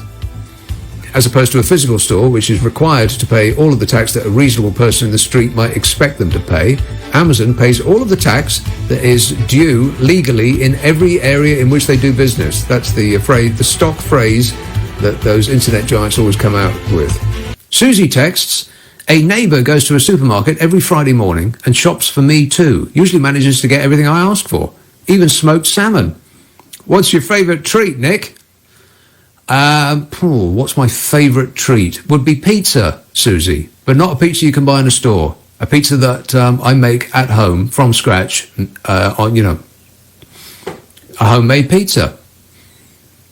But thanks for asking. Speaking of which, you may have noticed that the price of things in the stores has gone up. The cost of a weekly shop has risen by as much as £7 since this mess started. And the reason that's been given is that it's our fault. Retailers say that supermarkets removed promotions to curb panic buying in the initial phase of the pandemic. And that was the first thing I noticed, back in the good old days when you could go to the supermarket without thinking you might die because of it. Right at the beginning of this, what seems like years ago now, but was actually just a couple of months. The biggest thing I noticed, apart from the shelves being stripped bare of toilet paper, was that all the special offers had disappeared. Gone were those end-of-aisle promotions. Absent were those outside-of-store posters telling us how much this or that had been reduced by this week. Where are they all, I thought? And the supermarkets are trying to tell us that this is our fault, that the prices have gone up, because we couldn't help ourselves. But call me a conspiracy theory nutcase, but I suspect that at the time, that the reason that they cancelled all the special offers and the discounts wasn't to curb panic buying, it was that they quickly realised they didn't have to play that game anymore. People were desperate to get anything they could lay their hands on. So all the supermarket chiefs had to do was open their doors and let the mayhem begin. They didn't have to control the flow. They didn't even have to restock the shelves because they could see that if we couldn't find Andrex, we'd take own brand instead. Or kitchen roll, or boxes of tissues, anything we could lay our hands on. And if we couldn't find cooking oil, we'd pay the same as a bottle of wine just to get something we could fry our bacon in. If we could find bacon, which we couldn't because they'd been cleaned out. I mean, it must have been like Christmas every day for a while there. And the big shops were so happy they could hardly count. I think that's the reason that all those discounts disappeared. Because the shops weren't in competition with each other anymore. They were getting more customers than they could handle, so why provide temptations to get us in? I bet the supermarket chiefs are going to award themselves huge bonuses for just standing still while a whirlwind of customers blew through their stores, leaving them looking like they'd had a going out of business sale on for a month, every day. I mean, if you were really unkind, you could call it profiteering. Data published by a Price Watch indicator suggests that average prices have risen across UK supermarkets markedly in the last month till April the 17th. Instant coffee went up £1. Laundry detergent increased by £2. That's just since the end of February. And analysis tracked the cost of a basket of 33 commonly bought items, you know, stuff like rice, pasta, meats, alcohol, bread, tins of soup, tea bags, that sort of thing, and has suggested that it has gone up by £7 in the month. And it wasn't just the physical shops either. Data from the Office for National Statistics showed that the cost of a basket of high-demand products sold online, including pet food and medicine and nappies, all increased by about 2% in the last week. In a week! I mean, I know it probably won't keep going up like that, but if it did, almost 2% is 1.8% in a week. That would represent, over a year, an inflation rate of 93%. 93% inflation rate. Not even Venezuela is seeing prices go up that fast. Actually, that's not true. That is fake news. The inflation rate in Venezuela since 2016 is, get ready, grip onto something firm. Since 2016, the inflation rate in Venezuela is 53,798,000%. I mean, that's the real number. That's not something I just made up. 53,798,000% since 2016. So when you come to the checkout at whatever supermarket you've managed to get inside, just remember that at least you're not living in Venezuela. But still, it's pretty rich for the shops to blame us for them putting their prices up. I mean, there wasn't a lack of the products that they hiked the prices of. There was just an inability for them to put them on the shelves fast enough. They didn't remove the discounts to stop us panic buying because they were, until recently, allowing hordes of people to rampage through the aisles doing exactly that. They removed the discounts because they saw they could make vast amounts of money without all that cutthroat competition between supermarkets that keeps us going through their doors. They saw their chance and they took advantage. And they made cash in huge amounts while offering us a worse service. God, it must have been like a dream come true. Supermarket fantasy land. The thing that actually causes inflation is a lack of something. And that's probably about to start being felt as the stocks of things that we buy must be getting low now. Because all over the world, factories and food producers have shut down. And the fruit and the vegetables that we not only buy raw, but are also used in the prepared food that we eat, might not get picked this year like they normally are.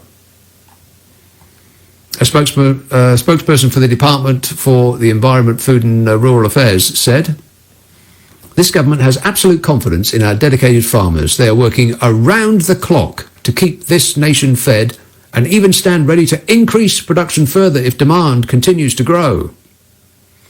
There's a lot of people working around the clock, isn't there? So we're led to believe. And it would be comforting to know. Except that it's not true. And if it were, people working around the clock, they'd be dead by the end of the week. And you can't increase production of broccoli, for instance. You've got as much as grows out the ground this year, and that's all. And according to the National Farmers Union, the cost of fresh produce could rise unless the industry can fill the vacancies for fruit and vegetable pickers. And as you might know, British growers are chartering planes to bring Eastern Europeans back to pick our crops. You know, the very people we apparently didn't want round these parts no more. Well, if they don't come, and we don't want to do their work, and there's no evidence that we do, then just wait. Because that food you put in your trolley might be too expensive to pay for by the time you get to the checkout. 0345 6060 973. You can text 84850. Email nick@lbc.co.uk. And if you're on Twitter, it's @LBC. Let's have a call in Eltham. Jack. Good morning. Happy Sunday. Just walk a couple of feet closer to the phone there, Jack. I'm right on the phone and hanging out the window on one leg, making magic signs. Right. I can't really hear a word you're saying. Please speak directly into the phone. I am. I'm doing the best I can, brother. Well, we're going to have to call you back because it's you are inaudible. Ringing back 0345 6060 973. David texts, I'm going to the superstore tomorrow to buy 4 cans of beer. I shall disguise my purchase by also buying stuff like bacon, sausage, eggs, milk, and maybe some toilet roll. Yeah, treat yourself, David. Treat yourself to some toilet roll. You deserve it. You're allowed to buy beer, aren't you? I mean, that is fairly essential. Well, it isn't, but it kind of is. I mean, everybody needs to... I'm not suggesting that you go get drunk, but, everybody needs a drink now and again, don't they? Especially these days. Blimey, what else we got? Daytime television. It's rubbish.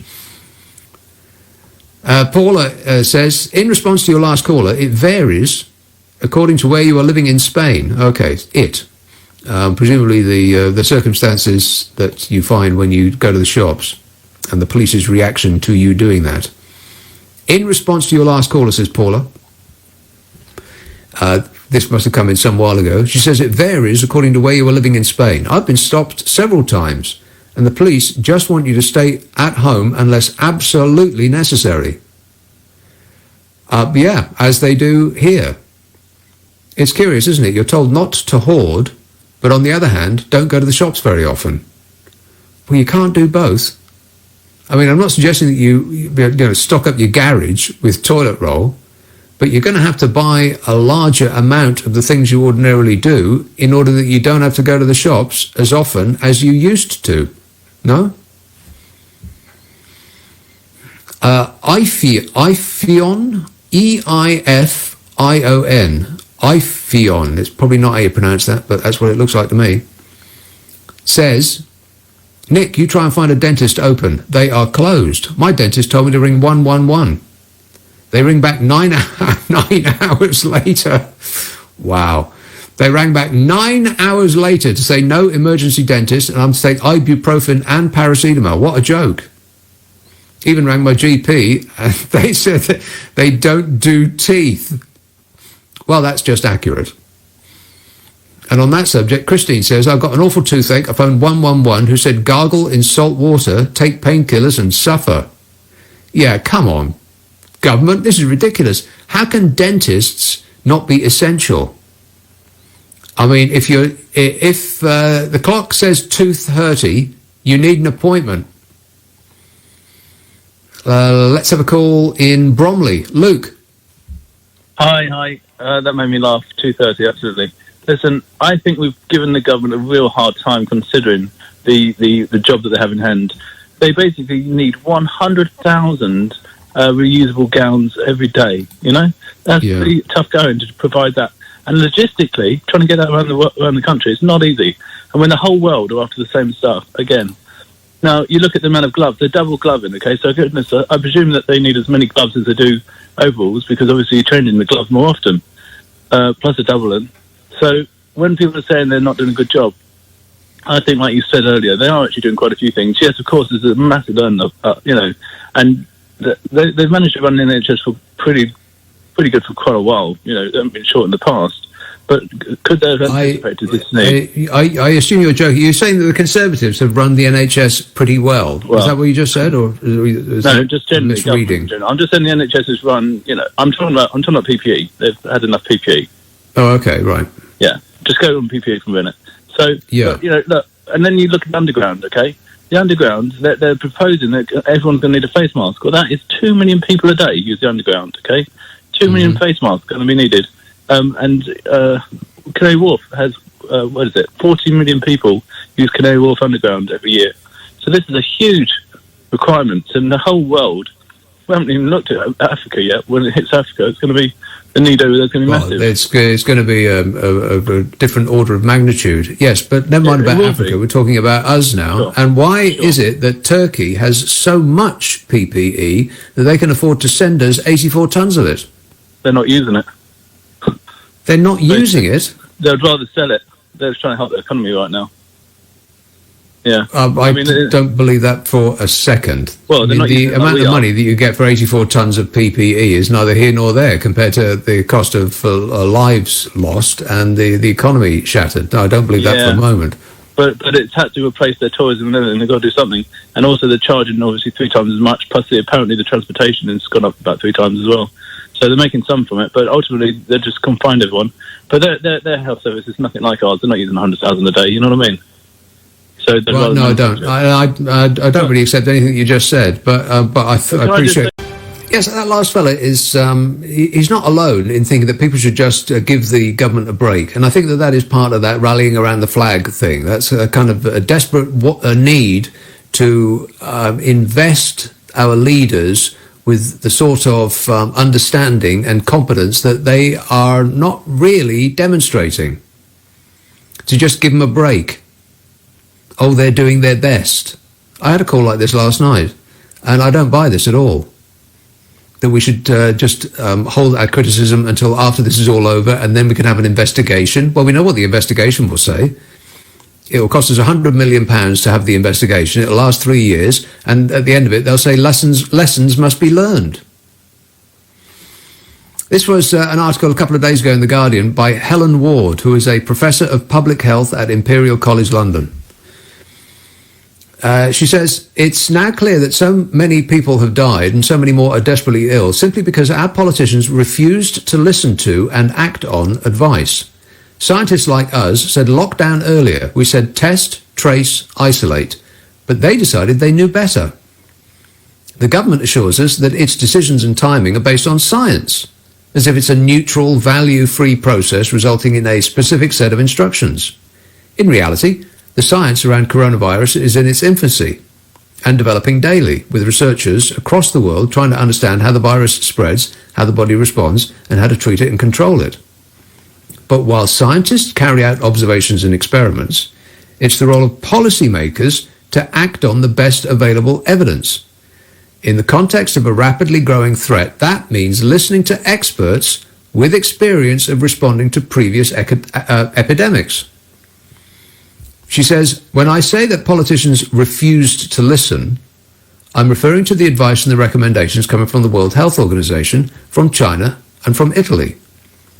The WHO advice, based on decades of experience and widely accepted by public health leaders and scientists around the world, was clear. Use every possible tool to suppress transmission. That meant testing and isolating cases, tracing and quarantining contacts, and ramping up hygiene efforts. And that's where PPE comes in. They knew about this for months. The government could have joined in a bulk buying scheme that the European Union was organising, but because of their ideological feelings about the European Union, our government said, no thanks, we'll make our own plans. And then they didn't. There's no getting around it. They are at fault.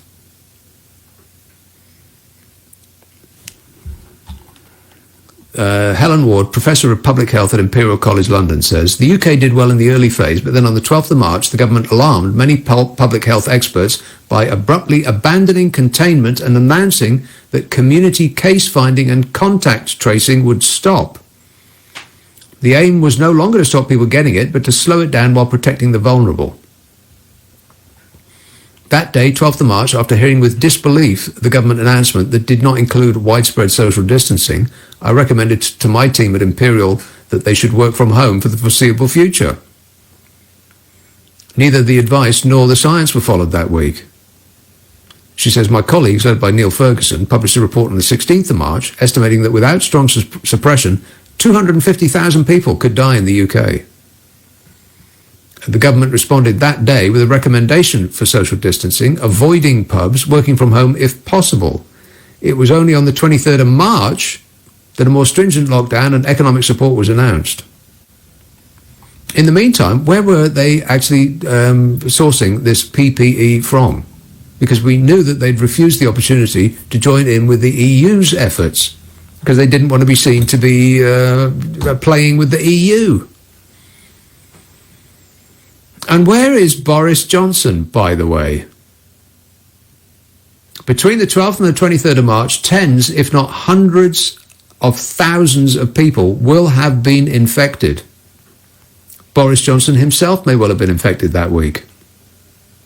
and his stay in intensive care unit may have been avoided if the government had shifted to remote working on the 12th of March, not the 23rd of March, which is when they made that decision. Stringent lockdown and economic support. Many, including the Labour leader Keir Starmer, say that now is not the time for blame, and I'll assume that that last caller is in that camp. Says Helen Ward, Professor of Public Health at Imperial College London, I'm not looking to blame, but for scrutiny, so that lessons can be learned to guide our response. We need to avoid further mistakes and ensure that the government is hearing and acting on the best advice. But they keep telling us they're acting on the science, as though it's decided and set in stone. But they don't tell us which scientists, nor what science it is that they are relying on. We just got to trust in them. And I know it's inviting to put your trust in them, but I'm not sure that they deserve our unfettered love in this regard.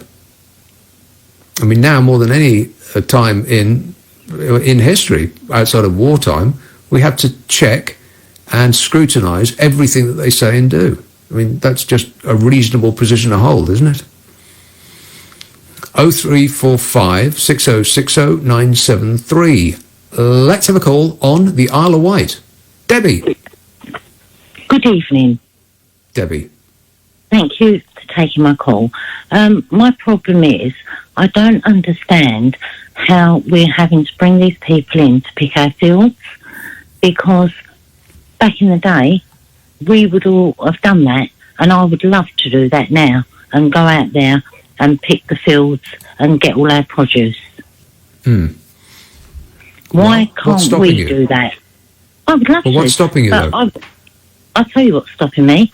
I went down to the local farm and said, can I come and pick the cucumbers? And they told me, no, we have people coming in from abroad doing it. And I went, well, I would love to do that. I would love to help my country and do that. Why can't we do that? Well, because we don't want to do that, Debbie. Well, there's thousands of people on this island who want to do that. They've done that. Well, I very much doubt it. I doubt that there are thousands of people on the Isle of Wight who want to do that. How do you know that that's true? I do, because everyone I speak to says, well, let's go and do the fields, let's help pick the corn, let's do this and do that. And we're being told we can't. I don't mean to be indelicate, Debbie, but how old are you? I'm 62. Okay, well, so you're way too old for that kind of work. No, I'm not, because I own No, my you own absolutely are. It's back-breaking work. You need somebody who, A, who has done it before, B, who is fit, and C, who is young. I mean, I appreciate your enthusiasm, Debbie, but this work's not for you. When there's a war on, we don't care what we do. Yeah, but there isn't a war our on. Country. There isn't a war on, Debbie. A war between this virus. Yeah, but it's not a war, though. I understand what you're saying, but you're way too old for the work. Listen, we've all pulled together, come what may. Yeah, okay, well, you do your bit in, I don't know, in some lighter capacity. But bending over in a field for 8 hours a day is not for you. I mean, we all appreciate your concern, but, there's other people who can do it 10 times quicker, and well, why can't all these young children over here do I don't know why, because they don't want to do it, is the answer to that. Because the government can get more money from the EU for bringing the foreigners in. Well, that's complete rubbish, Debbie. That's just absolute nonsense. Oh, well. The government aren't getting any money by bringing people in from the EU. What are you talking about? I mean, I know that people are ideologically opposed to anything European, but you're just making stuff up now, Debbie. That's nonsense. No, I'm not. You are making it up. I get it. You love your country. Well, good for you. Who doesn't love their country? Yeah, but we don't need old age pensioners bending over in a field picking tumours out of the ground. You just be getting in the way. Oh, right, okay. But anyway, Debbie, I wish you all the best, and keep flying the flag. Good for you. 0345 6060 973. This is that story about people flying in, Eastern Europeans, to pick our vegetables and fruit, because we don't want to do it. Even now we don't want to do it. God, people have lost their jobs, they've got nothing to do, and still they don't want to do that work. Too hard. So I'll come to that story in a minute. But, she was a very plucky lady, but of course she isn't suitable to do that kind of work, 60 plus years old. You need to be 20 to do that kind of work. Let's do some text and emails for the news. Doreen says, Nick, you've no idea how much I enjoy your weekend shows. No, I don't, Doreen. You're the highlight of my week. Oh, thanks, Doreen. Thing is, you say you are refreshing the page on the supermarket sites, she says, but I saw on one of them, do not refresh the page. What? Why not? And since then, with patience and maybe luck, I've managed to shop. Who knows, it could help, says Doreen. Huh. So maybe I'm getting that wrong. Because I sit there for hours with multiple pages up from all different supermarkets. Desperate, yearning for a click and collect slot, which seem to be more numerous than the delivery slots, which are just vanishingly impossible to get. Although, as I said before, people up my road seem to be getting them all the time. How do they do it? So anyway, here's that story. A farming boss says his company has spent £40,000 to fly 150 experienced Romanian farm workers to the UK to teach unskilled British fruit and vegetable pickers how to harvest. Anthony Gardner, boss at G's Growers, says the situation was getting desperate because their regular land army of foreign workers are locked down in their own countries. His firm chartered an Airbus 320 flight to get the team of critically important pickers to the UK, and that landed at Stansted Airport this week.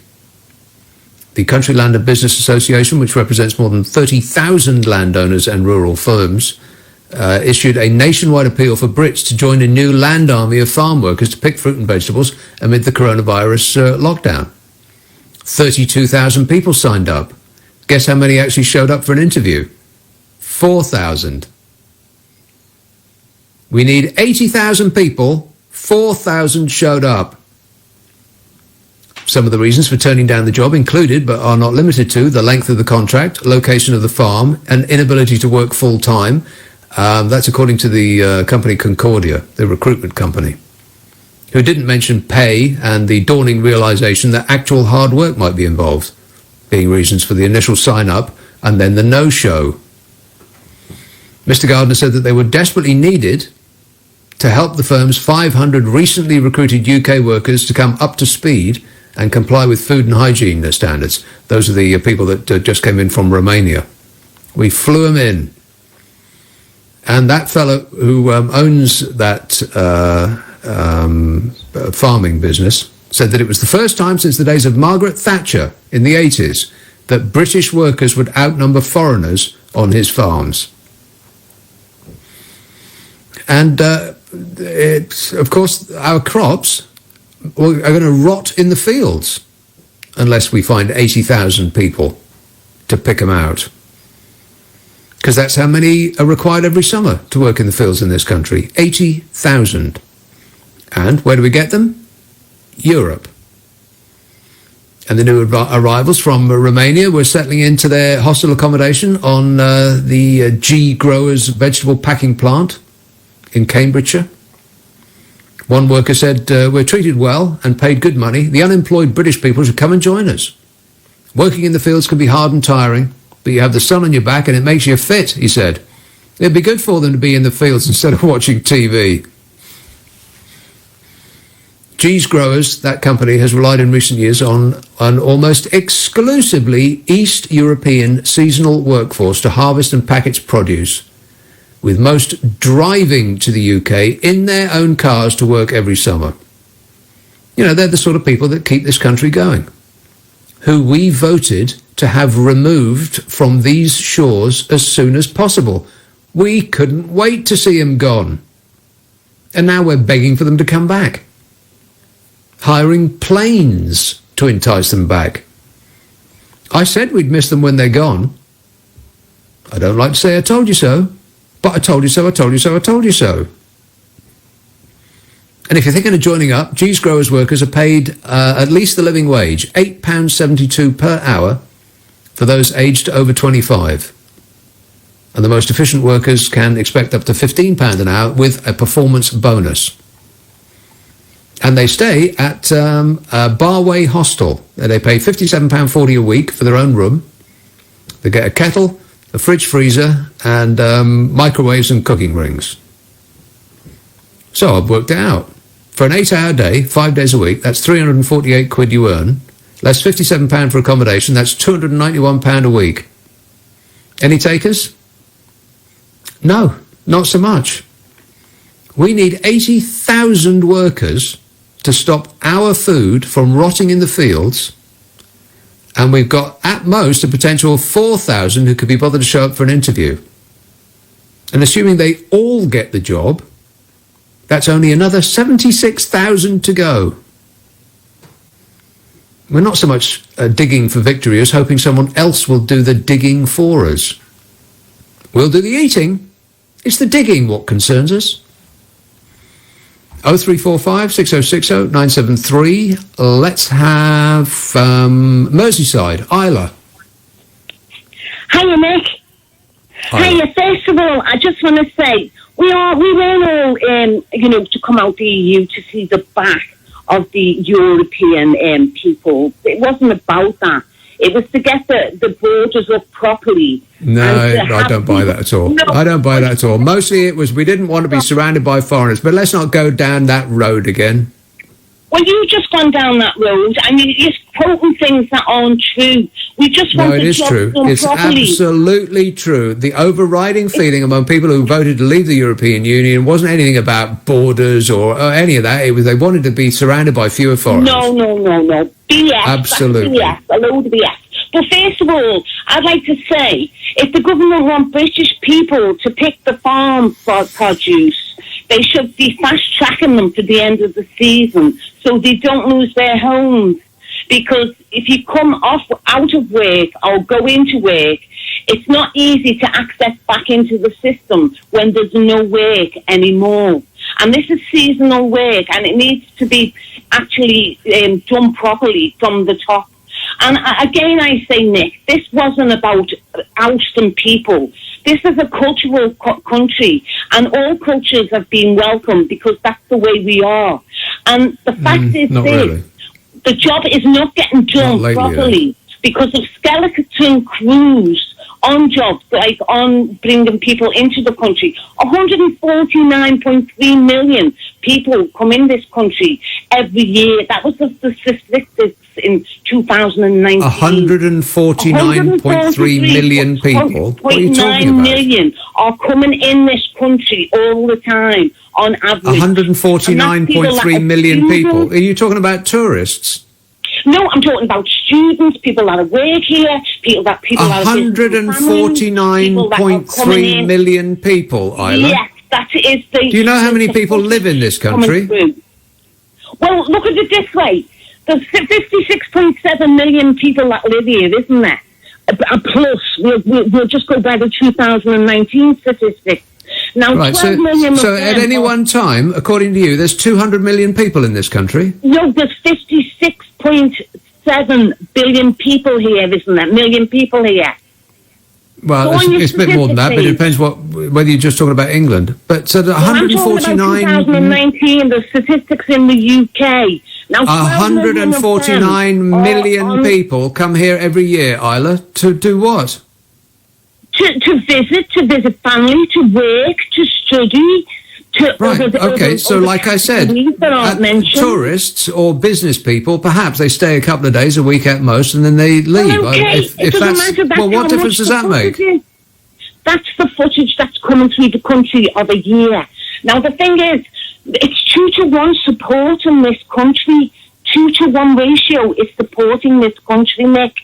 Now, you've got 56.7. Let me just give you the Wait. Isla, Isla, 12 stop million throwing... are pensioners. Okay, turn 12 her million down. Are pensioners. Stop speaking. What are you talking about, Isla? You seem to have a lot of numbers up your sleeve, but none of them make any sense. And you're not willing to actually converse with me. You're just willing to shout at me. So I wish you all the best. What on earth was that about? You can call me Mr. Fide. Simon tweets, you had a better tooth pulling experience than my last one, Nick. It collapsed into about 1,000 pieces at the first pull. And an hour later, the dentist was still digging. Oh. I was worried about that. Somebody did say, well, if it doesn't come out in one go, then you're in big trouble, huge. But fortunately, it did. It was the injection at first that was the hard part. I can't look at them because the needles are massive on those things. You think there's no way that's going in my head, not coming out the other side. But the pulling part, that was easy, piece of cake. Couldn't believe it had finished. I was surprised at how easy it is to yank a tooth out your head. No problem at all. Brian emails, the one thing that bothers me about coronavirus is when flies arrive in the warm weather, are they going to help spread the virus? I haven't heard this mentioned anywhere, says Brian. Well, you don't mean flies, do you? Do you mean mosquitoes? I very much doubt it. But then, what do I know? Carol says, I don't drive, and since I had my stroke 19 months ago, I can't carry a lot, so I have to shop 3 or 4 times a week. I go early in the morning when Waitrose opens for the vulnerable and the elderly, but, shock horror, the other day I treated myself to an Easter egg and a bunch of roses. I should be so ashamed, says Carol. Yes, Carol, you should be in prison. And lastly for the moment, Jeanette says, like you, the best thing I did was have a large molar extracted on the 30th of March. It had seen great service. I phoned the emergency NHS number, but because I was 70, I was told I wouldn't be treated as I was in the at-risk category. Horrors, says Jeanette. Well, through a friend, I got an emergency appointment and tooth extracted. I don't know why we hang on to them. I don't know what others are doing. Door handles and string. The dentist was fab, says Jeanette. Yeah, be very cautious about putting string around your tooth. That's comic book stuff, that is. Mal texts, in Northern Ireland, the prices of food in the shops have gone up by 10%. We have a fantastic agricultural market here that exports throughout the world, so why am I buying local food in our local supermarkets at a premium when we, Northern Ireland, are labelled on the product? It didn't go anywhere, or did it? I think that supermarkets are just seeing an opportunity, unless I'm being unkind to them. All they had to do was just open their stores and the stuff would fly off the shelf. People would be fighting each other to get stuff on their shelves. They didn't have to try at all. In fact, they didn't even bother to control their stores until relatively recently, when they've asked people to queue outside, like a nightclub, one in, one out. They just threw their doors open and the bosses congratulated themselves on an excellent job well done. It's top bonuses for all, I bet. Jane texts, I've been saying for ages that it was appalling that the government refused to bulk buy from the EU. Not once, but 3 times. I think it's worse than that, Jane. I think it's 4 times. I think our officials had face-to-face meetings with the European Union during which the bulk buying of medical equipment was discussed. And then the government had the nerve to say, oh, we weren't there. We didn't hear them. We were asleep at the time. We've never even heard of such a thing. They sent the information to an email account that wasn't being monitored. So we didn't hear it, which is as pathetic as a kid at school saying the dog ate my homework. Shocking. But they didn't want to join in with the European Union because, we don't like the European Union. We don't want to be anything. We'll use British exceptionalism to beat this virus. How's that going? V texts, what do you miss doing at the weekend that you can't do now on lockdown? What do you miss doing at the weekend that you can't do now on lockdown? I tell you what I do miss is an actual physical paper. We will miss them when they're gone, but I very much doubt that all of the newspapers that we have at the moment will exist in, let's say, 6 months' time. I think some of them will cease to be, and they'll be digital only. But there's just something quite unsatisfying about reading things on a screen compared to reading them in their physical form, in print. Because it's quite a relaxing thing to do, to flip through a newspaper, even though the stories that are inside are usually the opposite of relaxing. But it's satisfying to hold the product in your hand rather than to read it on a screen. Same goes with books.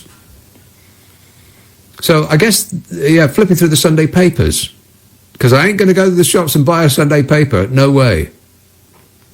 Because you can't wipe down a paper with antibacterial wipes, because it makes it all gooey and sticky. So yeah, I'll say that. George emails, I think Brexiteers should be conscripted to pick our strawberries. Brexiters, not Brexiteers, because that makes them sound heroic. Yeah, good idea. You didn't want them here? You didn't want Romanians here? So you pick our bloomin' strawberries. How'd you like them apples? 0345 6060 973. Let's have a call in Guildford. Heather. Oh, no, wait. Cancel that. Heather, can you wait just one moment? I'll assume the answer is yes, because I skipped one by mistake. Birmingham, Pam. Good evening, Nick. Pam. Hello? Yes, Pam. How rude are you? Very. You are very rude. Imagine telling a 62-year-old woman she's too old to work on a farm. Well, she is. No, she isn't. She's not at yes, all. Yes, she is. Well, oh, absolutely no, she is not. Oh, yes, she is. Oh, no, she isn't. Nick, I work full-time.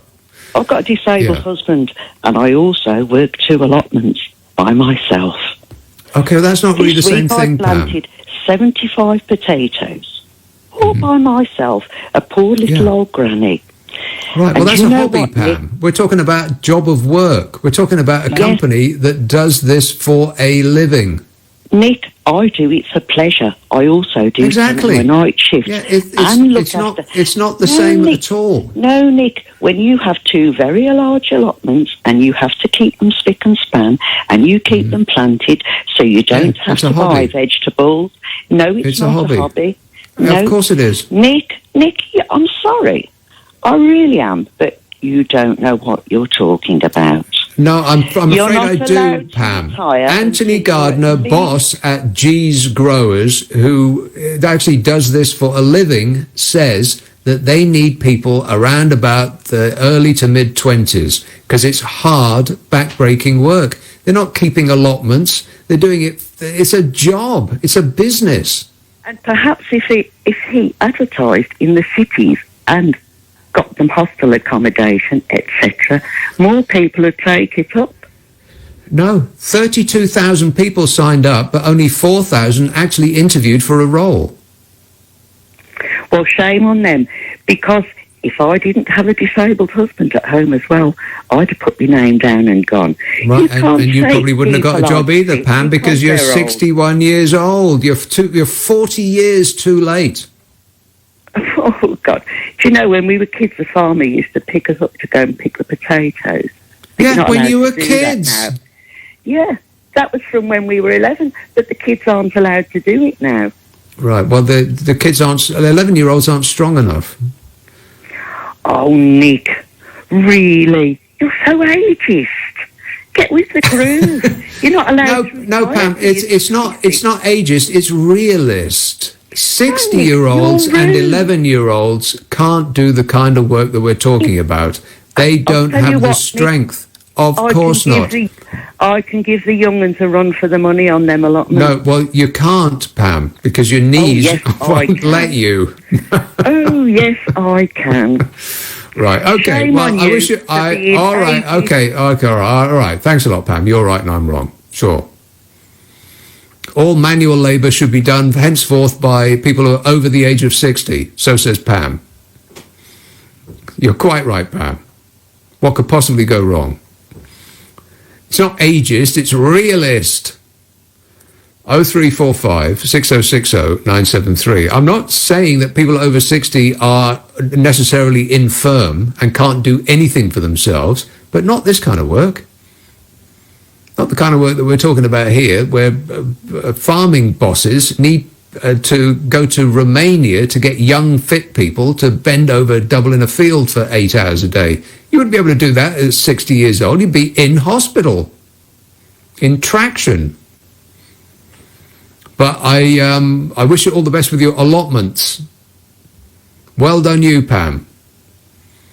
Send us a potato in the post. 0345 6060 973. Let's have a call in Guildford. Heather. Hello, I reckon we should get Tony, Major Tony, to pick all our fruit, don't you think? Yes. Yeah. As he comes around for another turn round his garden, just get him to do some extra work. Exactly. Absolutely. he could do it. Well, I there's loads of Bulgarians, Romanians in Kent already, and have been for months, and always are picking our fruit. Well, my thank goodness. my nephew is and we voted to stay, but what the heck? No, never mind about thank isn't goodness. Thank Romania. Yeah, we appreciate. Yeah. Well, we it might not seem like we do, but we do. Yeah, absolutely. Some of us do, don't we? Yeah. All of us appreciate the fruits, the literal fruits of their efforts, but but many are loath to say so. Well, will they stay and not go back? I hope so. We need them. Well, yeah. Well, when we need them, we're all welcoming. When the last fruit has been plucked from the tree, then we turn into the, well, are you still here? We don't want your sort round here. So, you know. Ludicrous, isn't it? And where's Boris? Where's he disappeared Yeah, good question. to that I didn't vote for? Yes, that's right. Yeah, I didn't vote for him either, but I was concerned at his absence for a little while there. I checked the news, first thing in the morning as I got up, just hoping that he hadn't expired, because he represented for a little while there all of us. But now he's just been absent. Right, where is he? I wonder if he's actually finishing that book on Churchill that's overdue. He's overdone it, hasn't he? A week ago, he'd have been a saint. Now we're all getting a bit, he's dodgy, isn't he? He's overdone it. He's disappeared. He Well, he can't seems to hack be. it. Yeah, I don't know about dodgy, but he's dodging his exactly. duties. I mean, he's left us with like Pinky and Perky up there, isn't it? Yeah, the frightening thing about him is that he's got more charisma than a lot of people. But I still wouldn't vote for him. Yeah. I think at this, we should at least give him the opportunity of becoming the leader he thinks he already is. But unless he shows up soon, then I think it's a hope that will dissipate on the wind like a bad smell. Absolutely. I think what's actually been demonstrated is the depth of talent in the cabinet. And if it were a pool, it wouldn't be deep enough to drown in. Absolutely. Oh dear. All right. Well, I think you ought to be Prime Minister. Absolutely. I'll do that straight away. Just as soon as I've pulled up all the potatoes, I'll do that straight away. Thanks a lot. Now, let me see if I can wipe up some of these texts and emails and so on before I go. Rosie text, did Matt Hancock tell us last week that they had warehouses full of PPE waiting to be distributed, and that was for some reason a logistical impossibility? Then they said they were getting the army in to deliver it all. What happened? No idea, Rosie, and neither does anybody else. Andrew says, I'm 25 and would not want to pick vegetables because it sounds like hard work and I doubt it pays very well. I would much prefer to get money for doing less work. I hope that the 62-year-old woman is not allowed to pick vegetables either. She sounds very inefficient. Well, as long as you don't say anything controversial, Andrew.